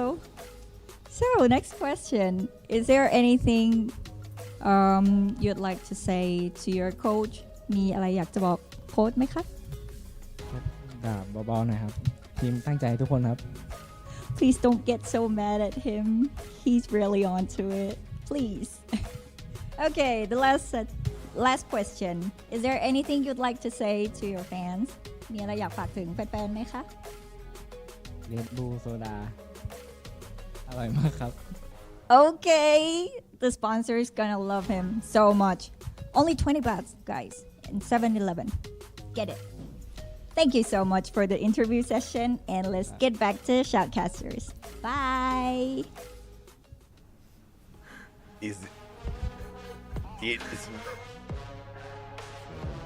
I mean, hey. Now the chat's gonna be like, we want more from Thailand, right? We want more, and we want to see all those booyahs come back to back to back. Now this is gonna put Husky in a very big battle up against the chat, because you know he wants the camera to go to Yunsul, to Vietnam, and we know a bunch of the chat also wants the camera to go to Indonesia, bro. Now we've got a good fight here in Southeast Asia. Oh yeah, if you're not looking for those booyahs, do it for your host, right? That's gonna be the famous line. It's never gonna die now. And that is why, Gideon, Malaysia will not start winning the championship just yet. That is why Malaysia is going to find it damn difficult to find these booyahs. This is what Garena needs to do. Garena needs an upgrade in terms of the host on the Malaysian side. And then chat is going to go crazy. Chat is going to be throwing all their energy towards Malaysia. Okay, Malaysia, booyah, Malaysia. That's what we can hope. I think we're going to get it, bro. Oh, we can hope. We can definitely hope. But this was an exciting game coming out from Alpine. I'm not going to lie. I wasn't expecting as much action as we saw with how effective these teams were at completely wiping out squads rather than just letting them linger around and continuously farming them for points. And that's definitely a different mindset, knowing that they've seen teams recover from really difficult spots, knowing the size of the map isn't exactly the widest in the world, but enough to get you back on your feet, even if you don't have the best weaponry. Because we're looking at Exposy, he's coming in with the M, man. Like, it's having an AR in these times, it can get kind of rough, but at least what I can say for certain is that reverse red, we're playing in synchronization, and most importantly, they don't have a Tatsuya. They had nobody to dash around. They had to play a very honest game, and instead of going for that 2-2 like we were seeing previously, looking for those big dashes and big outflanks, it's keep a tight formation, we'll angle them out and take the space. Yeah, but of course he runs the Coda, able to spot out people that are rushing towards him. That's a speciality, right? Because information is key. He gets to pass on that information to the rest of them. But what's really commendable is, you know, look at the damage, 1,682. He gets 4 eliminations, 4 knockdowns, 3 assists, 2 headshots. And that is such a concise gameplay from him, which means every time he got into an engagement with someone, that person was not walking away and healing up all that too much. He was getting those knocks that were coming on through, as opposed to what Saming was doing. He was getting a lot of damage in, and whoever he was going in there for the damage, they were able to recover, walk away from that. Diamond, on the other hand, 1,328 damage. He's getting those 6 assists. Something is happening there, right? So, and this is very important for Reverse Red to figure out, because Saming has not been on form, and if he doesn't get back on play, the team is going to struggle. But in the meantime, Exposy picking up the slack, gets the 1 grenade elimination as well, all thanks to the beast and with the extra rate. I think, you know, this is just a different outlook on how they've been playing. Instead of their 2 for 2, they wanted to become tighter. They bring in an A124 to make it work, and people like Allen as well as Export, yes, high eliminations, high damage, but in those final rings, and especially when you want to keep it honest, Reverse Red knew how to keep this as honest as possible. 20 points! I mean, it's so... I mean, 8 eliminations, man. WAG from Vietnam got 12, right? So, yeah, all right. And I don't know. This is reverse red. They've got superstars. They've got veterans on their squad. Something's wrong, and I think if they don't figure out exactly what, maybe Saming's tummy hurts. I don't know. Maybe Saming didn't have. I don't know. What's his favorite food? Maybe he didn't have pad thai today. I don't know. He needs to figure it out. He needs to increase the amount of chilies in his pad thai because we need the Saming that's on fire, that's hitting back-to-back long-range snipes, because 2 booyahs and they're still not a super huge threat just yet. But, you know, I want to see more out of Reverse Red because we are all waiting for them to wake up. I totally get you, man. That's why I put them on my 3rd spot in my predictions overall. I was hoping to see a little more from Reverse Red, but again, it's still growing pains to the current new meta. They can't just double down like Falcons on their aggressive style, and even Falcons have to take a bit of a change themselves to what the new Free Fire is willing to offer. Yeah, absolutely. And of course, with whatever Free Fire is willing to offer, the players out there are able to be on top of their game because even they are playing on Samsung devices right now. By the way, speaking of Samsung, we've got the Galaxy S25 Ultra that is equipped with the next generation Snapdragon 8 Elite. And obviously the Vulkan engine, improved ray tracing technology sets this phone apart in the industry. If you want to go out, if you want the best hardware to dominate all of your games, to hit those booyahs, I don't think we need to look any further, Gideon. No, you really don't need to look for any other phone. It is a flagship staple of the Samsung Galaxy series, and I think that even though you're going to be walking around, people are like, oh, we can tell you're good because of your skins. In real life, no way. You show that phone, they're like, you're a professional. I get it. Yeah, absolutely. Delena wants us to cheer for Malaysia, so the magic will happen. Delena, until you get us a host. Tough luck with the chat cheering for Malaysia. But let's take a look and see exactly where the randomizer, the map selector, drags us into the day. Who gets that bonus? Who gets to walk away with Lady Luck on their side, cheering for them to hit the booyah. Oh, just a little bit more to get another Alpine. But instead we're going to get Bermuda once more. Now, Bermuda was won by EVOS Divine, and they got so very close in Alpine that I think this time around they're going to be feeling real confident to start chasing down their opponents. I mean, you know, we started off in Thailand, and then I was just getting so excited that we are seeing, you know, different country flags game after game. And then all of a sudden, we are seeing back-to-back Thailand here. Everybody's looking at Misa and going like, okay, you know what, Yunsul? We've seen you for a couple of seasons already. You take a chill pill first. We need to pay attention to Misa. She's new here. We need to make her feel welcome. We need to give her more screen time. Because, you know, it's very clear. Misa is very, very nervous on the mic right now, but you can see her hiding all of that energy behind that nervousness. The chat wants her to have more screen time so that we can have all 3 of our hosts full flowing. I kind of agree. I'm looking for another booyah from Thailand. All right, let's see if they can do so, because unfortunately in Bermuda, it is going to be the Vietnamese as well as the Indonesians who have dominated as the top 3 of EVOS Divine, RRQ, and as well as Heavy. All 3 spots taken by a different region, and I think that at least for now, we'll see whether or not, because this is the most honest map upon honest maps, right? All of the apparent problems that some of these teams have been facing is so clear in Bermuda. I don't know if it's an honest map, you know. Because, you know, it's lied to me a few times. It told me that, you know, I hold the promise of a booyah. I've been lied to, Gideon. Hey, this is professional play. It's a little different. It's a little different compared to ranked games. Although I do get excited when I see Bermuda. It's like, I can make callouts make sense now. I don't have to like double check the map every single time to tell you which building in a different area we're getting shot from. And it's good as well. EVOS Divine kind of conquered this game the previous time we went on in here on this day, because they are now in the fight for that #1 spot. If EVOS Divine can pull a double here on Bermuda, maybe that is exactly where they will end up on by the time we end the day. Now let's find out here, because once again, we're going to the Triangle of Death. We're going where no Google map can find you. It's Bermuda one more time to finish off today, and a very generous flight path right down the center. EVOS Divine currently sitting on that 2nd spot in terms of overall day summary, 68 points, and the team in front of them is RRQ with a total of 80.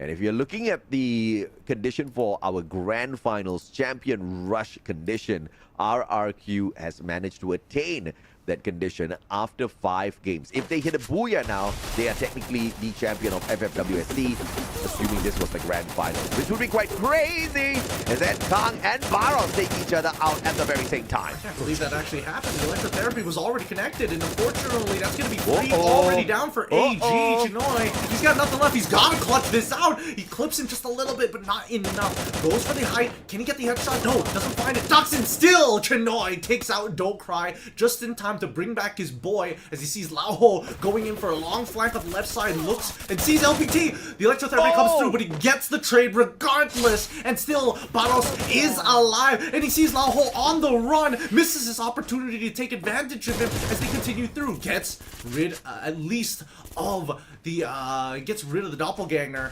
as Baros trying to corner Lao Ho back here with his Mach 10, and this might just be the end of AG. Oh wait, Chinoy! Oh my goodness, clutches it out again. Hits the triple and this time completes the 1v3. Had a little bit of backup for the final fight, but who cares? Who's counting, right?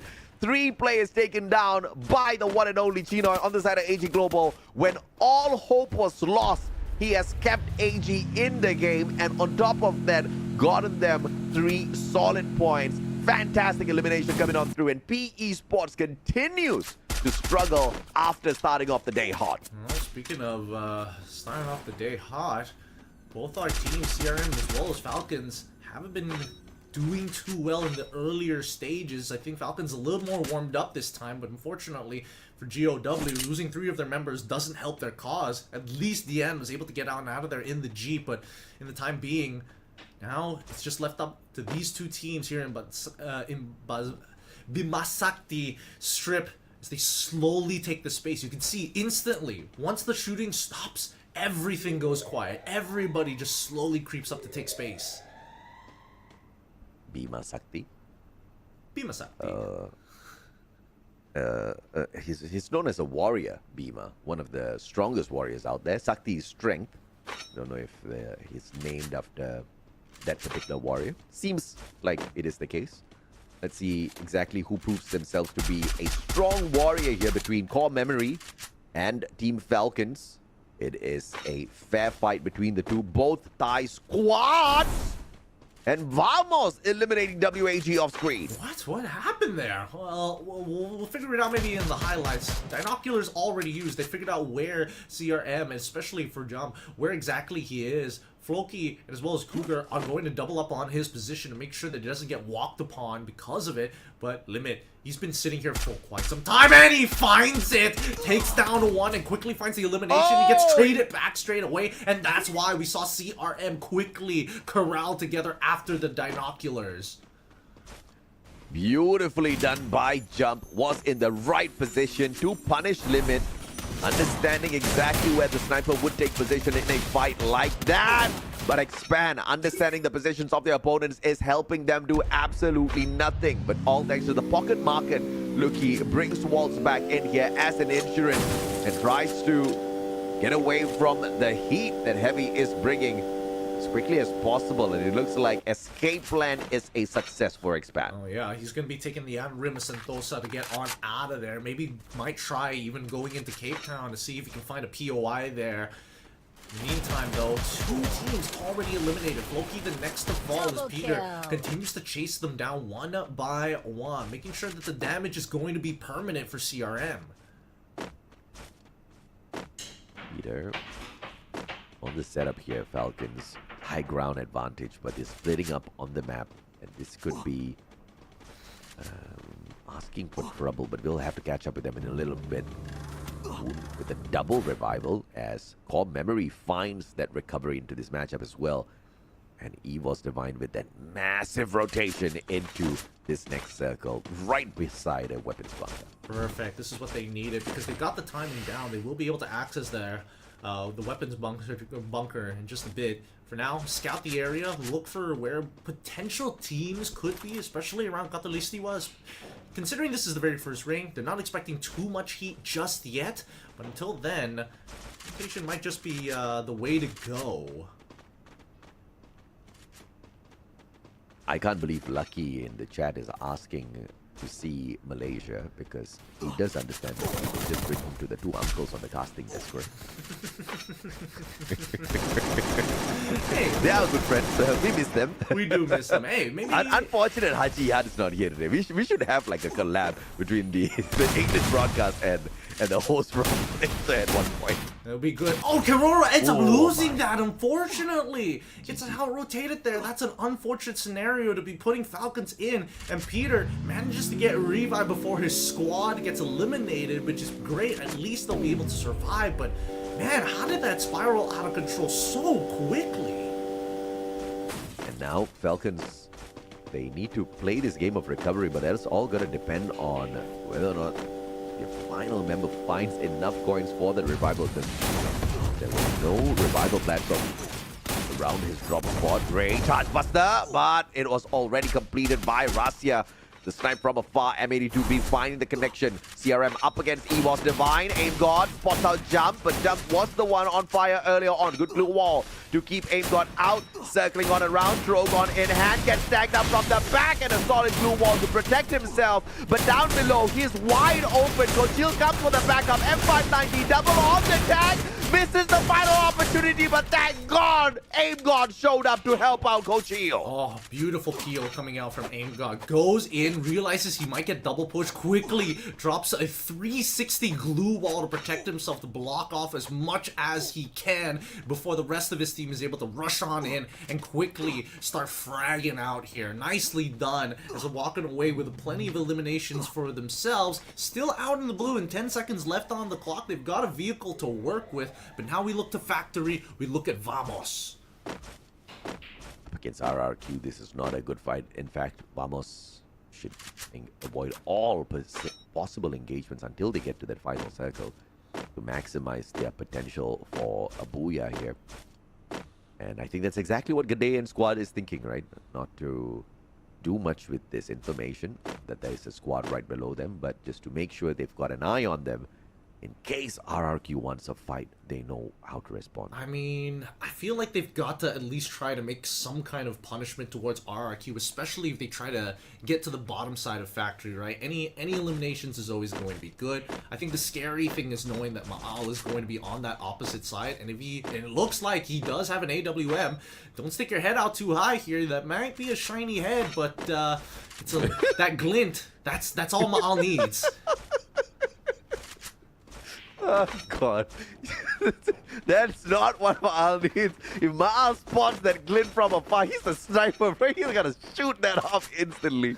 Oh, God. You guys pray for Vamos. In the meantime, AG Global again. Oh, my God! Oh, Cypher! What a glue wall drop by Mufasa! But Riptide Rhythm takes out all of their defenses, and it will be a good point of play here. That Rebel Rush saves him for the time being. FGL being dragged out as well, but glue wall melt is being laid out all around from AG Global. But now they are breaking apart and thinning their numbers down. This might not be smart for AG unless their sniper can chip it. Oh my goodness. Heavy had no idea. They jumped right into the middle of this fight. They need to start taking down the right angle. They do put Cypher out of position. They find the initial lock, but Mufasa unfortunately gets taken out by the dude. Dude finds Hansa as well. That's 2 picks already. And AG goes all in. Get nice next to fall. FPLS1 is down. That is a full squad wipe. AG, 9 eliminations in the bag. And Do hitting those shots. What was integral for that engagement was for Dew, who had put his team in a 4v3 to find the right angle, to find the right opportunity to hit those shots, and to not mess that opportunity up. Because, I mean, Free Fire is a very fast game, right? You got to manually, aim as well if you are the sniper, if you've got a marksman on the opposite side. So you really need to be accurate with those shots. Dew saved AG Global in that spot. 3 back-to-back knocks. The team just had to get the rest of it done. Well played indeed from AG Global. And what a powerful start. 9 eliminations strong. Yeah, and now we move over to Clock Tower, right? EVOS Divine. They still remember what happened in that previous match. Denied a booyah notices reverse red inside that clock tower. Not going to take the engagement initially, but they want to make sure that they have a clean rotation into that ring, right? If they do happen to see reverse red moving alongside them, they will be more than happy to take shots, but the windows just don't face that correct angle. And he was divine. They don't have much to deal with here as reverse red makes the exit from his compound. Oh, they completely go to the opposite side of factory. What an interesting decision. They could have held their spot. I guess they already knew that Evos Divine was walking onto them, but to go and rotate all around behind Vamos, that's a really interesting call. I don't want to use this door, I want to use that door, says reverse red. And they reversed out their position here. Factory. I'll take it, bro. No problem. As long as they get something done with it, I'll work with that. But, you know, taking Vamos from the front or back doesn't really matter because if RRQ interferes, it's going to ruin the party for reverse red. So it's the game of patience now because the circle's closing in. 9 more teams, 35 players. That means 31 opponents on the battlefield. Reverse red needs to be patient. Yeah, it's getting heavily populated by the factory area. Question is, where's the next ring going to pull? Is it going to pull it out into the open, or is it going to pull right on top of the factory compound itself, or half of the compound, which would be even scarier? Because there are prime positions to play here, multiple levels and multiple ways to kind of hold out. Bro, I mean, Lucky just called us out. Lucky's thinking that we are lying to him, that he's going to get uncles if Malaysia gets a booyah. Vamos is in position to actually deliver on a booyah here for Malaysia and prove to Lucky that we are not scamming him. After the 10-minute scam, it's just like, it could be anything. They'll say anything. But now, we see that Falcons trying to make a move onto GOW. They are in the arsenal as of right now. And it's getting a little tough to get close to them. The frags and as well as the ice grenades also being laid. Russia is able to find Floki here, but now that they've controlled the entrance, quickly forcing out more glue walls, and this is perfect for Falcons, right? The more resources they use, the better it is for them. Oh, smart play by Falcons instead of wasting their time. Oh my god, no, terrible, terrible. Hit the U-turn, reverse, time turn is something, but Falcons are denied as they walk straight into RRQ and everybody else chipping away at those points. They trusted the call, they listened to the call, they just couldn't see through the forgery, they couldn't see through the trees on where exactly until it was too late. And now we see that GOW, despite all the resources being used, they're able to hold out against AG as Blue starts to come on in. It was a smart play by Falcons. They just didn't expect who was on the other side, as Ton has already taken 2 down. It's making it impossible for AG to actually recover this close to home. Oh, brilliant recovery here. And AG Global started off hot, kind of fizzling out now, and they are forcing the sniper to play the CQC. And Dew struggling a tad bit here, outnumbered, but holding his own up against GOW, surviving long enough. Monster Truck on for the play as well. Can he knock down a couple of players? And Blue Walls Dew, unfortunately, has expired. Mag 7 straight to his chest. Out in 7th, AG Global had a decent number of eliminations on them before exiting. Oh yeah, right now Vamos, they've got the God spot. They can see everything from everybody. And GOW, the next to fall easily, as RRQ have already made the initial resistance. They have to stop Evos Divine, but Evos Divine, they've got everything, and now they're releasing the Riptide Rhythms to try and cut off that initial backline, forcing out the Time Turner to create some space. Abe, he's holding the front line extremely well. This is his comfort spot, but now the nades are being launched out from all of the angles. Dutz accidentally blows himself up with a frag grenade. He needs to get picked up now rather than later, because even Vamos is getting very greedy as they finish off Dutz, and Cochino is able to frag out Mal. That's why your mama told you not to play with fireworks. You burn yourself down. Unfortunate for him, that nade was a mistake, and here comes the follow-up as well, a double downer, and Ma'al still up on his feet, has got the M590. Question is, who's shooting down at them? Ray with the grenade yet again! and that hits a double. But that's just a knock. They need to go and secure those points. Abe still running around to pick up the rest of his team members. And EVOS Divine will be able to shut them down. Reverse Red at the same time snuffs out the players on the side of Expand. And look at this. Vamos might still be able to bring us to the uncles. Oh, they might just be able to, but it looks like they've got a bit of a split. Oh, they're dropping onto the opposite side. Does Reverse Red actually hear this? And I'm pretty sure that EVOS Divine spotted this out as well, so they can start walking up behind Reverse Red initially or set up on the outside and confirm when this next ring reveals the movement. Coda used already by either Reverse Red or Vamos, and EVOS Divine instantly slowing down their aggression because they know the enemies have got information on their approach.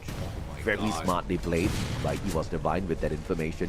And Vamos not making a mistake, but now they are at the very back of this circle. EVOS Divine and Reverse Red at the front. This is still not a bad thing. Vamos could actually move on without being detected as EVOS Divine and no, they want to fight. What they're going to try go out in the open. They only hear where Reverse Red are. They're not 100% sure what's the situation on the outside of the compound as EVOS Divine are guarding the central entrance to get inside the factory itself. And as we see the blue start moving, I think that Vamos is now left out in the open as the glue wall melters are starting to come out. I'm expecting Explosy to eventually peek and relay the information, and EVOS Divine now realize, oh no, they're all coming for us. The Riptide Rhythms is all going to get so much value as they even have monster trucks. Thank God they have monster trucks already down as the next point of contact is in a perfect spot for EVOS Divine to keep a close clutch on this game.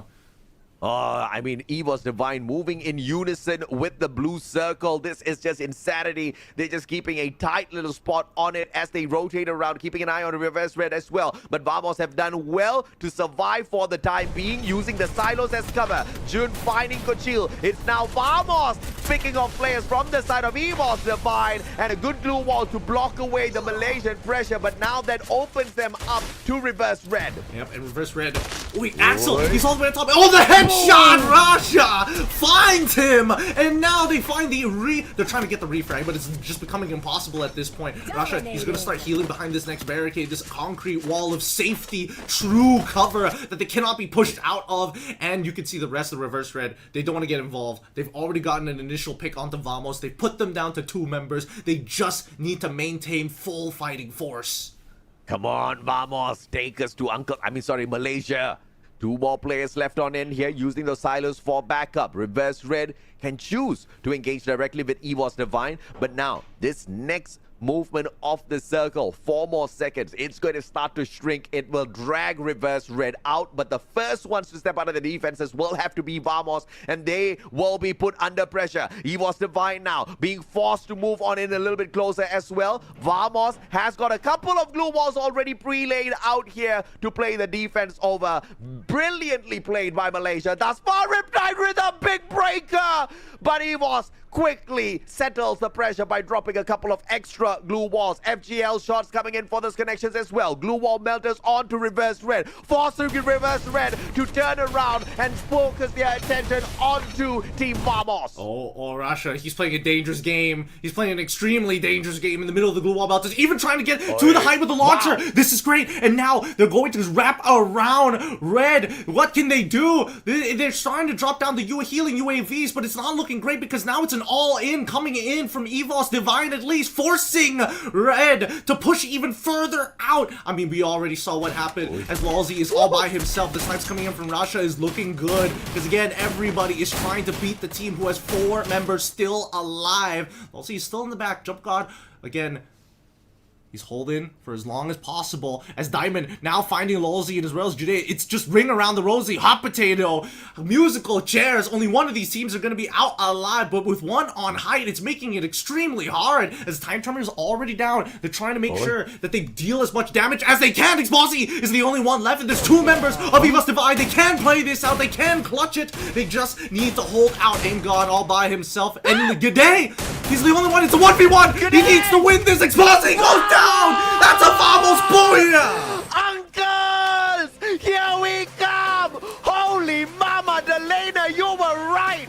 But no, you lucky. Lucky, you were wrong, bro. We do not have a new host in Malaysia. You are in for a shocker, my friend. Oh yeah, I can't wait to start dropping down to Kota Tua, where this, where it is, where Kota Tua, where all the uncles live. Hey man, that's where the studio is, where all the uncles live, man. It's one in the same place. Can't wait for that interview, but God, that was so stressful. Both teams knew exactly what they were doing. Bro. Dude, I mean, credit where credit is due. EVOS were playing well, Reverse Red were playing well, and Vamos was just IQ 3000, 10 steps ahead. I am damn sure Gade was calling the shots with this rotation because he just kept telling Lozzie, don't, bro, you fall now, I will whoop your butt after this game is over. And Lozzie just did not listen. He kind of spread away too far. And big brain play. Gade got into the monster truck, used his medkit first inside the monster truck, stayed hidden, jumped out of the monster truck.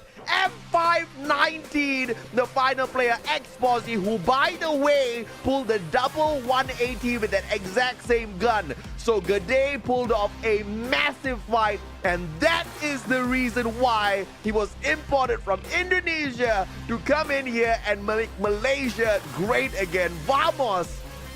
Holy Lord, I cannot believe this is happening. Yeah. Chat, you asked for it, and you are going to get, you have no idea what you've asked for. Again, I'm just as shocked as you are with the way that this played out. They had the worst advantages. Literally 0 advantages in that last circle. It was pulling away from them. They had to go into, they lose their members mid-rotate in the middle of that fight as well. They had a full fighting force that got picked off pretty quickly by Reverse Red. And yet, with two members, they pull this off. For so long, they stayed surviving, and you know, from dropping from the roof down to the back, the rotation, the circle was not on their side, but still, you know, making that mistake. I thought they were going to engage because, you know, the old Vamos would have thrown a grenade at someone by now already, right? They are running so close to these players as they are playing Ring Around the Rosie, but the discipline, the trigger discipline to maintain their position behind those silos, just to drop the glue walls, not to play defense now, but to drop the glue walls in anticipation for the engagements later on. Oh, that was Chef's Kiss. That was a thing of beauty. That was a rare booyah from Malaysia, not just because booyah are not grabbed by Malaysia often, but it was in the way they manufactured that booyah. It's games like these that we live for, Gideon. Yep, you can see all the players coming out of the game. They're like, what was that? What happened in that last match? How did they turn that around? Even Reverse Red is just looking on over. It's like, okay, I mean, it's not the worst. We did pretty well, but I can't believe that slipped out of our fingers. I mean, it's the interview time.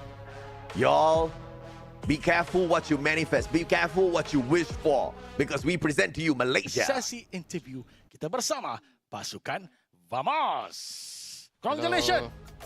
Congratulations for your first booyah for tonight. Yeah. Based on your previous match, game number 1, I did realize Vamos have some obstacle in terms of the gameplay, which you didn't get the nice placement and kill. But how you come back on the next game? Setelah anda lihat di game pertama, boleh katakan game pertama pasukan permainan Todak, pasukan Vamos tidak begitu baik kan. Mereka mata sikit pun tidak begitu nice, tapi akhirnya kamu bangkit di game yang seterusnya. Apa taktikal yang anda buat? Kita orang yang waktu game pertama tu, kita orang cuma ada salah mistake sikit sebab ya terlalu overhype lah. Kita orang just tabrak je. Lepas tu untuk game kedua kita orang reset balik, kita orang target balik nak dapat poin balik yang dah buat mistake kat game pertama tadi. Okay, basically they did realize on game number 1 they did some small mistake in terms of the mechanics, so they reset back into the strategy, so they come back on game number 2, and indeed they got a booyah, consistent all way. Soalan yang kedua, based on all the 18 teams, give me the 3 teams that considered very very hard for you to go in. Daripada 18 pasukan berarti untuk musim ini, 3 pasukan boleh katakan saingan untuk anda. Saingan yang kita orang selalu jumpa fight satu WAG, CRM, mungkin dengan GOW. Okay, so based on the 18 teams, these 3 teams be giving them a tough time. That is from GOW, Core Memory, and also WAG. WAG, Working Among Gods. Yeah. Final question, any shout out to all your fans? Vamos all the way. Apakah pesanan anda untuk semua peminat Vamos? Sebab mereka menunggu. Akhirnya mereka dapat senyuman sebab anda dapat buyah. Untuk menyokong-menyokong di luar sana, teruskan support kita orang. Esok kita orang akan main lagi. Kita orang akan cari buyah lagi. InsyaAllah. Wow, the statement is so straightforward.